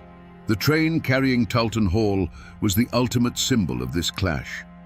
Inside the car was the prisoner of the state, a component in a legal machine. But outside, gathering in the darkness, was the judgment of the mountains. The law's plan was to deliver him to a jail. The mountain's plan was to deliver him to a tree. In the end, it was a question of whose jurisdiction was more powerful in that place, on that night. Was it the new, fragile authority of the state, or the old, unyielding power of the clan? The answer was coming as surely as the train was coming down the tracks. While Talton Hall was taking his last ragged breaths in a Virginia town square, another man, a far more powerful one, was watching the world change from his porch in West Virginia. What became of Anderson Devil Anse Hatfield, the patriarch who had employed Hall's gun and allegedly directed the New Year's night massacre? Did he face a mob's justice? Did he ever see the inside of a courtroom for the crimes of the feud? The answer adds a bitter, complex layer to this story of mountain justice. The brutal attack on the McCoy cabin was a turning point. It was too savage, even for the feuding mountains, and it brought the full weight of the law down on the Hatfield clan. Several of Devil Anse's sons and supporters were hunted down, tried, and sent to prison. One, Ellison Cottontop Mounts, was hanged for his role in the massacre. The political power that Devil Anse had wielded for decades began to crumble. The war was over, and in a way, he had lost. But Devil Anse himself, the great leader of the clan, was never made to pay by the law. He was indicted, but he was never arrested, never forced to stand trial for the murders of the McCoy children. He lived out the rest of his days as a timberman and a farmer, a living legend who had outlasted his own violent era. In a final strange twist, the man they called Devil Ants was baptized in his old age, seeking peace with his God after a life of war with his neighbors. He died of pneumonia in 1921 and was buried on a mountainside overlooking the land he had fought so fiercely to control. This is the messy, unsatisfying truth of it all. Talton Hall, the hired gun, the disposable instrument of violence, was lynched by a mob for a crime committed in the open. His death was brutal, public, and absolute. But the powerful man who had allegedly paid for his services, who had directed the feud from the top, died a free man in his own bed. The mob got its vengeance, but it got it from the hired help, not the man who wrote the checks. The story of Talton Hall's end is not just about justice being served, it's about who it's served to and who gets to walk away. After the mob dispersed and Talton Hall's body was cut down, a strange and heavy quiet fell over Wise, Virginia, and the surrounding mountains. The great bloody chapter was over, but the book was not yet closed. The years that followed were not years of celebration or relief. They were years of silence. The community had performed a brutal act of surgery on itself, cutting out a cancer. But the wound was deep, jagged, and slow to heal. For the descendants of Talton Hall, the name became a curse and a burden. They scattered, some moving deeper into the anonymous folds of the mountains, others leaving the region entirely, hoping to outrun the ghost of their infamous kinsman. They became quiet farmers, miners, and laborers, their primary goal to be unremarkable, to be forgotten. To admit you were kin to Talton Hall was to invite suspicion and open old wounds. They buried the name under a blanket of deliberate obscurity, hoping that with enough time, the blood on it would fade. The community, too, sought healing through a kind of collective amnesia. The men who had been part of the lynch mob went back to their fields and their families. They had to live and trade with their neighbors, some of whom might have been Hall's distant kin. To speak of that night, to name the names of the men who held the rope, would have been to invite a new generation of bloodshed. And so, they simply stopped talking about it. The lynching of Talton Hall became a story told only to outsiders or to children as a cautionary tale. Within the community itself, it was a scar that everyone could see, but no one dared to touch. But the power dynamics of the region had been irrevocably altered. Hall's death was a brutal exclamation point at the end of an era. It was a clear and bloody message that the days of the untouchable gunfighter, the man who could be hired to settle a family squabble with a rifle, were over. The power of the old clan patriarchs like Devil Ants was waning, replaced by the growing influence of coal company bosses and county sheriffs. The law, which had failed to bring Hall to a trial, had still won in the end. The community's own violent act of justice had, ironically, reinforced the idea that the old way of the feud was a path to ruin for everyone involved. The era of private wars was dying, and the era of state-sponsored law, however flawed, was being born.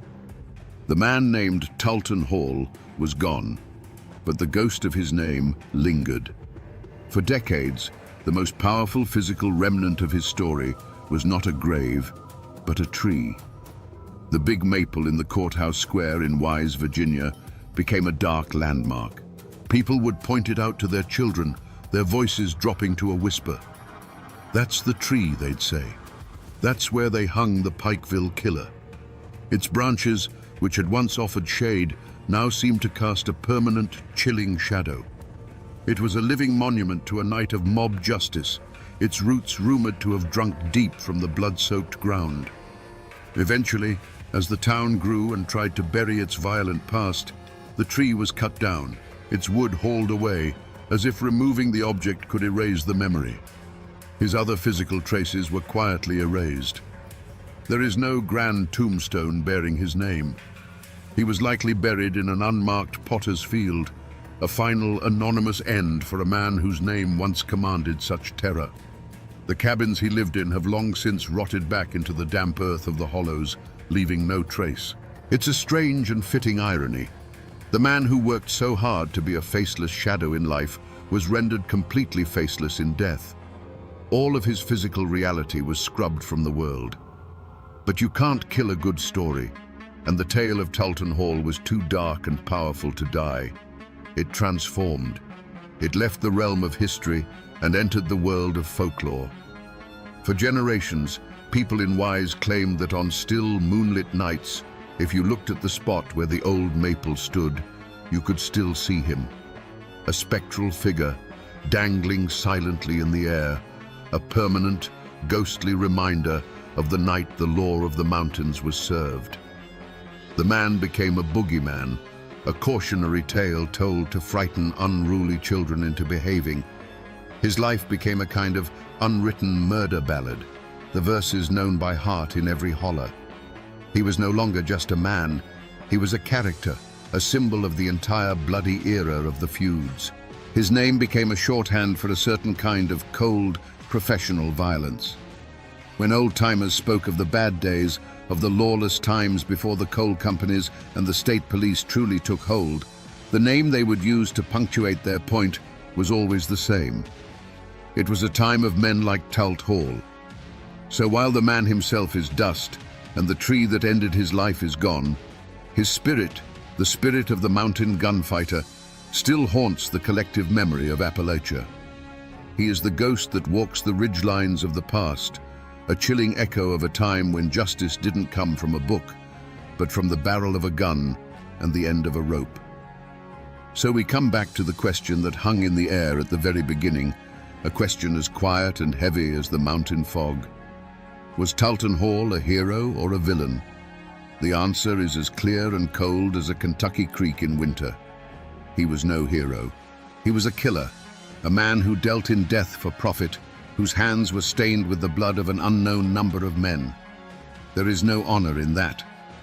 But to simply call him a villain is to miss the deeper, more unsettling truth of his story.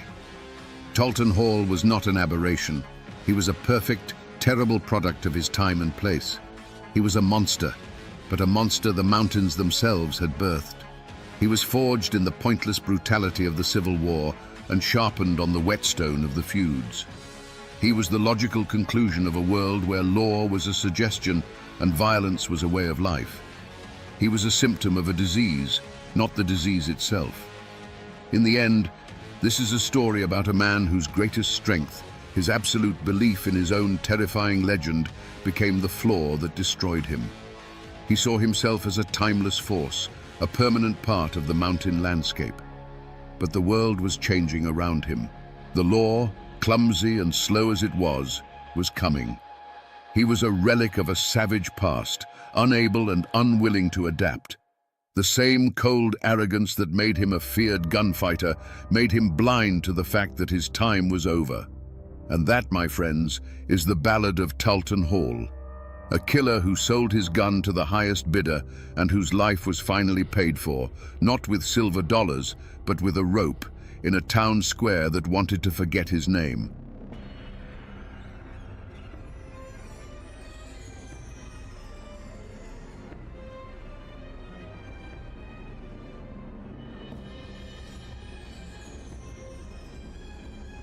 Imagine the morning fog over Moorhead, Kentucky on June 22nd, 1887. It doesn't carry the smell of wood smoke or damp earth. It carries the deafening roar of 100 rifles firing at once. This wasn't a simple duel. It was a full-scale battle, waged street by street, where neighbors hunted neighbors from behind windows and doorways. The history books call it the Rowan County War, often dismissing it as just another mountain feud. But was it? How does a quiet county seat turn into a slaughterhouse? And how does one man, a charismatic saloon owner, become its undisputed king, holding life and death in his hands? Today, we separate the smoke of legend from the fire of truth to understand how a political argument on a hot August day unleashed 3 years of terror. To understand the blood that was spilled, you first have to understand the land. This was Rowan County, Kentucky, in the years after the Civil War. A place carved out of the Appalachian Mountains, where steep hills and deep, shadowed hollows kept communities isolated, suspicious of outsiders, and fiercely self-reliant. Here, the law wasn't something that came from the state capital in Frankfurt. It was something made by the men who held the most land, commanded the most respect, or carried the fastest gun. The forests provided a living, the cornfields provided the bread, and the family name provided your identity. It was a world that ran on its own clock and lived by its own unwritten rules. At the heart of this world were two powerful currents, pulling the county in opposite directions. On one side, you had the Martins and their allies. These were the Democrats, the old guard. They were farmers and landowners, men whose families had worked this soil for generations. They saw Rowan County as their birthright, a legacy to be protected. Their leader, John Martin, was a respected figure, the patriarch of a clan that embodied the traditional values of the mountains. They were the establishment, the deep roots of the county. On the other side stood Craig Tolliver and his followers. They were the Republicans, the ambitious newcomers who saw the future not just in farming, but in business, commerce, and control of the growing town of Moorhead. Tolliver himself was a force of nature. He wasn't some backwoods brawler. He was a sharp, charismatic, and utterly ruthless man who ran the town's most prosperous saloons. He knew that real power didn't come from owning a few acres of land. It came from controlling the flow of money, whiskey, and votes. He was a political boss in the making, and his iron will was beginning to forge Moorhead into his personal kingdom. This wasn't a simple family feud, not in the way the legends tell it. The names Martin and Tolliver became flags, banners under which people gathered based on their politics, their debts, their family ties, or simple fear. If you were a Democrat who felt the old ways were best, you stood with the Martins. If you were a Republican who saw opportunity in the changing times, you threw your lot in with Tolliver. Choosing a side wasn't just a political preference, it was a declaration of loyalty that could determine whether your family ate well or starved, whether you found justice in a courtroom or at the end of a rope. Life in Rowan County went on, with harvests and church socials, births and funerals. But underneath the surface, a bitter tension was simmering. It was the friction between the old world and the new, between the farmer and the businessman, the Democrat and the Republican. Every election, every business deal, every drunken argument was another ounce of pressure building in a sealed container.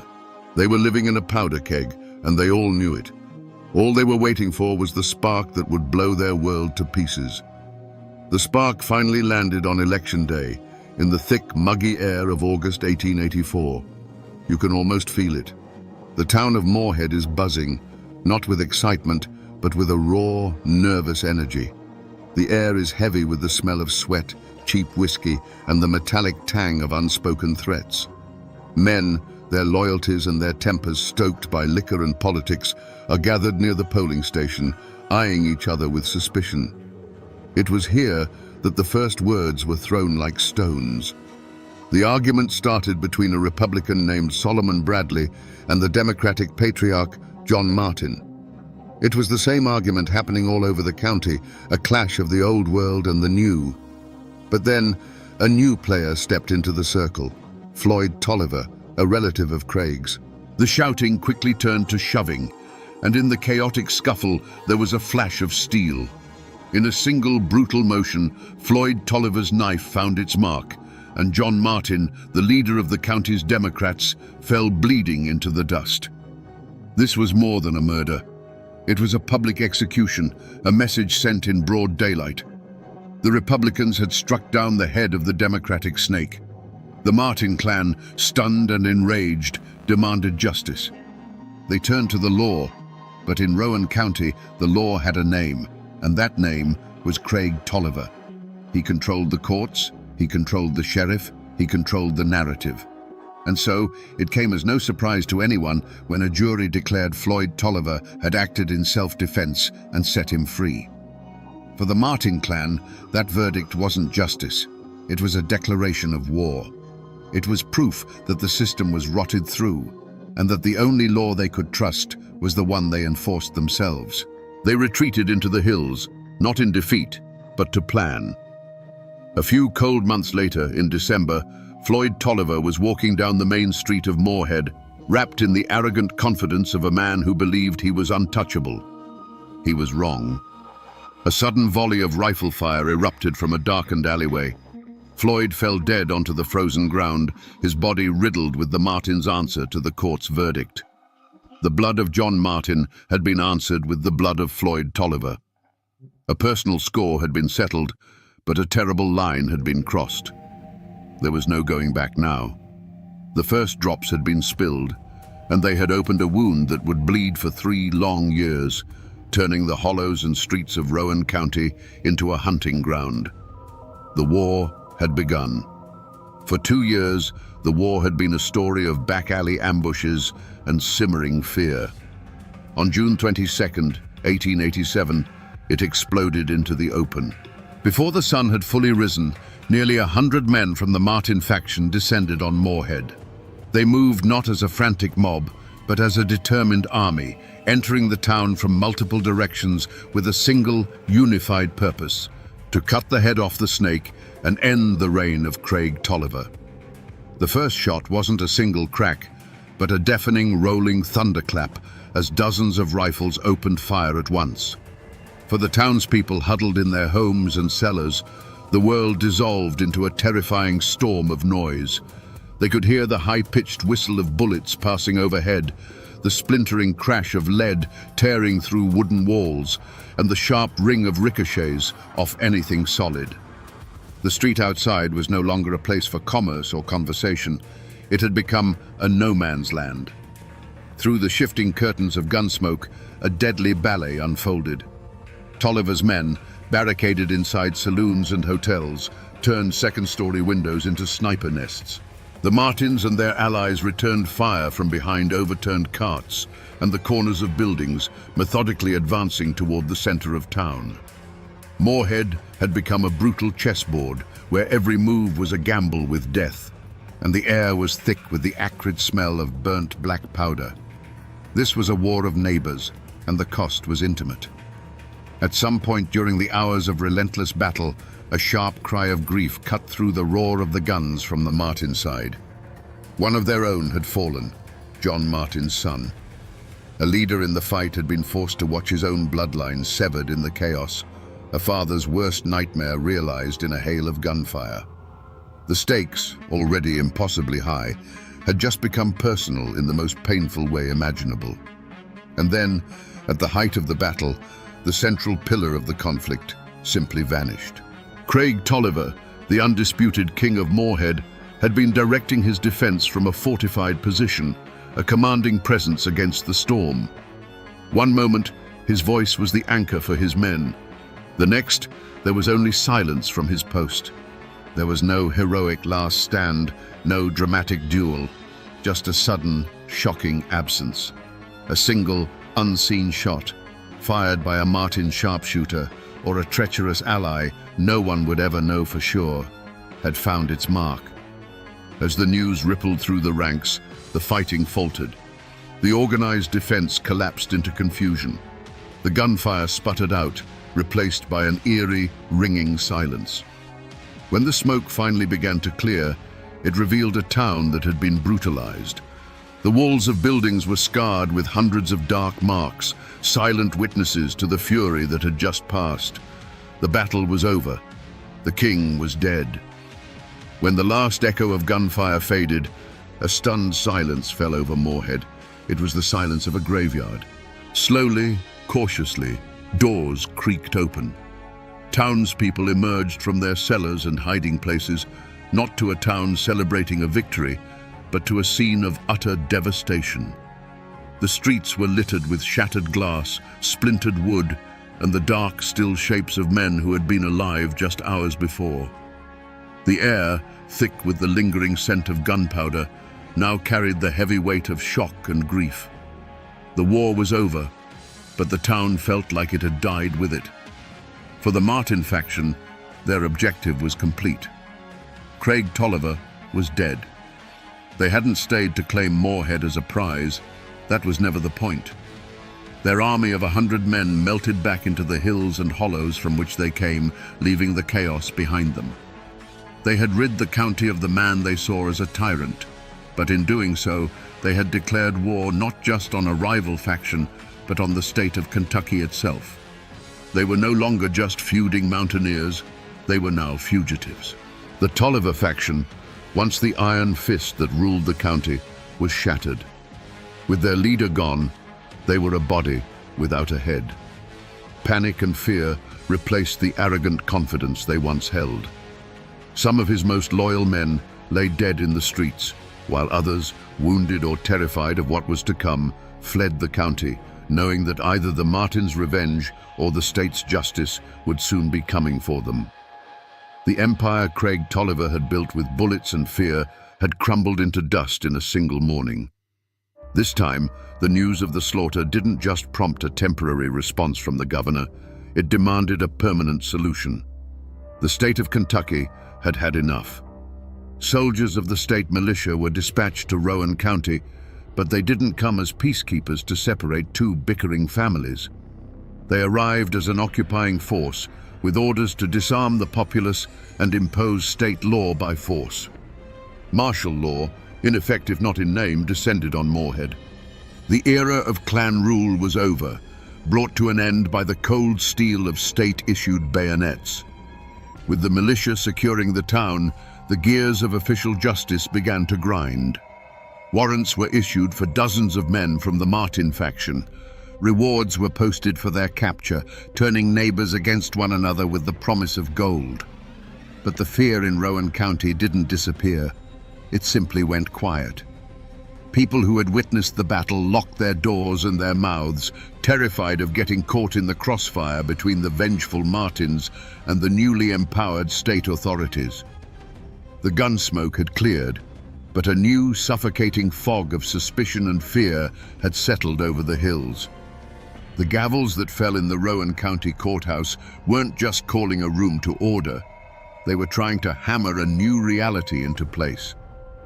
The trials that followed the Moorhead massacre were meant to be a display of state power, a clear message that the days of clan law were over. The courtroom itself was a theater of tension.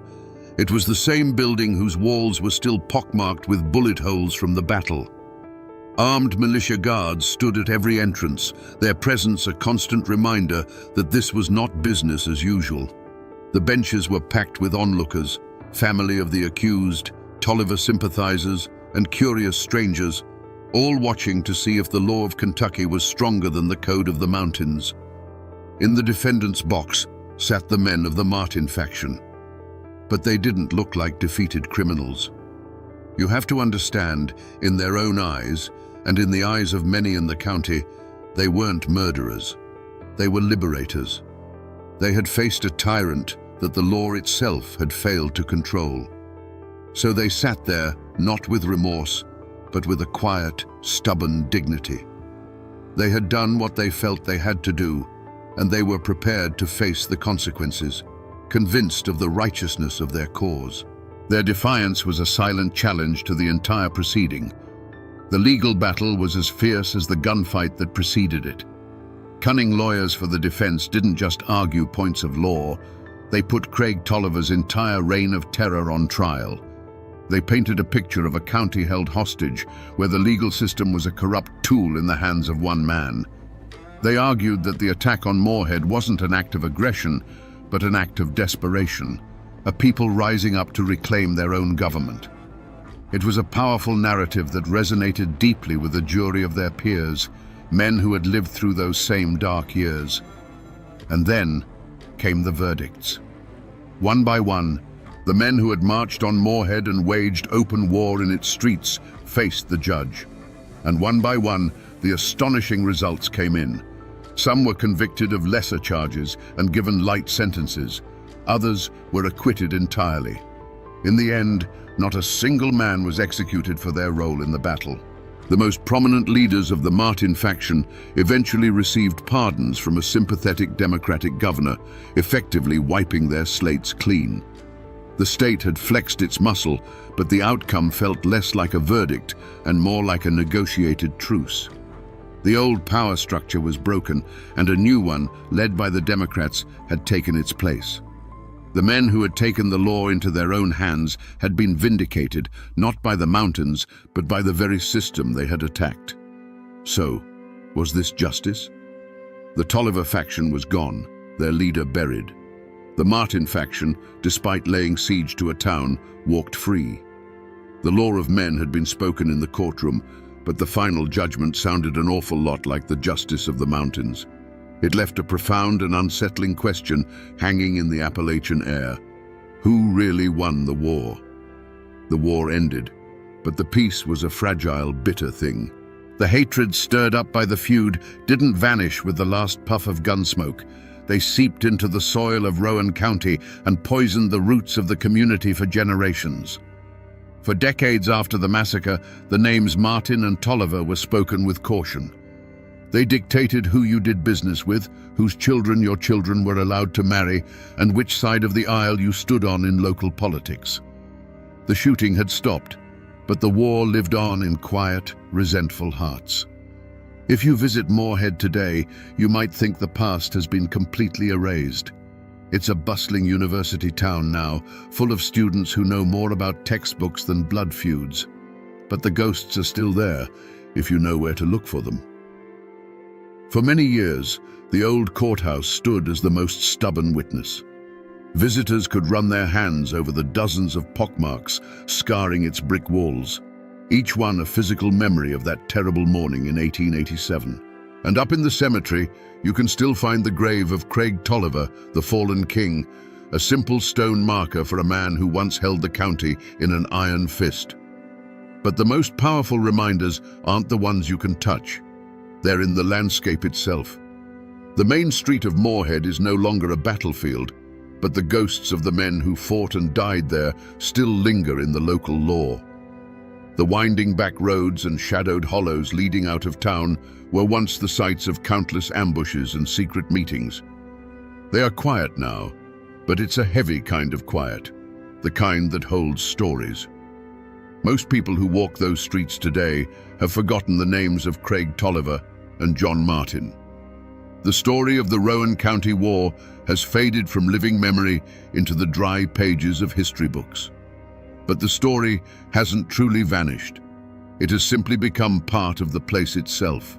It's a lesson embedded in the land, a reminder of how quickly order can break down and how thin the line is between neighbor and enemy. The people may forget the details, but the mountains always remember everything. So we return to the question that hung in the gunsmoke at the start of our story. How does a quiet county turn into a battlefield? The answer, buried for a century under the myth of a simple family squabble, is now clear. The Rowan County War was never just a feud. It was a political war, fought for the soul of a community. The names Martin and Tolliver were the banners, but the real conflict was over power, control, and whose vision of the future would prevail. Craig Tolliver became a king because he understood that in a place where the law was weak, the strongest will becomes the law. And the Martins went to war because they believed the only way to fight a broken system was to burn it to the ground. This story is more than a dark chapter in Kentucky's history. It is a brutal lesson in what happens when people lose faith in their institutions, when they believe the ballot box is broken and the judge's gavel is for sale. It shows that when official justice becomes a mockery, men will seek out their own, older and bloodier form of justice in the streets. This is a story not just of Appalachian violence, but of the indomitable and sometimes terrifying spirit of people who refuse to be ruled by a tyrant, even if it means becoming killers themselves. It is a grim reminder that the line between civilization and chaos is not a fortress wall, but a thin, fragile thread of trust. And when that thread is cut, the most ordinary of places can become a hell on earth. The men who fought and died in Moorhead have long since turned to dust, but the lesson they left behind, written in blood and gunpowder, must never be forgotten.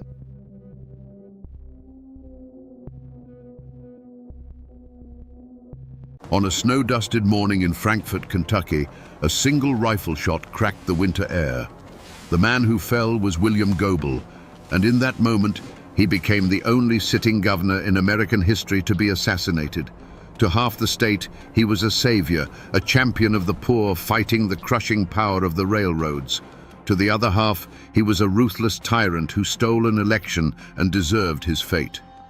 So, was he a martyr for the common man, or a demagogue who finally met his end? Today, we trace the path that led to that fatal shot, to understand the man behind the legend and the dark truth of his murder. William Goebel was not born to the Kentucky elite. He was an outsider from the very beginning, the son of a German immigrant woodcarver who had fought for the Union Army. Growing up in Pennsylvania and later Covington, Kentucky, a bustling city across the river from Cincinnati, Goebel knew nothing of the bluegrass aristocracy or the ancient codes of the Appalachian hills. He was forged not in a mountain hollow, but in the gritty reality of a working-class border town. His inheritance wasn't land or a family name. It was a towering intellect, a bottomless ambition, and a permanent chip on his shoulder. From a young age, it was clear his mind was his greatest weapon. While other boys played, Goebel devoured books. He was a gifted student who apprenticed under the powerful politician John G. Carlyle, quickly mastering the intricate, often dirty, mechanics of law and politics. He sharpened his mind like a blade, learning that power wasn't something you were given, it was something you took inch by bloody inch. His battlefield was the courtroom and the backrooms of the State House, where he built a political machine that was ruthlessly efficient and fiercely loyal only to him. The moment that truly defined the man, the act that foreshadowed the governor, happened on the streets of Covington. Goebel, then a state senator, had a bitter rivalry with a local banker and political adversary named John Sanford. After a heated exchange of public insults, they met by chance outside Sanford's bank. Words turned to threats. Both men went for their guns. When the smoke cleared, John Sanford lay dead on the cobblestones. Goebel claimed self-defense, arguing Sanford drew first, and a jury acquitted him. But the event became his creation myth. The duel sent a chilling message across the Commonwealth. William Goebel was not a man to be trifled with. He would not be intimidated, he would not be insulted, and he would not back down, even if it meant a lethal confrontation in broad daylight. This single violent act cemented his reputation as a man of cold nerve, a political fighter who took every challenge as a personal war. It was the ultimate demonstration of his personal code. That code was a world away from the clan-based honor of the mountains. Goebel's loyalty wasn't to bloodkin, but to his political cause and the machine he built to serve it. His honor was tied to absolute victory. He saw the law not as a set of sacred principles, but as a tool, a weapon to be wielded against his enemies, the most powerful of which was the Louisville and Nashville Railroad, an entity he viewed as a corporate monster strangling the life out of the common people. This was the man, forged in ambition and violence, who set his sights on the governor's chair. Long before the governor's race that would seal his fate, William Goebel was the undisputed king of the Kentucky Senate. In the years leading up to the storm, he was at the peak of his power, a brilliant and feared legislative tactician. This was Goebel in his element, not as a target, but as a hunter. His supporters didn't just respect him, they revered him. They saw a man who had clawed his way up from nothing, using his formidable intellect to fight for them in the halls of power where they had never had a voice. His life's work was a single-minded crusade against the corporate behemoths that treated Kentucky like a private colony. Chief among them was the Louisville and Nashville Railroad. The L&N wasn't just a company, it was a shadow government. It owned politicians, controlled newspapers, and set freight rates so high that farmers often lost money just trying to get their crops to market. Goebel attacked them relentlessly, pushing for laws to regulate their rates, tax their vast properties, and break their stranglehold on the state's commerce. To the working man, he was David fighting Goliath. Goebel's personal life was entirely consumed by this fight.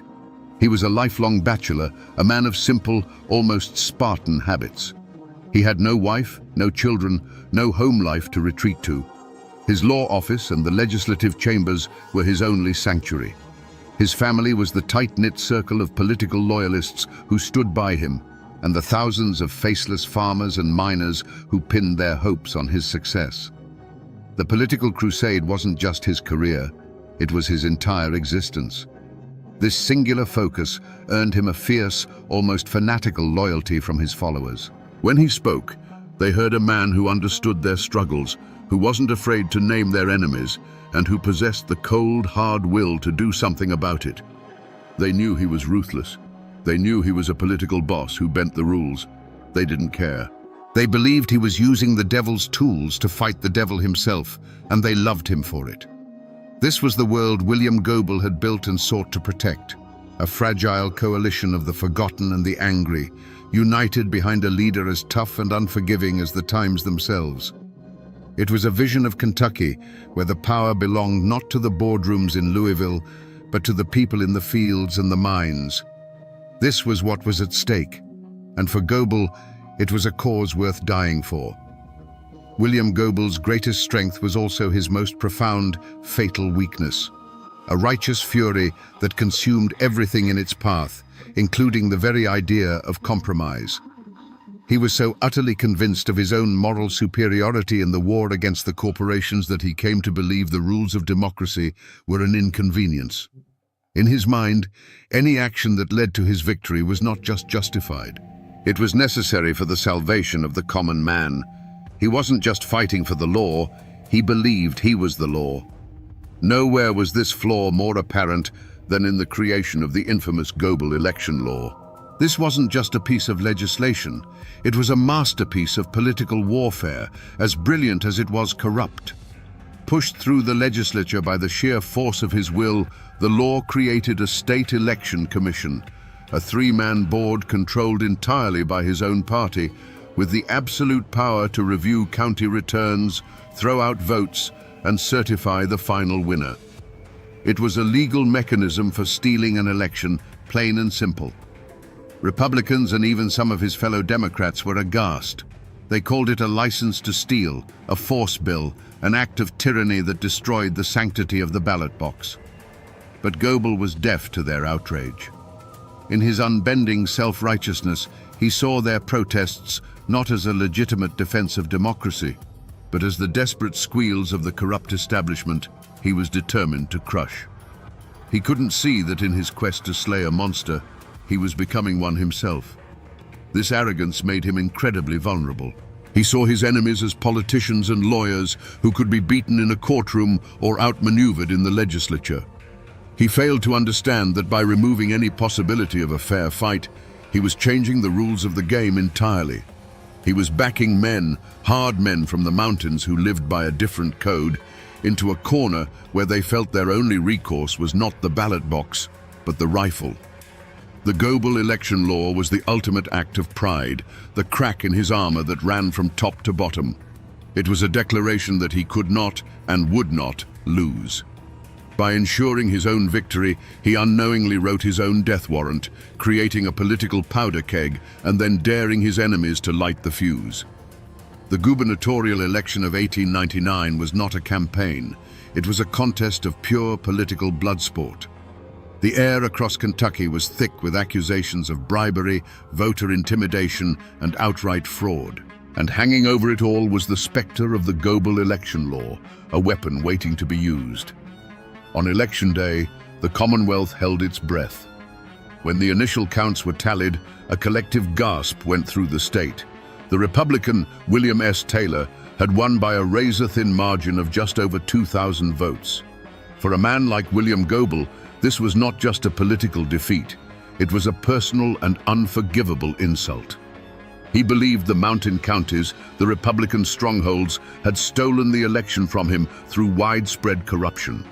The people, in his view, had been tricked. But more importantly, his perfect system, his guaranteed path to victory, had been defied.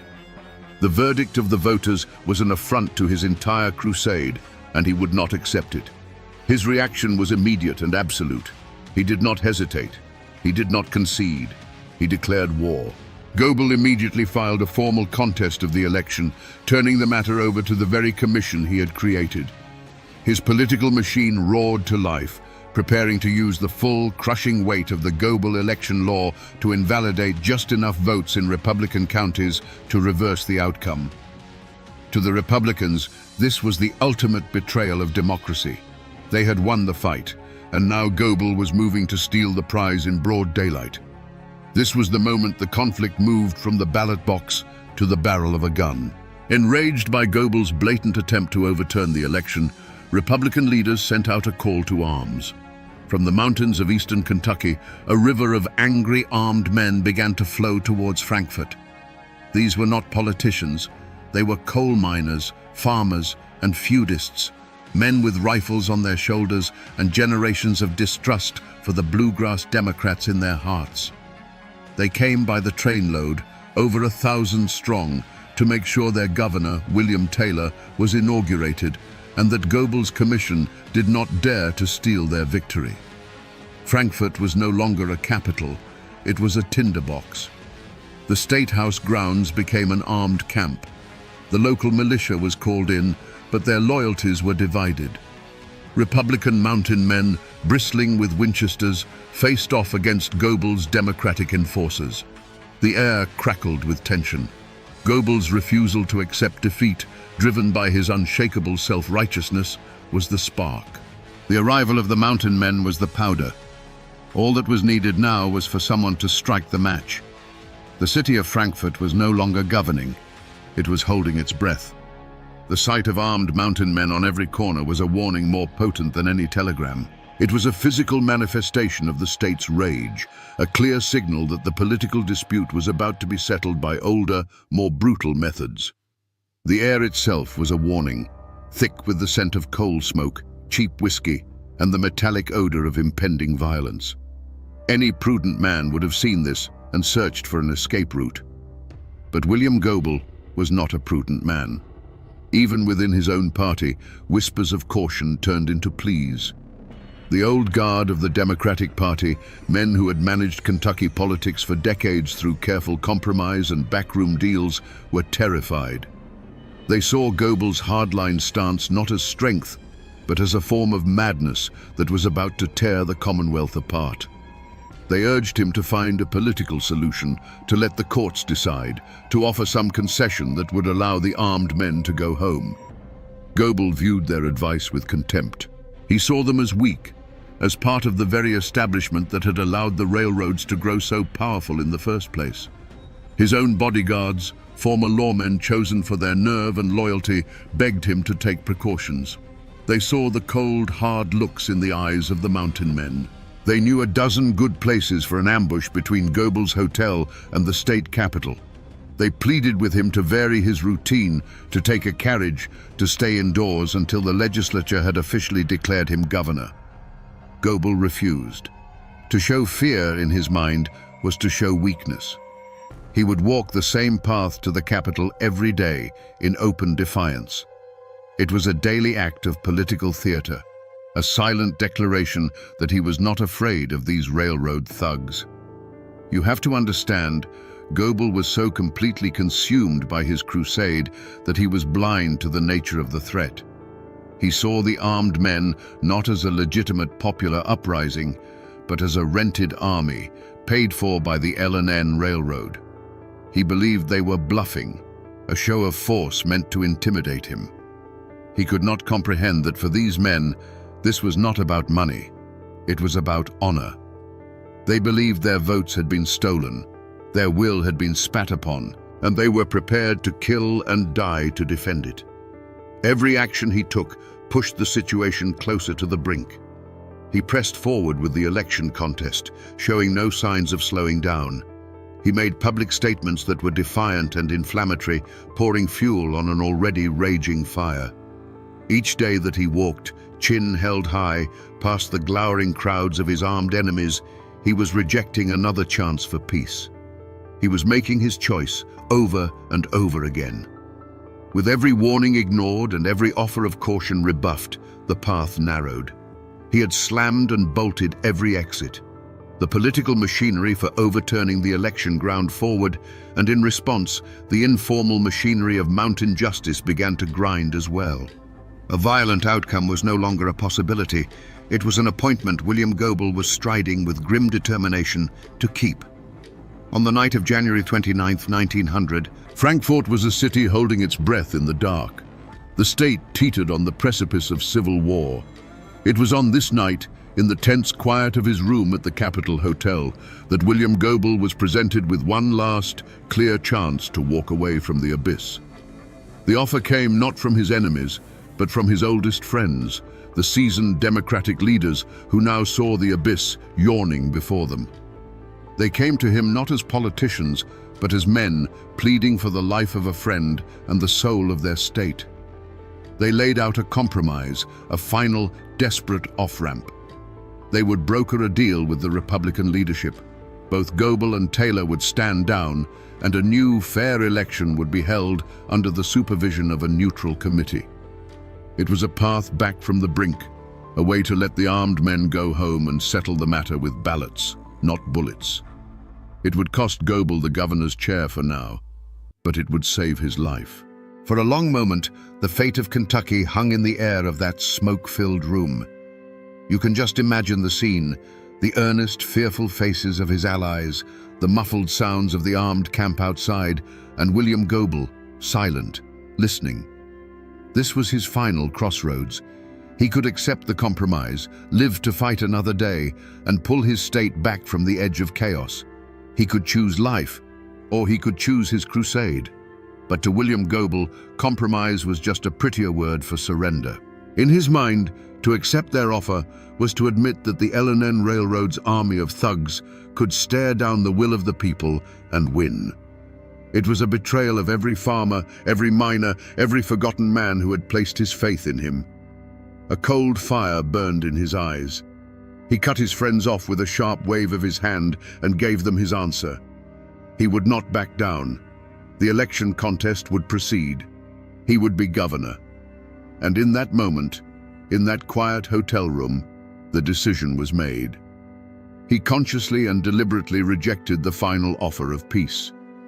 His friends left his room that night with the heavy hearts of men who had just left awake. William Goebel stood alone, looking out his window toward the darkened dome of the old state capitol. He had an appointment to keep with destiny, and William Goebel was not a man to be late. The morning of January 30th was bitter cold. A thin blanket of snow covered Frankfurt, muffling the sounds of the city and painting the world in shades of grey and white. William Goebel buttoned his overcoat and stepped out into the frigid air. As always, 2 bodyguards fell into step beside him.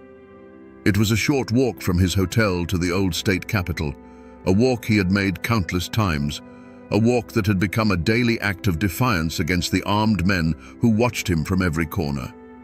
He was not thinking about rifles. He was thinking about victory. The legislature was set to meet that day, and he knew he had the votes. The long, brutal fight was almost over.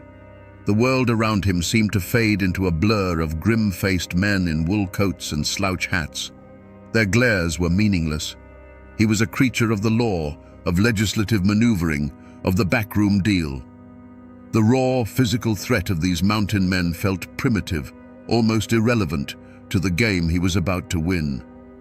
As he approached the Capitol grounds, the familiar crunch of his boots on the snow-covered path was the only sound in his world. He walked past the iron fountain, its water frozen into a silent sculpture. The grey limestone facade of the Capitol building loomed before him, the symbol of the prize he had fought for his entire life. The world narrowed to that single point, that doorway through which he would walk in a matter of hours as the rightful governor of Kentucky. Then a sound, sharp and violent, split the winter air. It wasn't the sound of an argument or a carriage backfiring. It was a single, dry crack, like a massive tree branch snapping in the frozen woods. It was a sound of finality. For an instant, William Goebel felt nothing. Then a giant, invisible hand seemed to slam into his chest, stealing his breath and knocking him from his feet. The world pitched sideways, the grey sky and the stone Capitol swapping places. He was on the ground, the impossible cold of the snow soaking through his coat, a white-hot fire spreading through his body. He looked up, his mind struggling to understand what had just happened. Confusion gave way to a strange, chilling clarity. He saw the panicked faces of his bodyguards leaning over him. He could hear shouting now, a chaos of running feet and horrified screams erupting around him. He knew, in that moment, that the game was over. The rules had been changed. As his friends knelt by his side, he is said to have summoned his last reserve of strength, forcing out the words that would become his own epitaph. "Tell my friends to be brave and fearless and loyal to the common people." The echo of the rifle shot faded, leaving behind it a new and terrible silence. The political argument that had torn Kentucky apart for months was suddenly, permanently over. A single, unseen finger had pulled a trigger, and in the space of a heartbeat had plunged a Commonwealth into darkness. Panic seized the capital. The single shot had shattered the fragile truce, and in its place was pure chaos. Goebel's allies, their faces masks of fury and disbelief, swarmed around their fallen leader. They lifted his bleeding body from the frozen ground and carried him, not to a hospital, but back to the Capitol Hotel. The hotel, which had been his political headquarters, was about to become his death chamber, his hospital, and, for a few fleeting days, the governor's mansion. Inside, as doctors worked frantically to save him, Goebel drifted in and out of consciousness. The bullet had torn through his lung, and every breath was an agony. But in the moments of lucidity, his state of mind was not one of regret or fear. It was one of cold, unyielding resolve. His body was a ruin, but his mind was still a fortress. He was told the legislature was in an uproar, that his enemies were in disarray. He knew, even as his life was draining away, that this was his moment. The assassin's bullet had not ended his fight. It had given him the final weapon he needed to win it. While Goebel lay dying, his political machine, the most formidable in Kentucky, executed its final, brilliant, and ruthless maneuver. With the Capitol in an uproar and the Republicans reeling from the accusation of murder, the Democratic-controlled legislature moved with breathtaking speed. They met in a chaotic session, officially invalidated the election results from the mountain counties, and declared William Goebel the rightful governor of the Commonwealth of Kentucky. And so, in one of the most surreal and desperate acts in American political history, the Chief Justice of the Kentucky Supreme Court was rushed to Goebel's bedside. In that hotel room, heavy with the smell of chloroform and fear, surrounded by his weeping allies, the dying man raised his right hand. He swore the oath of office, his voice a ragged whisper. For 3 agonizing days, a ghost governed Kentucky from a deathbed. His first and only act was to sign an order disbanding the state militia that protected his rival. On February the 3rd, 1900, the fight finally went out of him. The end of his road had come. William Goebel, the 34th governor of Kentucky, was dead. His war, however, was just beginning. The shot that killed William Goebel did not bring peace. It unleashed a plague. His death was not the end of a war, but the beginning of a long and bitter occupation of the soul of Kentucky. The wreckage left behind was not measured in broken buildings, but in shattered lives and a poison of suspicion and hatred that seeped into the very soil of the Commonwealth for a generation. His personal tragedy immediately became everyone's tragedy. For his political allies, victory was a poisoned chalice. His lieutenant governor, J.C.W. Beckham, now sat in the governor's chair, but the office was haunted. They had won power, but it was power consecrated in blood, and now they were bound by a sacred duty to avenge their fallen leader.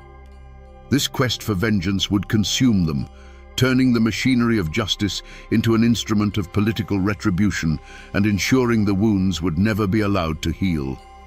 The most immediate wreckage was visited upon the men from the mountains.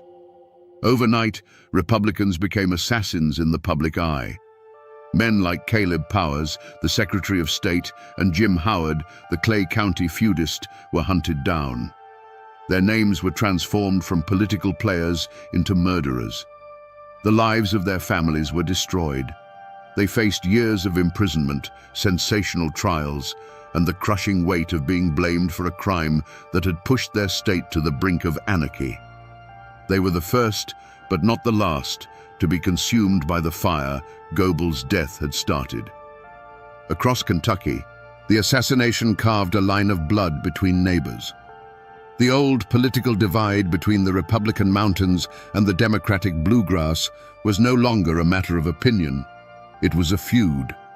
Friendships ended, business partnerships dissolved, and families were torn apart by allegiance. The name Goebel became either a martyr's cry or a villain's curse, and there was no ground in between. The trust in government, in the law, in the very idea that a dispute could be settled peacefully, was utterly shattered.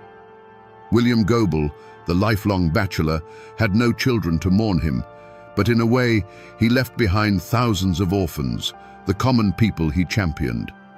Their great hero was gone, and in his place was a legacy of division and a cycle of vengeance that did nothing to ease their poverty or break the power of the railroads. The bullet that struck him down had ricocheted through the entire state, and its final victims were the very people he had sworn to protect. The law that came for the accused killers of William Goebel was not a blindfolded goddess holding a set of scales. It was a vengeful spirit, cloaked in the robes of the state and armed with a prosecutor's fury. The series of trials that followed were not a search for truth. They were the final battle of the Goebel War, fought in a courtroom instead of on the street. The main targets were dragged from the mountains and into a world they did not understand. Caleb Powers, the Republican Secretary of State, branded the mastermind, and James Howard, the feudist from Clay County, accused of being the man who pulled the trigger. This was the heart of the conflict, a clash of two irreconcilable worlds. You have to picture it. A man like Jim Howard, a product of the Clay County feuds where disputes were settled face-to-face with a revolver, being tried by the complex machinery of state law. The prosecution painted him as a cold-blooded assassin, a hired gun. But to men who lived by the mountain code, assassination was a coward's work. The code demanded you look your enemy in the eye. The idea of shooting a man in the back from a hidden window was not just a crime, it was a profound dishonor, a stain on a man's name worse than death itself. Howard and Powers defended themselves with a simple, rugged denial that seemed hopelessly naive against the state's intricate, politically charged conspiracy theories. The trials themselves were a spectacle of partisan rage. The new Democratic administration, led by Goebel's successor, oversaw the prosecution. Juries were packed with loyal Democrats.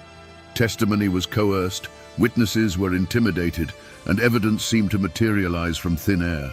A clerk named Henry Utsi confessed, implicating the others in a story that conveniently fit the prosecution's narrative, a confession many believed was given under duress to save his own skin. It was a legal bludgeon designed not to uncover a fact, but to secure a conviction at any cost. The community's reaction was as divided as the state itself. In the bluegrass and the cities, newspapers proclaimed that Goebel's murderers were finally facing their reckoning. They were seen as traitors, the agents of a corrupt railroad, and no punishment was too severe. But in the mountains, a different story was told. To them, Powers and Howard were not criminals. They were political prisoners, martyrs framed by the very same democratic machine that had stolen the election.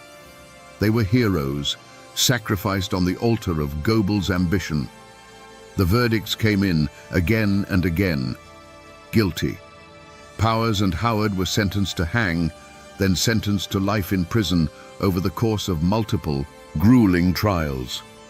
But the ink was barely dry before appeals courts, looking at the tainted evidence and partisan atmosphere, overturned the verdicts. For 8 long years, the men languished in prison while the legal war raged on. In the end, was justice served? Not even close. The trials did not deliver clarity. They only cemented the divisions. They were a legal feud, as bitter and personal as any fought with rifles in the hills of eastern Kentucky. The final judgment came not from a jury, but from a Republican governor who, years later, pardoned the last of the men still in prison. The law had failed. It had picked its villains, held its show trials, and ultimately had let the true killer of William Goebel remain a ghost. So what became of the men who stood against William Goebel? If this were a simple story, his death would have meant their victory. But in the tangled, bloody history of Kentucky, there are no clean endings. The other side of this coin is not stamped with triumph, but with its own dark and complicated fate. Consider William S. Taylor, the Republican who won the election only to have it stolen from him. Did he rise to power over his rival's grave? No. He became a man without a country. Implicated in the assassination plot and facing indictment by a vengeful Democratic administration, Governor Taylor was forced to flee. He escaped across the river into Indiana, a political exile, never to set foot in his home state again. He lived out the rest of his days as an insurance lawyer in Indianapolis, a man who won an election and lost everything. And what of the true antagonist, the shadow government that Goebel had dedicated his life to fighting? The L&N Railroad had seemingly won the ultimate victory. Their most dangerous and implacable enemy was gone, silenced forever.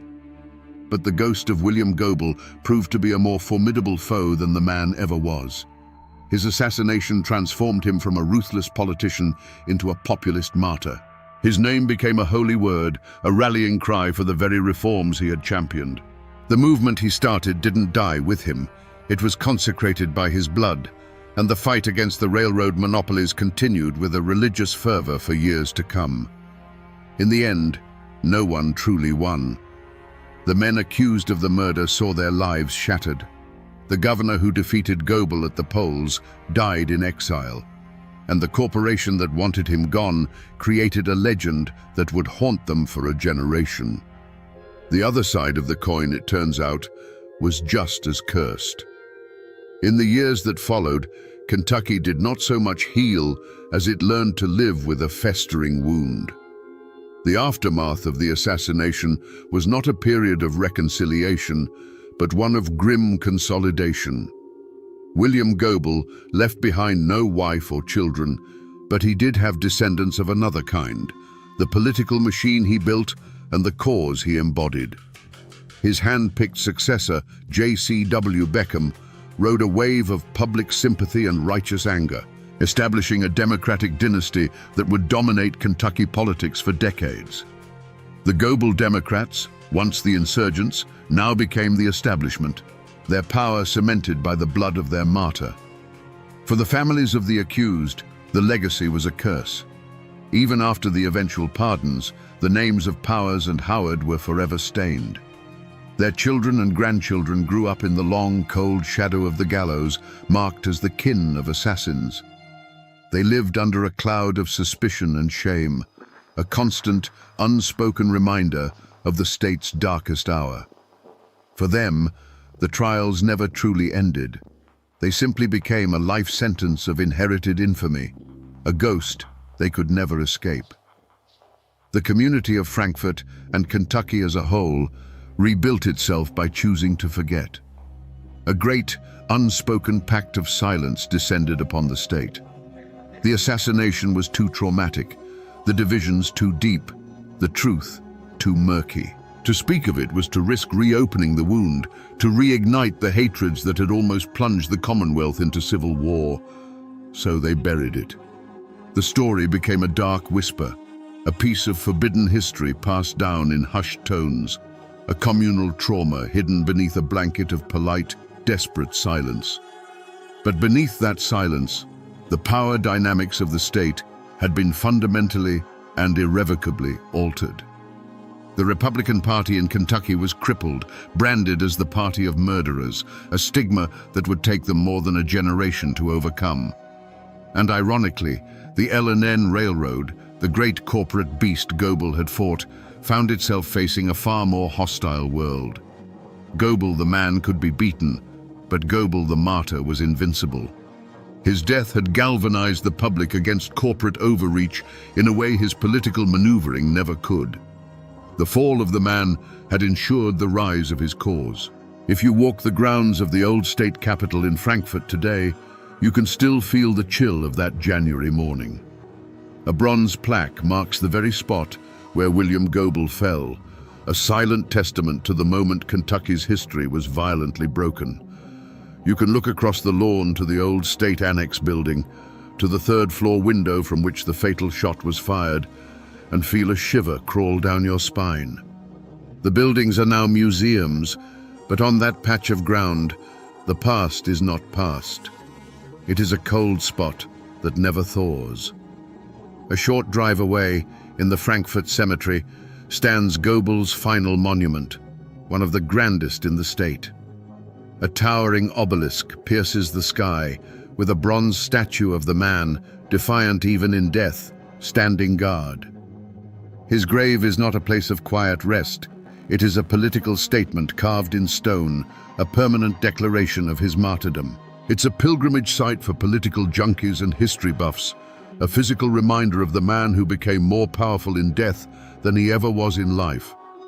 But Goebel's ghost doesn't just haunt these physical places. It lives in the stories. His assassination became the stuff of legend, a dark and bloody folk tale told in the back rooms of the State House and around kitchen tables in the mountains. Folk singers wrote ballads about the man who fought the railroad and was shot down in the snow. His name became a cautionary tale whispered to young, ambitious politicians, a warning about the deadly consequences of pride and the refusal to compromise. The story persists more than a century later because it is a perfect, unsolved mystery. The question of who truly killed William Goebel was never answered, and so it can never die. Was it the Mountain Republicans avenging a stolen election? Was it a shadowy railroad conspiracy silencing a threat to their profits? Or was it the darkest theory of all, a dissident Democrat, tired of his tyrannical rule, who pulled the trigger knowing his enemies would take the fall? The lack of a definitive answer allows the ghost to belong to everyone, his legend shaped and reshaped to fit any political narrative. And so, the spirit of William Goebel still walks the halls of Kentucky politics. Goebel's ghost became a term for the lingering bitterness, the deep partisan hatred that can still erupt in the state. The man is gone, his bones turned to dust beneath that stone monument. But the fury, the division, and the unanswerable question of his end, that part of him is immortal. It haunts the Commonwealth, a permanent echo of a single rifle shot on a cold winter morning. So, we come back to the question we asked at the very beginning, standing over the ghost of a man shot down in the snow. Was William Goebel a hero or a villain, a martyr or a tyrant? The hard truth, the one that a century of dust and argument has left us with, is that he was both. He was a man who saw a great evil, the unchecked power of corporations strangling the life from his state, and he chose to fight it with a fire so fierce it consumed everything, including himself and the very democratic principles he claimed to defend. In the end, this isn't just the story of a political assassination. It's a timeless Appalachian tragedy about how a man's greatest strength can become his most profound and fatal weakness. It's a chilling lesson on the poison of absolute certainty, a warning that when a man becomes so convinced he is on the side of the angels, he can't see that he's started using the devil's own tools. It is the story of a modern political machine crashing headlong into the ancient, unbending code of the mountains and the explosion that followed. The shot that killed William Goebel was an echo of 1,000 conflicts born in these hills, a brutal reminder that when you strip away the laws and the politics, some things are only settled with blood. It's a story about a war for the soul of a state, a war that left no victors, only ghosts. And that, my friends, is the ballad of William Goebel, the man who fought a war for the common people, but whose own pride was the one enemy he could never defeat.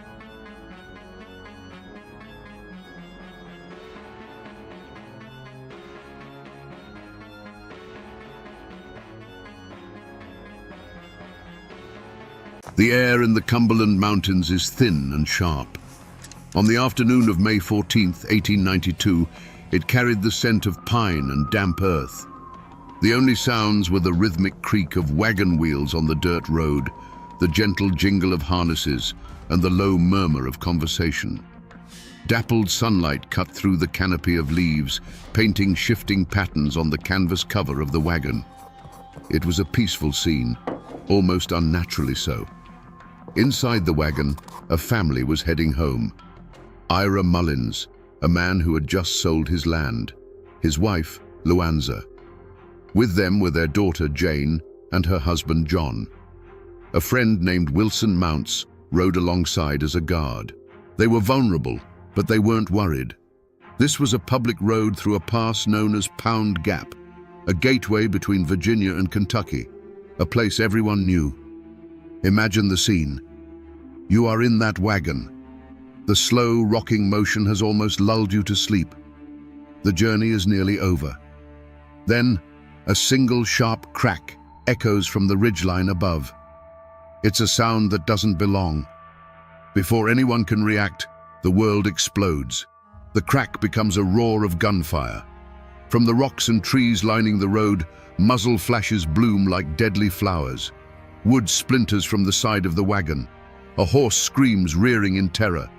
The driver, John Chappell, is thrown from his seat, a dark stain spreading across his chest before he even hits the ground. Chaos. Pure, absolute chaos. Inside the wagon, there's nowhere to run, no time to even understand. It was over in less than 20 seconds. The gunfire stops as suddenly as it began.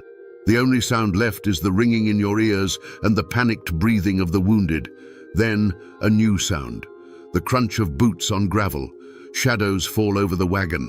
The ambushers step out from the tree line, their faces grim, their rifles still smoking.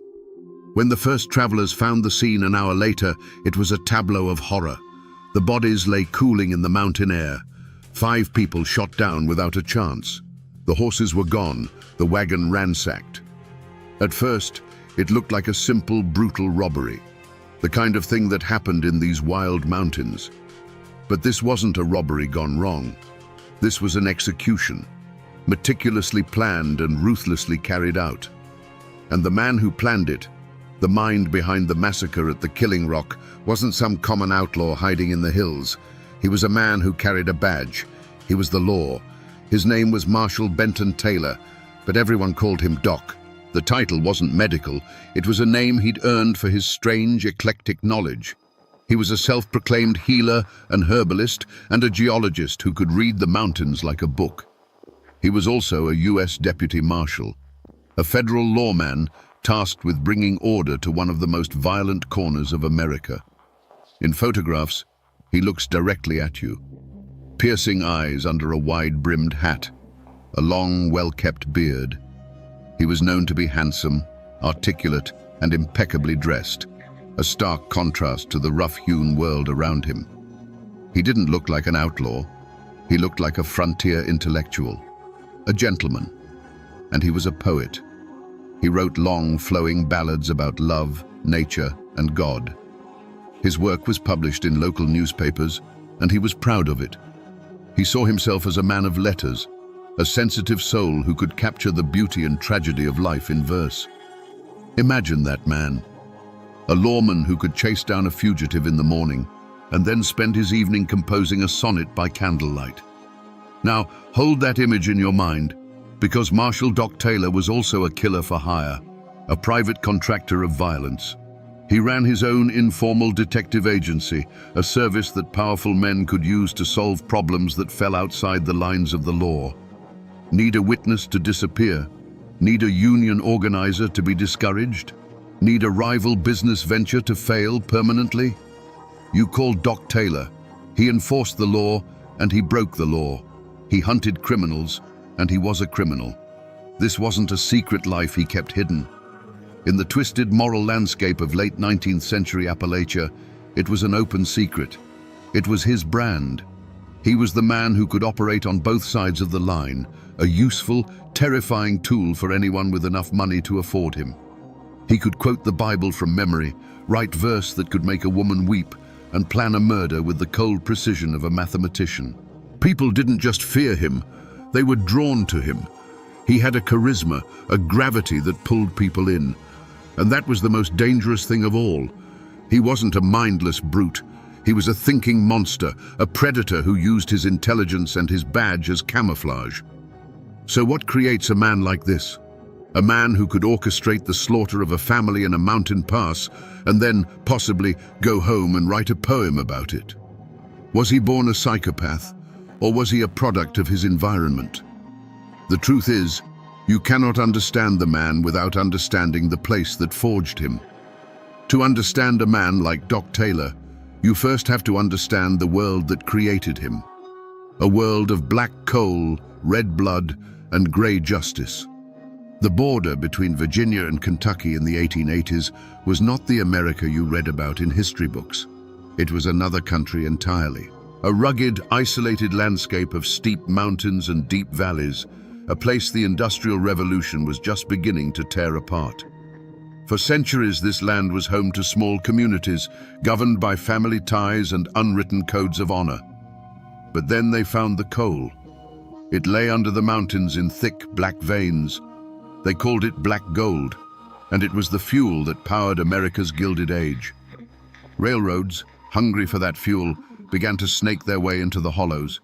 Timber companies clear-cut ancient forests, and with them came the coal barons, wealthy industrialists from the north, men who saw the mountains not as a home, but as a treasure chest to be cracked open. They bought up land for pennies on the dollar, often through deceptive contracts that the largely illiterate local population couldn't understand. They built company towns where the coal company owned everything: the houses, the store, the church, the people.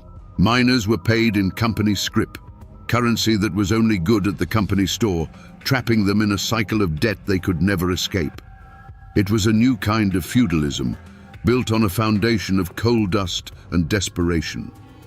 This invasion of capital and industry created a powder keg. The old clan-based society clashed violently with the new corporate order. Feuds that had simmered for generations, like the infamous Hatfield-McCoy conflict happening just a short distance away, exploded in this new, high-stakes environment. But the real war was between the coal companies and anyone who stood in their way. This was a place where a man's life was worth less than a seam of good coal. And for the new railroad barons and coal magnates, men who could enforce order with a gun were not criminals, they were assets. The official law was distant, underfunded, and often corrupt. Sheriffs were frequently on a company's payroll. Justice was a commodity, bought and sold like anything else. So the companies built their own private armies. They hired guards, detectives, and enforcers to protect their interests, break up early attempts at unionizing, and intimidate the local populace. The line between a lawman and a hired gun didn't just blur, it often vanished completely. It was a world of violence where disputes were settled not in a courtroom, but with a Winchester rifle on a dusty road. This was the world that created Doc Taylor. It was a world that needed men like him, men who were comfortable with violence, who understood the local culture, and who could navigate the murky waters between what was legal and what was necessary. A man with a federal badge, who was also willing to work for private interests, was the perfect instrument of power in a land where there was no real power to be had. And the most valuable asset in Wise County, Virginia, was a man who wore a federal badge. How does a man like Doc Taylor get a federal badge in the first place? He wasn't a career lawman from back east. He was a local. And in that time and place, that's exactly what the federal government was looking for. They needed men who knew the terrain, who understood the complex web of family feuds, and who weren't afraid to get their hands dirty. Doc Taylor, with his intelligence, charisma, and growing reputation, was a perfect fit. On paper, his duties were clear. As a U.S. Deputy Marshal, he was the long arm of the federal government. He chased moonshiners, served warrants in remote hollows, and hunted fugitives who crossed state lines. By all accounts, he was effective. He was smart, he was fearless, and he knew how to talk to people, or how to intimidate them. He built a network of informants and allies, projecting an aura of authority that few dared to challenge. But that was only half of his business.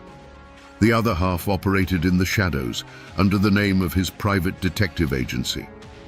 This agency was his real masterpiece. It was a legitimate front for an illegitimate enterprise. The badge wasn't his job, it was his brand. It was the ultimate guarantee of his services. Imagine the power this gave him. As a federal marshal, he could legally carry any weapon he wanted.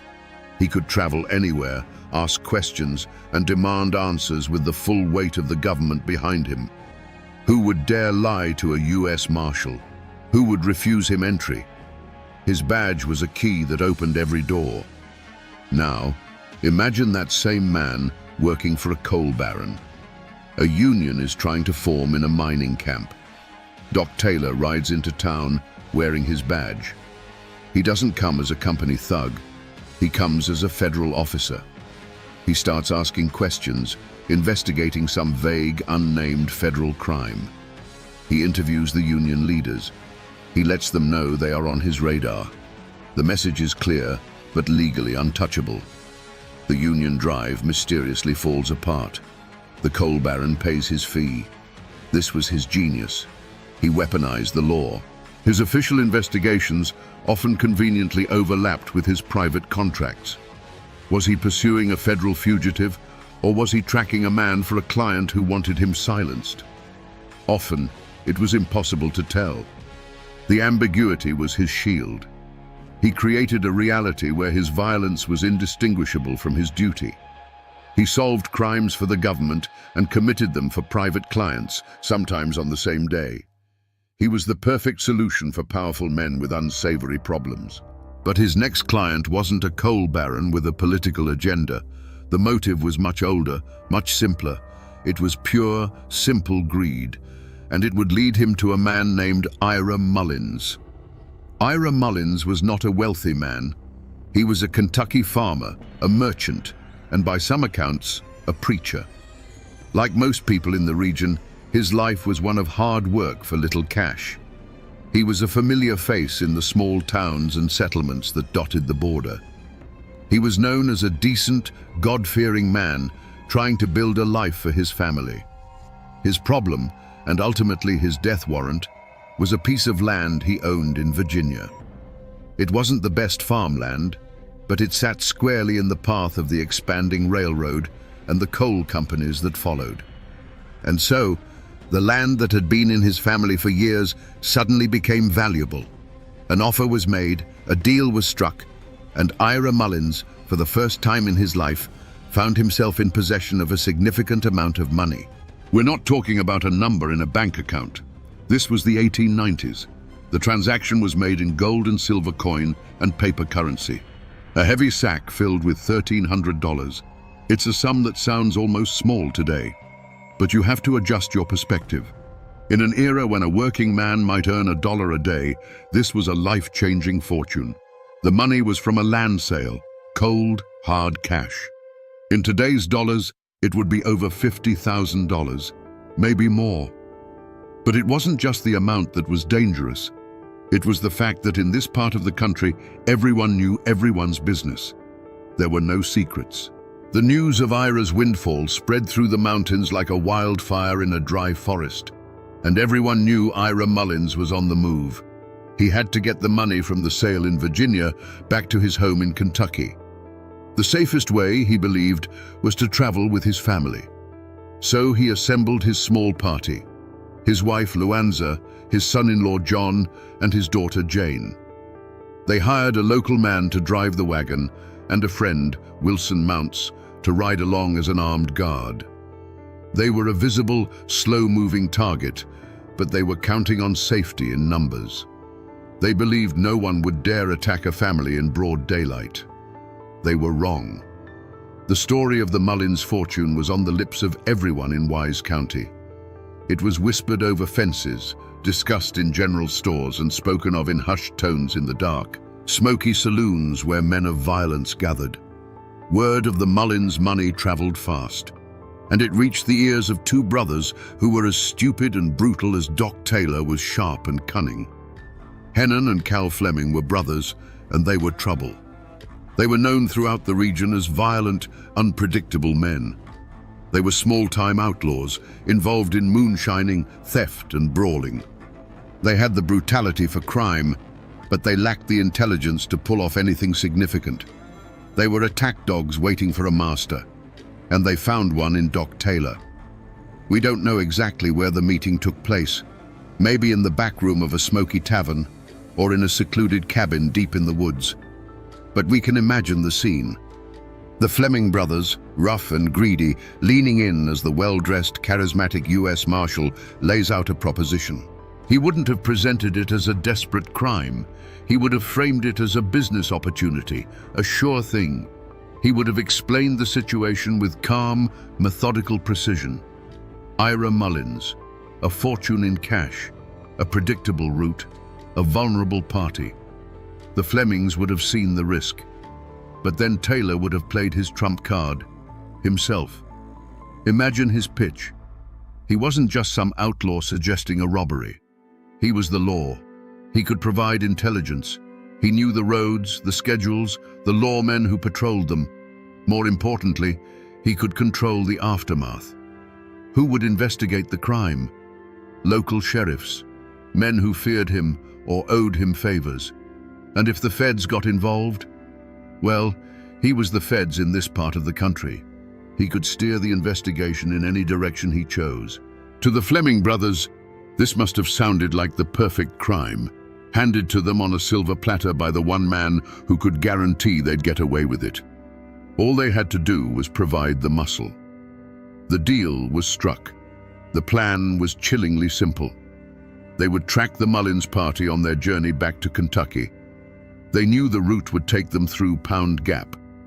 And within the gap, there was a specific landmark, a large outcrop of rock that locals called the Killing Rock. The road narrowed there, forcing the wagon to slow down as it passed beneath the stone. It was a natural ambush point, a perfect kill zone. They would hide themselves among the rocks above the road and wait. Taylor, the strategist, would give the signal. They would open fire with overwhelming force, aiming to kill everyone before they could even react. No witnesses. They would take the money, dispose of the horses, and melt back into the mountains. The plan was simple, brutal, and with a U.S. Marshal on their side, they believed it was foolproof. All they had to do was wait for the Mullins party to reach that certain narrow pass in the mountains, a place called Pound Gap. The journey began like any other. The sun was warm, the road was dry. The slow, steady pace of the horses set the rhythm for the day. For Ira Mullins and his family, there must have been a sense of relief. The deal was done, the money was secured. All that was left was this final stretch, a long ride home through familiar territory. Imagine the conversations in that wagon. They would have talked about the future, what they would do with the money. A new barn, perhaps, better land, a chance to finally get ahead, to build something lasting for their children. They were carrying not just cash, but a collection of hopes and dreams in a heavy sack. The weight of it must have felt like a promise. As the wagon rumbled on, the landscape began to change. The open fields gave way to dense forests. The road narrowed, winding its way into the foothills of the Cumberland Mountains. The shadows grew longer, the air grew cooler. The world outside the wagon became a wall of green and grey rock, pressing in on either side. They had no reason to be afraid. They were on a public road, in broad daylight. This wasn't some desolate, forgotten trail. They even passed a few familiar faces along the way. A farmer on his mule, a family in another wagon, exchanging waves and nods. The ordinary greetings of a world behaving as it should, a world at peace. but they didn't see the figures shadowing them from the ridgeline above. Men moving silently through the trees, keeping pace, always staying just out of sight.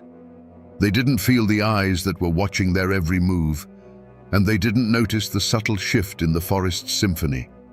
The moment when the birds suddenly went quiet. The moment the woods held its breath. To the Mullins party, the entrance to Pound Gap was just another landmark on a long road, a deep cut in the mountain, flanked by steep, rocky slopes. The road here was rough, forcing the horses to slow to a walk. The creak of the wagon wheels echoed off the stone walls of the pass, the sound swallowed by the immense silence. They were getting close to the Killing Rock now. Each turn of the wheel brought them deeper into the trap. The sunlight struggled to reach the floor of the gap, and the air was still and heavy. It was a place that felt ancient and indifferent, a place where anything could happen.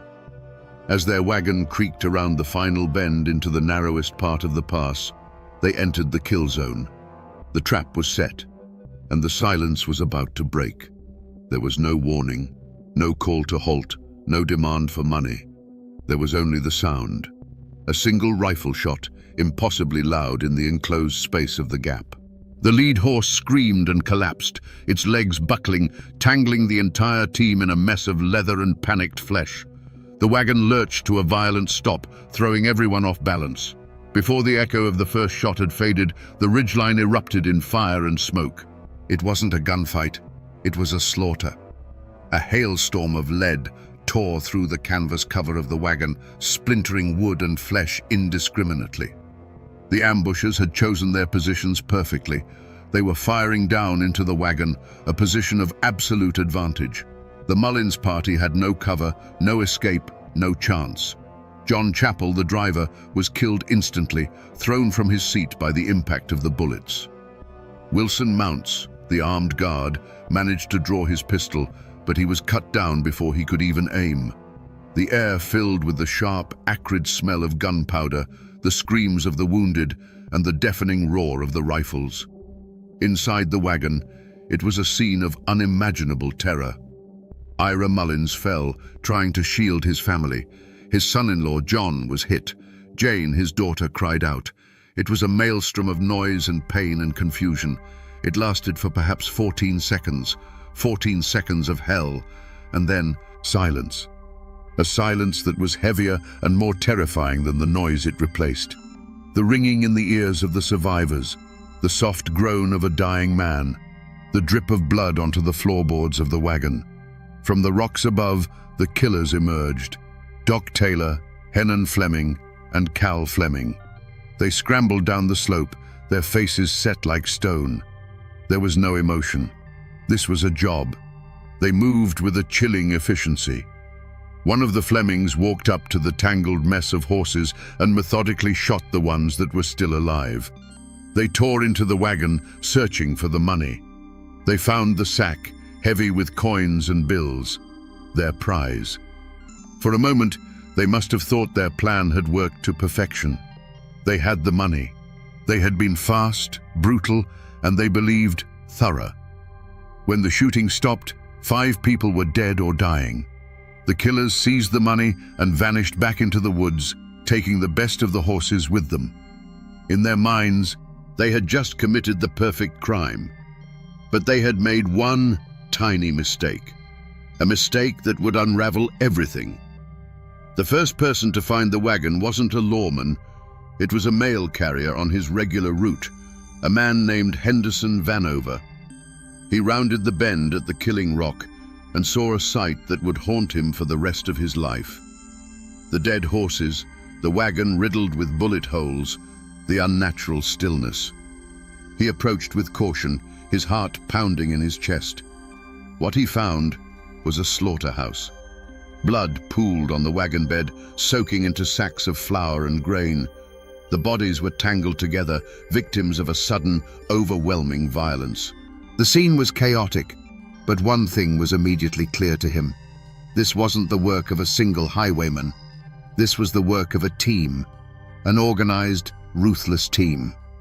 He turned and rode as fast as his horse could carry him to the nearest town, Gladeville, which is now the city of Wise, Virginia. When he burst into the sheriff's office, the story he told sent a shockwave through the community. An entire family ambushed and murdered in broad daylight on the main road. It was an act of savagery that stood out even in that violent land. The local sheriff, a man named Hunsucker, gathered a posse and rode out to Pound Gap. When they arrived, the sun was beginning to set, casting long, grim shadows across the scene. The work was slow and grim. They carefully removed the bodies, trying to piece together the final terrifying moments of the Mullins' lives. They found Ira, his son-in-law, the driver, and the guard, all dead.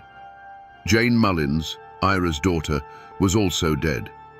It appeared to be a complete massacre. The motive seemed obvious: robbery. The killers had taken the money and the horses.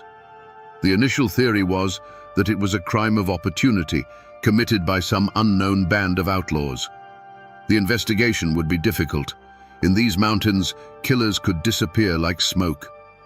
But then, as one of the deputies carefully examined the bodies inside the wagon, he heard a sound, a faint, barely audible moan. He moved aside a blood-soaked blanket and froze. Curled up at the bottom of the wagon, grievously wounded but still breathing, was Ira's wife, Luanza Mullins. The mistake wasn't something they left behind. It was someone. Amidst the carnage, investigators found one survivor. She had been shot multiple times and left for dead. But she was alive, and she had seen them. Her testimony, whispered from a bed of pain, was explosive. She identified the Fleming brothers, men she knew by sight. But then she named the third man, the mastermind, the one who gave the orders. And no one could believe it, because she had just accused U.S. Deputy Marshal Doc Taylor. The name hit the small community of Wise like a lightning strike. Doc Taylor. It was unthinkable. He was a federal lawman. He was an educated, well-spoken member of the community. Some believed Luanza Mullins had to be mistaken, her mind clouded by trauma. Others, who knew of Taylor's darker side, felt a cold dread creep over them. The accusation was monstrous, but it had the chilling ring of truth. With the backing of a living witness, the investigation kicked into high gear. Sheriffs and marshals, some of whom were Taylor's own colleagues, began a discreet but urgent search. They needed more than one person's testimony to bring down a man like Doc Taylor. They needed hard, undeniable proof. They began looking into his known associates. The Fleming brothers were already prime suspects, and searching places he was known to frequent. And in the course of that search, they found it. A piece of evidence so bizarre, so utterly insane, that it has no parallel in the annals of American crime. It wasn't a murder weapon. It wasn't a bloody piece of clothing. It was a manuscript, a long, handwritten poem. The title was The Killing of the Mullins Family. It wasn't a diary entry hidden away in shame. It was a ballad, written with a confident, flowing hand, as if intended to be read aloud or even set to music. It was a boast, a detailed step-by-step narration of the Pound Gap massacre, told from the perspective of the man who planned it. The arrogance is breathtaking. It's the work of a man who doesn't just want to get away with murder, he wants credit for it. In its chilling verses, he describes the planning of the ambush. He mocks the Mullins party for their foolishness, for believing they were safe. He details the attack with a cold, almost gleeful precision, portraying himself not as a common thief, but as an avenging figure, a righteous predator. It is a work of profound narcissism and absolute remorselessness, a piece of folk art written in the blood of its subjects. This poem is a map of a killer's soul, a window into a mind so twisted that it saw mass murder as a story worth telling, a deed worthy of verse. We are going to return to this document. We will break down its lines and uncover the secrets hidden within his words. But first, you have to understand what happened when the law realized one of its own was a monster, and that he was holding a written confession to one of the most brutal crimes in the state's history. A confession in verse was unprecedented. It was arrogant. It was insane. But it wasn't enough to convict him without catching him first. And Doc Taylor was now on the run. The manhunt for Doc Taylor was unlike any other. This wasn't a case of lawmen chasing a common outlaw. This was the law chasing itself. They were hunting a man who knew all their secrets, all their methods, and all their weaknesses. He had been one of them. He knew how they thought, how they tracked, and where they would look. In the first few weeks, he was a ghost in his own backyard. He vanished into the labyrinthine mountains of Appalachia, a wilderness he knew better than any man alive. He could live off the land, navigate by the stars, and use the rugged terrain as his greatest ally. Posses would follow his trail for days, only to find it go cold at the edge of a river or the face of a cliff. It was like chasing the wind. Reports of sightings trickled in, creating a confusing and contradictory picture of his movements. He was seen in Kentucky, then Tennessee, then West Virginia. He seemed to be everywhere and nowhere at once. He used his old network, calling on people who either remained loyal or were too terrified to refuse him shelter. For a night, he would be a guest in a remote cabin, and by sunrise, he'd be gone, leaving behind only rumors. The manhunt became a sensation.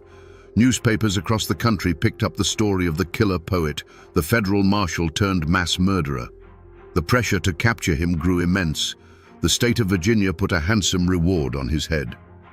When local law enforcement proved ineffective, the governor called in the big guns, the Pinkerton National Detective Agency. The Pinkertons were the best in the business. They were relentless, methodical, and had a national reach. They put their top agents on the case, flooding the region with wanted posters bearing Taylor's handsome, bearded face. The net began to spread, moving from a regional hunt to a national one. They knew Taylor couldn't hide in the mountains forever. Eventually, he would have to surface. He was a ghost. He seemed to know where the posses would be before they did. He was an expert at disappearing. But the one thing he couldn't escape was his own reputation. The web of secrets he had built throughout his career was now a liability. The powerful men who once protected him, the coal barons and politicians who had used his services, were now terrified of him. They knew what he was capable of. They knew the crimes he had committed on their behalf. A live Doc Taylor on the run was a problem, but a captured Doc Taylor, talking in a courtroom to save his own neck, was a catastrophe. His former employers decided they couldn't risk it. Doc Taylor's greatest strength had always been his connections. He was a master of a hidden economy, a world of backroom deals, whispered favors, and shared secrets.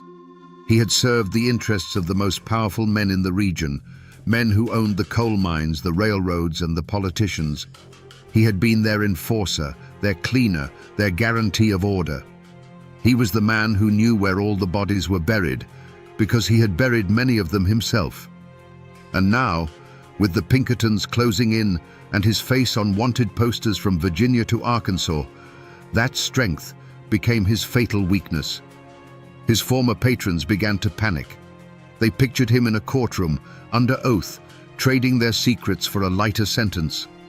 A man with nothing left to lose is the most dangerous man in the world, and Doc Taylor was about to lose everything. They couldn't let him talk. The decision was made, not in a sheriff's office, but in a corporate boardroom or a private study. It was a cold, calculated business decision. Doc Taylor, the asset, had become Doc Taylor, the liability, and he had to be liquidated. Killing him was one option, but a risky one. A dead Doc Taylor couldn't talk, but an assassination might raise more questions than it answered. It was cleaner to have the law do their work for them. All they needed to do was ensure he was captured. The betrayal came silently, through back channels. An anonymous tip whispered to a Pinkerton agent. A seemingly random piece of intelligence passed to a county sheriff. Men who had once paid Taylor for his services now began to feed information about his movements to the very people hunting him. They knew his habits, his safe houses, his likely escape routes. They had been his employers, and now they became his hunters' best informants. Taylor, for all his intelligence, might not have seen it coming. He was a man who believed in a certain code, a kind of honor among thieves. He probably trusted the bonds of shared criminality to protect him. He failed to understand that in the world of power and money, loyalty is just a currency, and his had just run out. He was no longer part of the club. He was the loose end that needed to be tied. The hunter was now the hunted, betrayed by the very system he had so effectively served. With his network of allies secretly working against him, his world began to shrink. The mountains that had been his sanctuary now felt like a cage. The net grew tighter, and in a dusty town far from the Virginia mountains, the law finally caught up to its own. The end for Doc Taylor came not with a bang, but with a quiet knock on a door. Acting on a tip from their new clandestine sources, a team of lawmen tracked him to a train car in West Virginia. They surrounded it, weapons drawn, expecting a bloody, desperate last stand. This was Doc Taylor, the mastermind of the Pound Gap massacre. They were prepared for a fight to the death. An officer approached the door, his heart hammering in his chest, and called out for Taylor to surrender. The door slid open, and there he was. He wasn't wild-eyed or disheveled. He was sitting calmly, reading a newspaper. He looked up, his gaze steady and unnervingly calm. He slowly folded the paper, set it aside, and smiled. "Gentlemen," he said, his voice even and polite, "I believe you are looking for me." There was no resistance, no struggle. He stood up, turned, and presented his wrists for the handcuffs as if it were a minor inconvenience, a piece of tedious but necessary etiquette. The lawmen, who had been steeling themselves for violence, were left momentarily speechless. He was not a cornered rat. He was a host greeting his guests. The journey back to Virginia was a spectacle. News of his capture traveled ahead of him by telegraph, and at every town where the train stopped, a crowd had gathered. They pressed against the platform, craning their necks for a glimpse of the infamous killer poet. They weren't there to jeer or throw stones. They were there out of a kind of awe-struck fascination. And Taylor gave them a show. He would come to the window of the train car, chained but unbowed, and nod to the crowd. He spoke with the reporters who swarmed him at every opportunity. He was witty, articulate, and utterly charming. He discussed politics, philosophy, and his own case, all with a detached, intellectual air. He never once broke character. He was performing the greatest role of his life, the gentleman outlaw. As he was led in chains, crowds gathered not to jeer, but to get a look at him. He would smile, tip his hat, and talk to reporters. He wasn't acting like a man whose neck was destined for a rope. He was acting like a star on tour. It was a masterful, terrifying performance of control. He was turning his own capture and impending trial into a piece of theater, with himself as the leading man. The performance continued all the way to the courthouse in Wise, Virginia. The local jail could barely contain the spectacle. He held court from his cell, granting interviews and spinning his own version of events. The stage was set for one of the most sensational trials of the 19th century. The Wise County Courthouse was the biggest show in the state. People came from all over, camping on the courthouse lawn for a chance to get a seat inside. It was part trial, part public festival. And at the center of it all was Doc Taylor, who seemed to revel in the attention. He entered the courtroom each day dressed in a clean suit, his beard neatly trimmed, looking more like a distinguished professor than a man on trial for mass murder. The prosecution's case was methodical and devastating. They laid out the facts of the Pound Gap massacre, the brutal ambush, the 5 lives taken for a sack of money. Their star witness was the one person who could put Taylor at the scene, the one person he had failed to kill, Luanza Mullins. She was brought into the courtroom, still frail from her injuries. In a quiet but firm voice, she recounted the horror of that day. She described the sudden explosion of gunfire, the chaos in the wagon, and then she pointed a trembling finger at the defendant's table. She identified him. She told the jury she saw him there among the killers, his face clear in the afternoon light. It was a moment of powerful, human drama. the testimony of a survivor confronting the architect of her suffering. Throughout her testimony, Doc Taylor watched her, his expression a mask of detached curiosity. He showed no anger, no remorse, no emotion at all. It was as if he were watching a play, a story that had nothing to do with him. Then the prosecution brought out its most damning piece of evidence: the poem. A prosecutor stood before the jury and read excerpts from The Killing of the Mullins Family. The courtroom was held in stunned silence as Taylor's own words echoed off the walls. His boasts, his descriptions of the crime, his chilling poetic confession. It was evidence unlike anything the jury had ever heard, a man's own artistry twisted into a self-made noose. When it was his turn, Taylor represented himself with remarkable skill. He was eloquent, he was logical, and he was utterly convincing. He claimed it was all a conspiracy, that the Mullins family was part of a rival faction in the local feuds. He argued that the poem was a work of fiction, a story he'd written based on rumors he had heard. He painted himself as the victim, a respected lawman framed by his enemies. He was, in his telling, the only honest man in a world of liars. He maintained his innocence with the eloquence of a seasoned orator. But the words of his own ballad, combined with the unwavering testimony of the woman who survived, were a confession no jury could ignore. The verdict was swift. The sentence, absolute.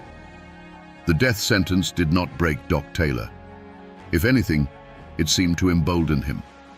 His final performance was about to begin. In the weeks leading up to his execution, his jail cell became a pilgrimage site. Reporters, preachers, and the morbidly curious came to see the condemned man. He greeted them all with the same unshakable calm, the same intelligent charm. He never confessed. To the very end, he maintained his innocence, sticking to his story of a grand conspiracy. He spent his final days writing letters, speaking with his family, and preparing himself for the end. He seemed to have no fear of death. He treated his own execution as a final, formal engagement on his social calendar. The day of the hanging, October 27, 1893, was a public holiday in Wise County. Thousands of people flooded into the town. It was a carnival of death. Vendors sold food and souvenirs. Families brought their children to witness the grim spectacle. A special gallows had been constructed in a field just outside of town to accommodate the massive crowd. Shortly after noon, the procession began. Doc Taylor walked from the jail, his head held high. He was dressed, as always, in a fine suit. He scanned the crowd, his piercing eyes taking in the thousands who had come to watch him die. He didn't look like a man being led to his death. He looked like a politician walking to the podium. On the gallows, he was given the chance to say his last words. He spoke for nearly an hour. It wasn't a rambling, desperate plea. It was a structured, eloquent speech. He thanked the sheriff for his kindness. He forgave his enemies. He once again proclaimed his innocence, casting himself as a martyr. And then, in the most surreal moment of all, he read a new poem he had written in his cell, a final ballad about his own unjust fate. When he was finished, he stood calmly as the deputies placed the black hood over his head and the rope around his neck. The crowd fell into a hushed silence. The order was given. The trapdoor sprang open with a loud crack. As the trapdoor sprang, the story of Doc Taylor, the man, came to an end. But the story of Doc Taylor, the legend, the American monster, was just beginning. The body of Marshall Benton, Doc Taylor, was buried in a family plot, but his ghost has never left the mountains. For over a century, his story has been told and retold, becoming a dark piece of American folklore. A campfire tale with a terrifying difference. It was all true. He remains a figure of profound and disturbing contradiction. How do we reconcile the man who wrote sensitive lyrical poetry with the man who planned the cold-blooded murder of a family for money? Was the poetry a mask, a sophisticated camouflage for the monster underneath? Or were both sides of him equally real, coexisting in one man's soul? Was he simply a psychopath, born without a conscience, who used his intelligence and charisma to manipulate the world around him? Or was he a product of his time and place? A man forged in the crucible of the Cold Wars, a lawless land where violence was a tool and justice was for sale. In that world, perhaps a man like Doc Taylor wasn't an aberration. Perhaps he was an inevitability. His story forces us to look at the thin line between civilization and savagery. He wore the badge of the federal government, a symbol of order and justice. Yet he was an agent of chaos and brutality. He shows us that the institutions we trust to protect us can sometimes harbor the very predators we fear. The monster isn't always the outlaw hiding in the hills. Sometimes he's the man with the badge, the respectable citizen, the one hiding in plain sight. The poem, his chilling masterpiece, is his true legacy. It's more than a confession. It's a monument to his own ego, a testament to a man who believed his crimes were so grand they deserved to be immortalized in verse. He didn't just want to kill and steal, he wanted to be the author of the story. In the end, Marshal Doc Taylor remains a uniquely American contradiction. A lawman who broke the law, a killer who wrote poetry, a monster with the face of a gentleman. His life is a testament to the chilling darkness that can hide behind a veneer of civility, armed with a badge, a gun, and a pen. 2 days shy of her 41st birthday, shotgun blasts ripped through the quiet hills of the Indian Territory. She was shot in the back, a coward's ambush. The woman they called the Bandit Queen lay dead in the dirt, just feet from her own gate. The dime novels painted her as a female Jesse James, a ruthless outlaw. But that's the legend. How does a girl who mastered Greek and the piano, born to a respectable family, end her days this way? Today, we separate the truth from the lies to find the real Myra Maybelle Shirley and to ask the question that still haunts these hills. Who wanted her dead? Before the legend, there was a girl named Myra Maybelle Shirley. She wasn't born in a dusty outlaw camp, but into a life of relative comfort in Carthage, Missouri. Her father, John Shirley, was a respected farmer, innkeeper, and judge, a man of property and standing. Their home sat on the very edge of civilization, where the rolling prairies gave way to the rugged ancient Ozark Hills. It was a land with a soul much like Appalachia's, a place of tight-knit clans, fierce independence, and memories as long and deep as the valleys themselves. The roots of that spirit ran deep in Myra's blood. Her mother, Elizabeth Hatfield Shirley, came from the same line as the notorious Hatfields of the West Virginia-Kentucky border. This wasn't just a distant relation, it was a heritage.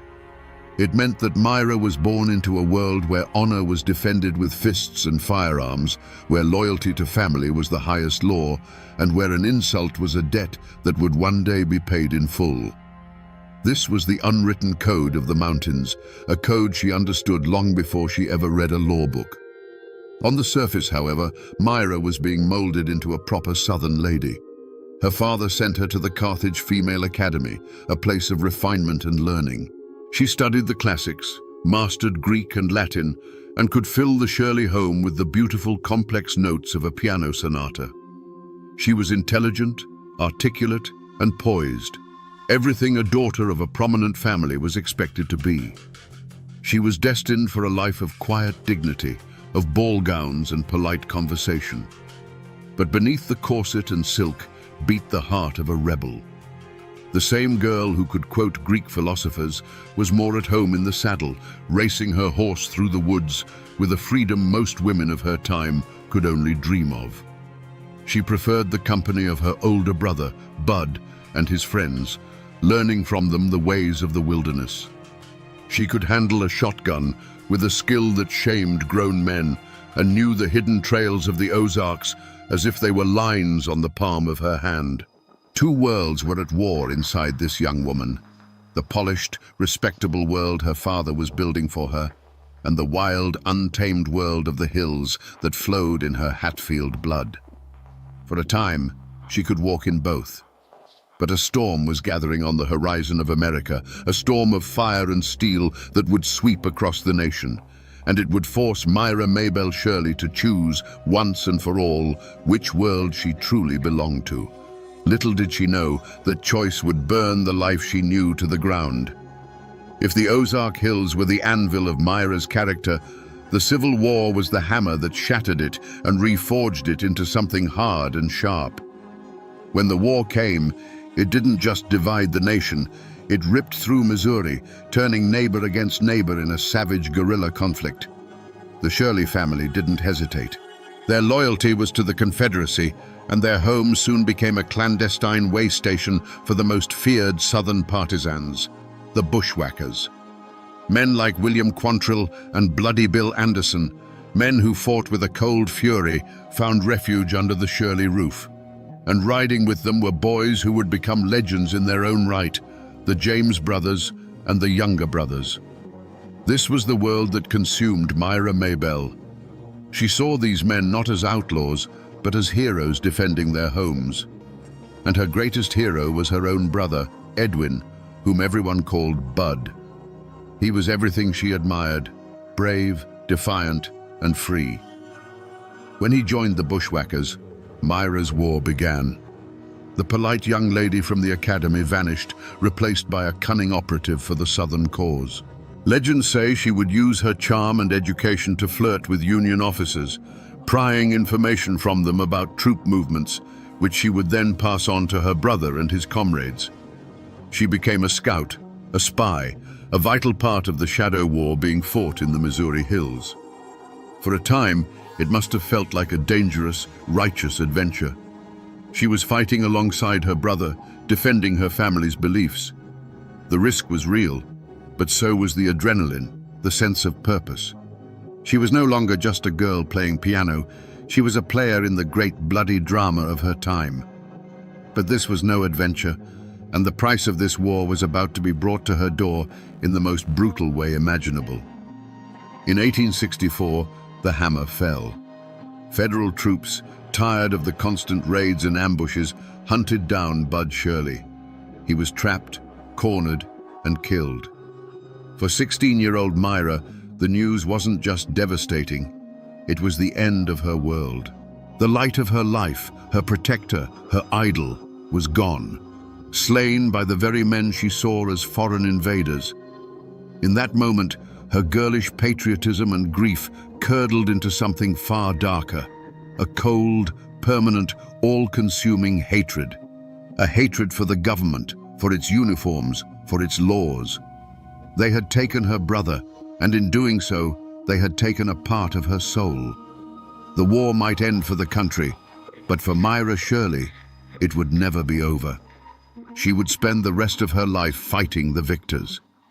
After the war, the Shirley family fled to Texas, seeking a new life from the ashes of the old. But for Myra, peace was a foreign country. Her heart, forged in hatred, was drawn to the fire. She found that fire in the eyes of the men who, like her brother Bud, refused to surrender. Men like the charismatic Cole Younger, a childhood friend and now a notorious outlaw. Rumors would later whisper of a passionate affair, claiming her daughter Pearl was his. It was a romantic story, but likely just that, a story. The truth, however, was no less dangerous. Her first husband was Jim Reed, another former bushwhacker who couldn't trade his pistol for a plow. With him, Myra stepped fully into the world of the outlaw. Their life was a blur of stolen horses and dodging posses, a frantic existence on the run. In this chaos, her two children, Pearl and Eddie, were born. But this was no family portrait. It was a partnership born of war and rebellion, and it was destined to end in blood. In 1874, Jim Reed's luck ran out. The news that reached Myra was cold and brutal. Her husband had been shot down, not in a blaze of glory, but by an acquaintance who valued the reward money more than friendship. At 26, Myra was a widow, a mother of two, and officially branded the accomplice of a dead bandit. This was the world she had chosen, a world with no honor among thieves. So she moved deeper into the shadows, to a place where the law of the United States was thin and the old ways were strong, the Indian Territory of Oklahoma. There, she met and married Sam Starr, a man from a proud Cherokee family. This wasn't just a marriage, it was the founding of a dynasty. On their land, tucked away in the rugged hills, they established a stronghold. It had a name that was a tribute to her old friends and a warning to her new enemies: Younger's Bend. Younger's Bend wasn't a ranch. It was a sanctuary for the damned. It was a place where men on the run, men like Jesse James and the Younger brothers themselves, could find a hot meal, a fresh horse, and a place to lay low, protected by the cunning of its queen. The air there was thick with the smell of wood smoke, whiskey, and paranoia. Every rider on the horizon was either a friend or a hangman. This was the heart of darkness, a kingdom built on stolen goods and guarded by guns. Here, the final transformation of Myra Maybelle Shirley was complete. She was no longer just a bandit's wife, she was the mastermind. She never led a charge, her hands weren't on the triggers during the robberies. Her weapons were her intellect and her will. She planned the heists, fenced the stolen property, bribed officials, and used her deep knowledge of the law to tangle up prosecutors in court. And she crafted an image that became a legend.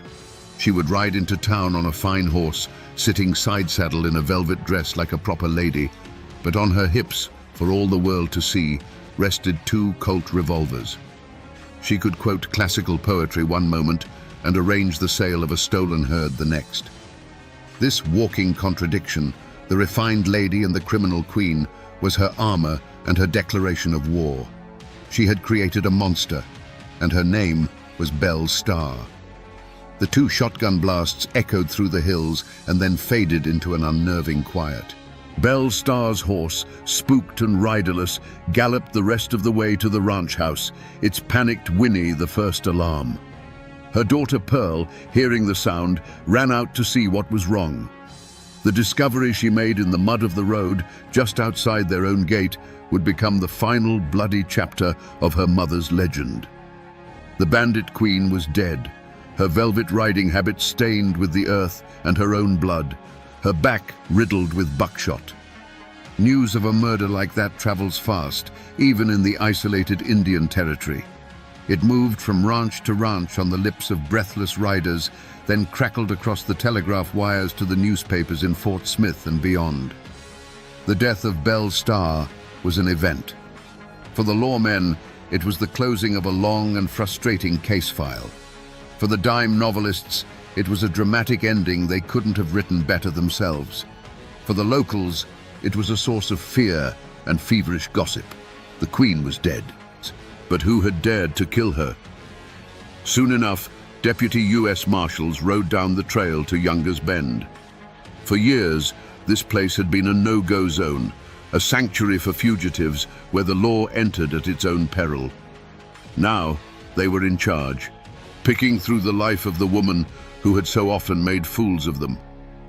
The investigation began, and the web of suspects was tangled and dark, spun from the threads of Belle's own life.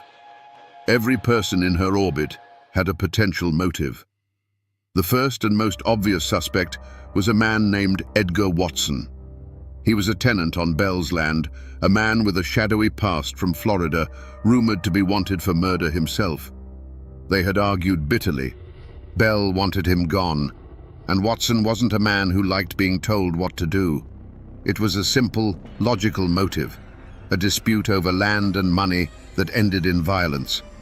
But the simple answer isn't always the true one. Then there was her own husband, a Cherokee man named Jim July Starr. He was younger than Belle and was, at the time of her murder, facing his own trial for horse theft. Did they have a falling out? Was he driven by jealousy? Or, as some whispered, did he arrange the murder to silence her before she could testify in some secret deal with the law? He had an alibi, but in the murky world of Younger's Bend, an alibi was just another story. The silence that fell over the hills wasn't one of peace. It was a silence of fear. Bell's network of outlaws scattered, not knowing who among them might be next, or who might sell them out for a pardon. A reward was posted for information, but few dared to speak. The killer was still out there, and no one knew how far their reach extended. The hunt was on, not just for a murderer, but for the truth behind the final bloody act of the Bandit Queen's life. The wheels of justice turned slowly, but in the case of Belle Starr's murder, they seemed to grind through mud. The primary suspect, Edgar Watson, was finally brought to trial. You can just imagine the scene in the Fort Smith courtroom. It wasn't just a legal proceeding, it was a spectacle. The room was packed with a tense mix of lawmen, curious townsfolk, and shadowed figures in the back rows, friends and enemies of the dead woman, all there to see how this final chapter would play out. The air itself felt heavy, thick with whispered theories and cold stares. Everyone had an opinion, and everyone was waiting for a conviction. The prosecution laid out its case. They painted a picture of a bitter dispute between a landlord and her troublesome tenant. They spoke of threats exchanged, of Watson's notorious temper, and of his presence near the scene of the crime. They presented him as a man with a motive, the means, and the opportunity. But their case was like a house built on sand. There was no murder weapon. There were no direct eyewitnesses to the shooting. The entire argument rested on bad blood and circumstantial evidence, a foundation that began to crumble under the slightest pressure. Watson, for his part, sat there with a cold confidence. He was no frightened farmer caught in the gears of the law. This was a man who understood the violence of the world. His defense lawyers didn't just deny his guilt. They threw the courtroom doors wide open to the chaos of Belle's life. They argued that putting only Edgar Watson on trial was absurd. Why not her husband, Jim July, who had his own legal troubles? Why not any of the dozens of spurned lovers, jilted partners, or vengeful victims Belle had created over the years? To have an enemy, they argued, was to be Belle Starr's acquaintance. And then, the darkest rumor of all, a chilling whisper that slithered through the courtroom, gave everyone pause. The story of Belle and her own son, Eddie. Their relationship was poison. He was a disappointment, and she was a harsh mother. The gossip was that just before her death, she had taken a whip to him for mistreating her favorite horse. Had the boy's resentment finally boiled over into an unspeakable act? Could he have pulled the trigger himself, or perhaps paid Watson to do it for him? It was a monstrous thought, but in the world Belle had built, it wasn't an impossible one. Faced with a weak case and a sea of reasonable doubt, the jury was trapped. They could condemn a man on suspicion, or they could let a potential killer walk free.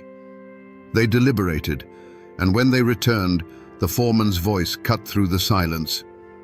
"Not guilty." A shockwave went through the room.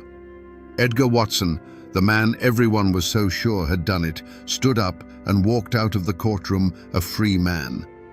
And so, the law of men had spoken. But was it justice? Or was it just a failure of a system that couldn't comprehend the complex, violent world of Younger's Bend?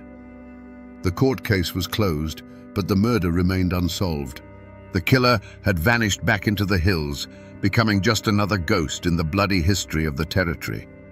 The truth, it seemed, was buried with the Bandit Queen. The murder of Belle Starr wasn't the end of the story. It was the explosion that scattered the pieces. Her kingdom, Younger's Bend, crumbled without its queen. The outlaws who had found sanctuary there drifted away, seeking new shadows to hide in. The land itself was eventually swallowed up by the relentless tide of settlement and progress. Today, what was once the most notorious hideout in the Indian Territory lies quiet and still, submerged beneath the placid waters of Lake Eufaula. A concrete historical marker stands on a nearby hill, a lone sentinel pointing toward the drowned land, the only official sign that this infamous chapter of the West ever happened here. The fates of those in her orbit were as tangled and often as tragic as her own. Edgar Watson, the acquitted suspect, moved on, but his reputation followed him. He eventually met a violent end himself, gunned down by a vigilante mob in Florida. Her last husband, Jim July Starr, died in a gunfight with lawmen not long after Belle's murder. Her son, Eddie Reed, who some whispered was the true killer, lived a troubled life, eventually becoming a deputy sheriff himself before being killed in a saloon brawl. It seems the violence that Belle had courted her whole life clung to those she left behind, an inescapable inheritance. But there is one final strange twist. Her daughter Pearl, the one rumored to be Cole Younger's child, chose a different path of rebellion. She turned her back on the world of guns and stolen horses and moved to Fort Smith, where she opened a high-class brothel. In a way, she too became a queen, presiding over her own illicit kingdom, a world with its own codes and dangers, just a stone's throw from the courthouse where her mother's killer had been set free. The strongest echo of Belle's star, however, is not in the ground, but in the story itself. After her death, the legend took on a life of its own. A journalist named Richard Fox penned a lurid book called Belle's Star, the Bandit Queen, or the Female Jesse James. It was a work of pure fiction, filled with sensational tales of her leading bank robberies and stagecoach heists, things she never actually did. This book, and the countless dime novels that followed, created the image we think of today, the pistol-packing outlaw in a feathered hat. The myth completely consumed the woman. You can still visit her grave, tucked away in the woods not far from where Younger's Bend once stood. The original headstone, carved with a bell, a star, and a poignant poem, was chipped away to nothing by souvenir hunters over the decades. A new, protected monument stands in its place. And as you stand there, in the quiet of those Oklahoma hills, you realize the mountains do remember. They remember the real Myra Maybelle Shirley, the educated girl, the grieving sister, the cunning organizer, and the woman who gambled her life on a defiant dream of freedom and lost. So we return to the question that has hung in the air since those shotgun blasts first rang out. Who killed Belle's Star? The law of men never gave us a name. Was it the vengeful tenant, Edgar Watson? Was it one of her own family, a final, terrible betrayal? We will never know for sure. But maybe the real answer isn't a name. Maybe what killed Belle's Star was the violent, lawless world she had so carefully constructed around herself. In the end, the snake she had nurtured in the heart of Younger's Bend finally turned and bit its queen. Her story is a powerful reminder that the Civil War didn't truly end at Appomattox.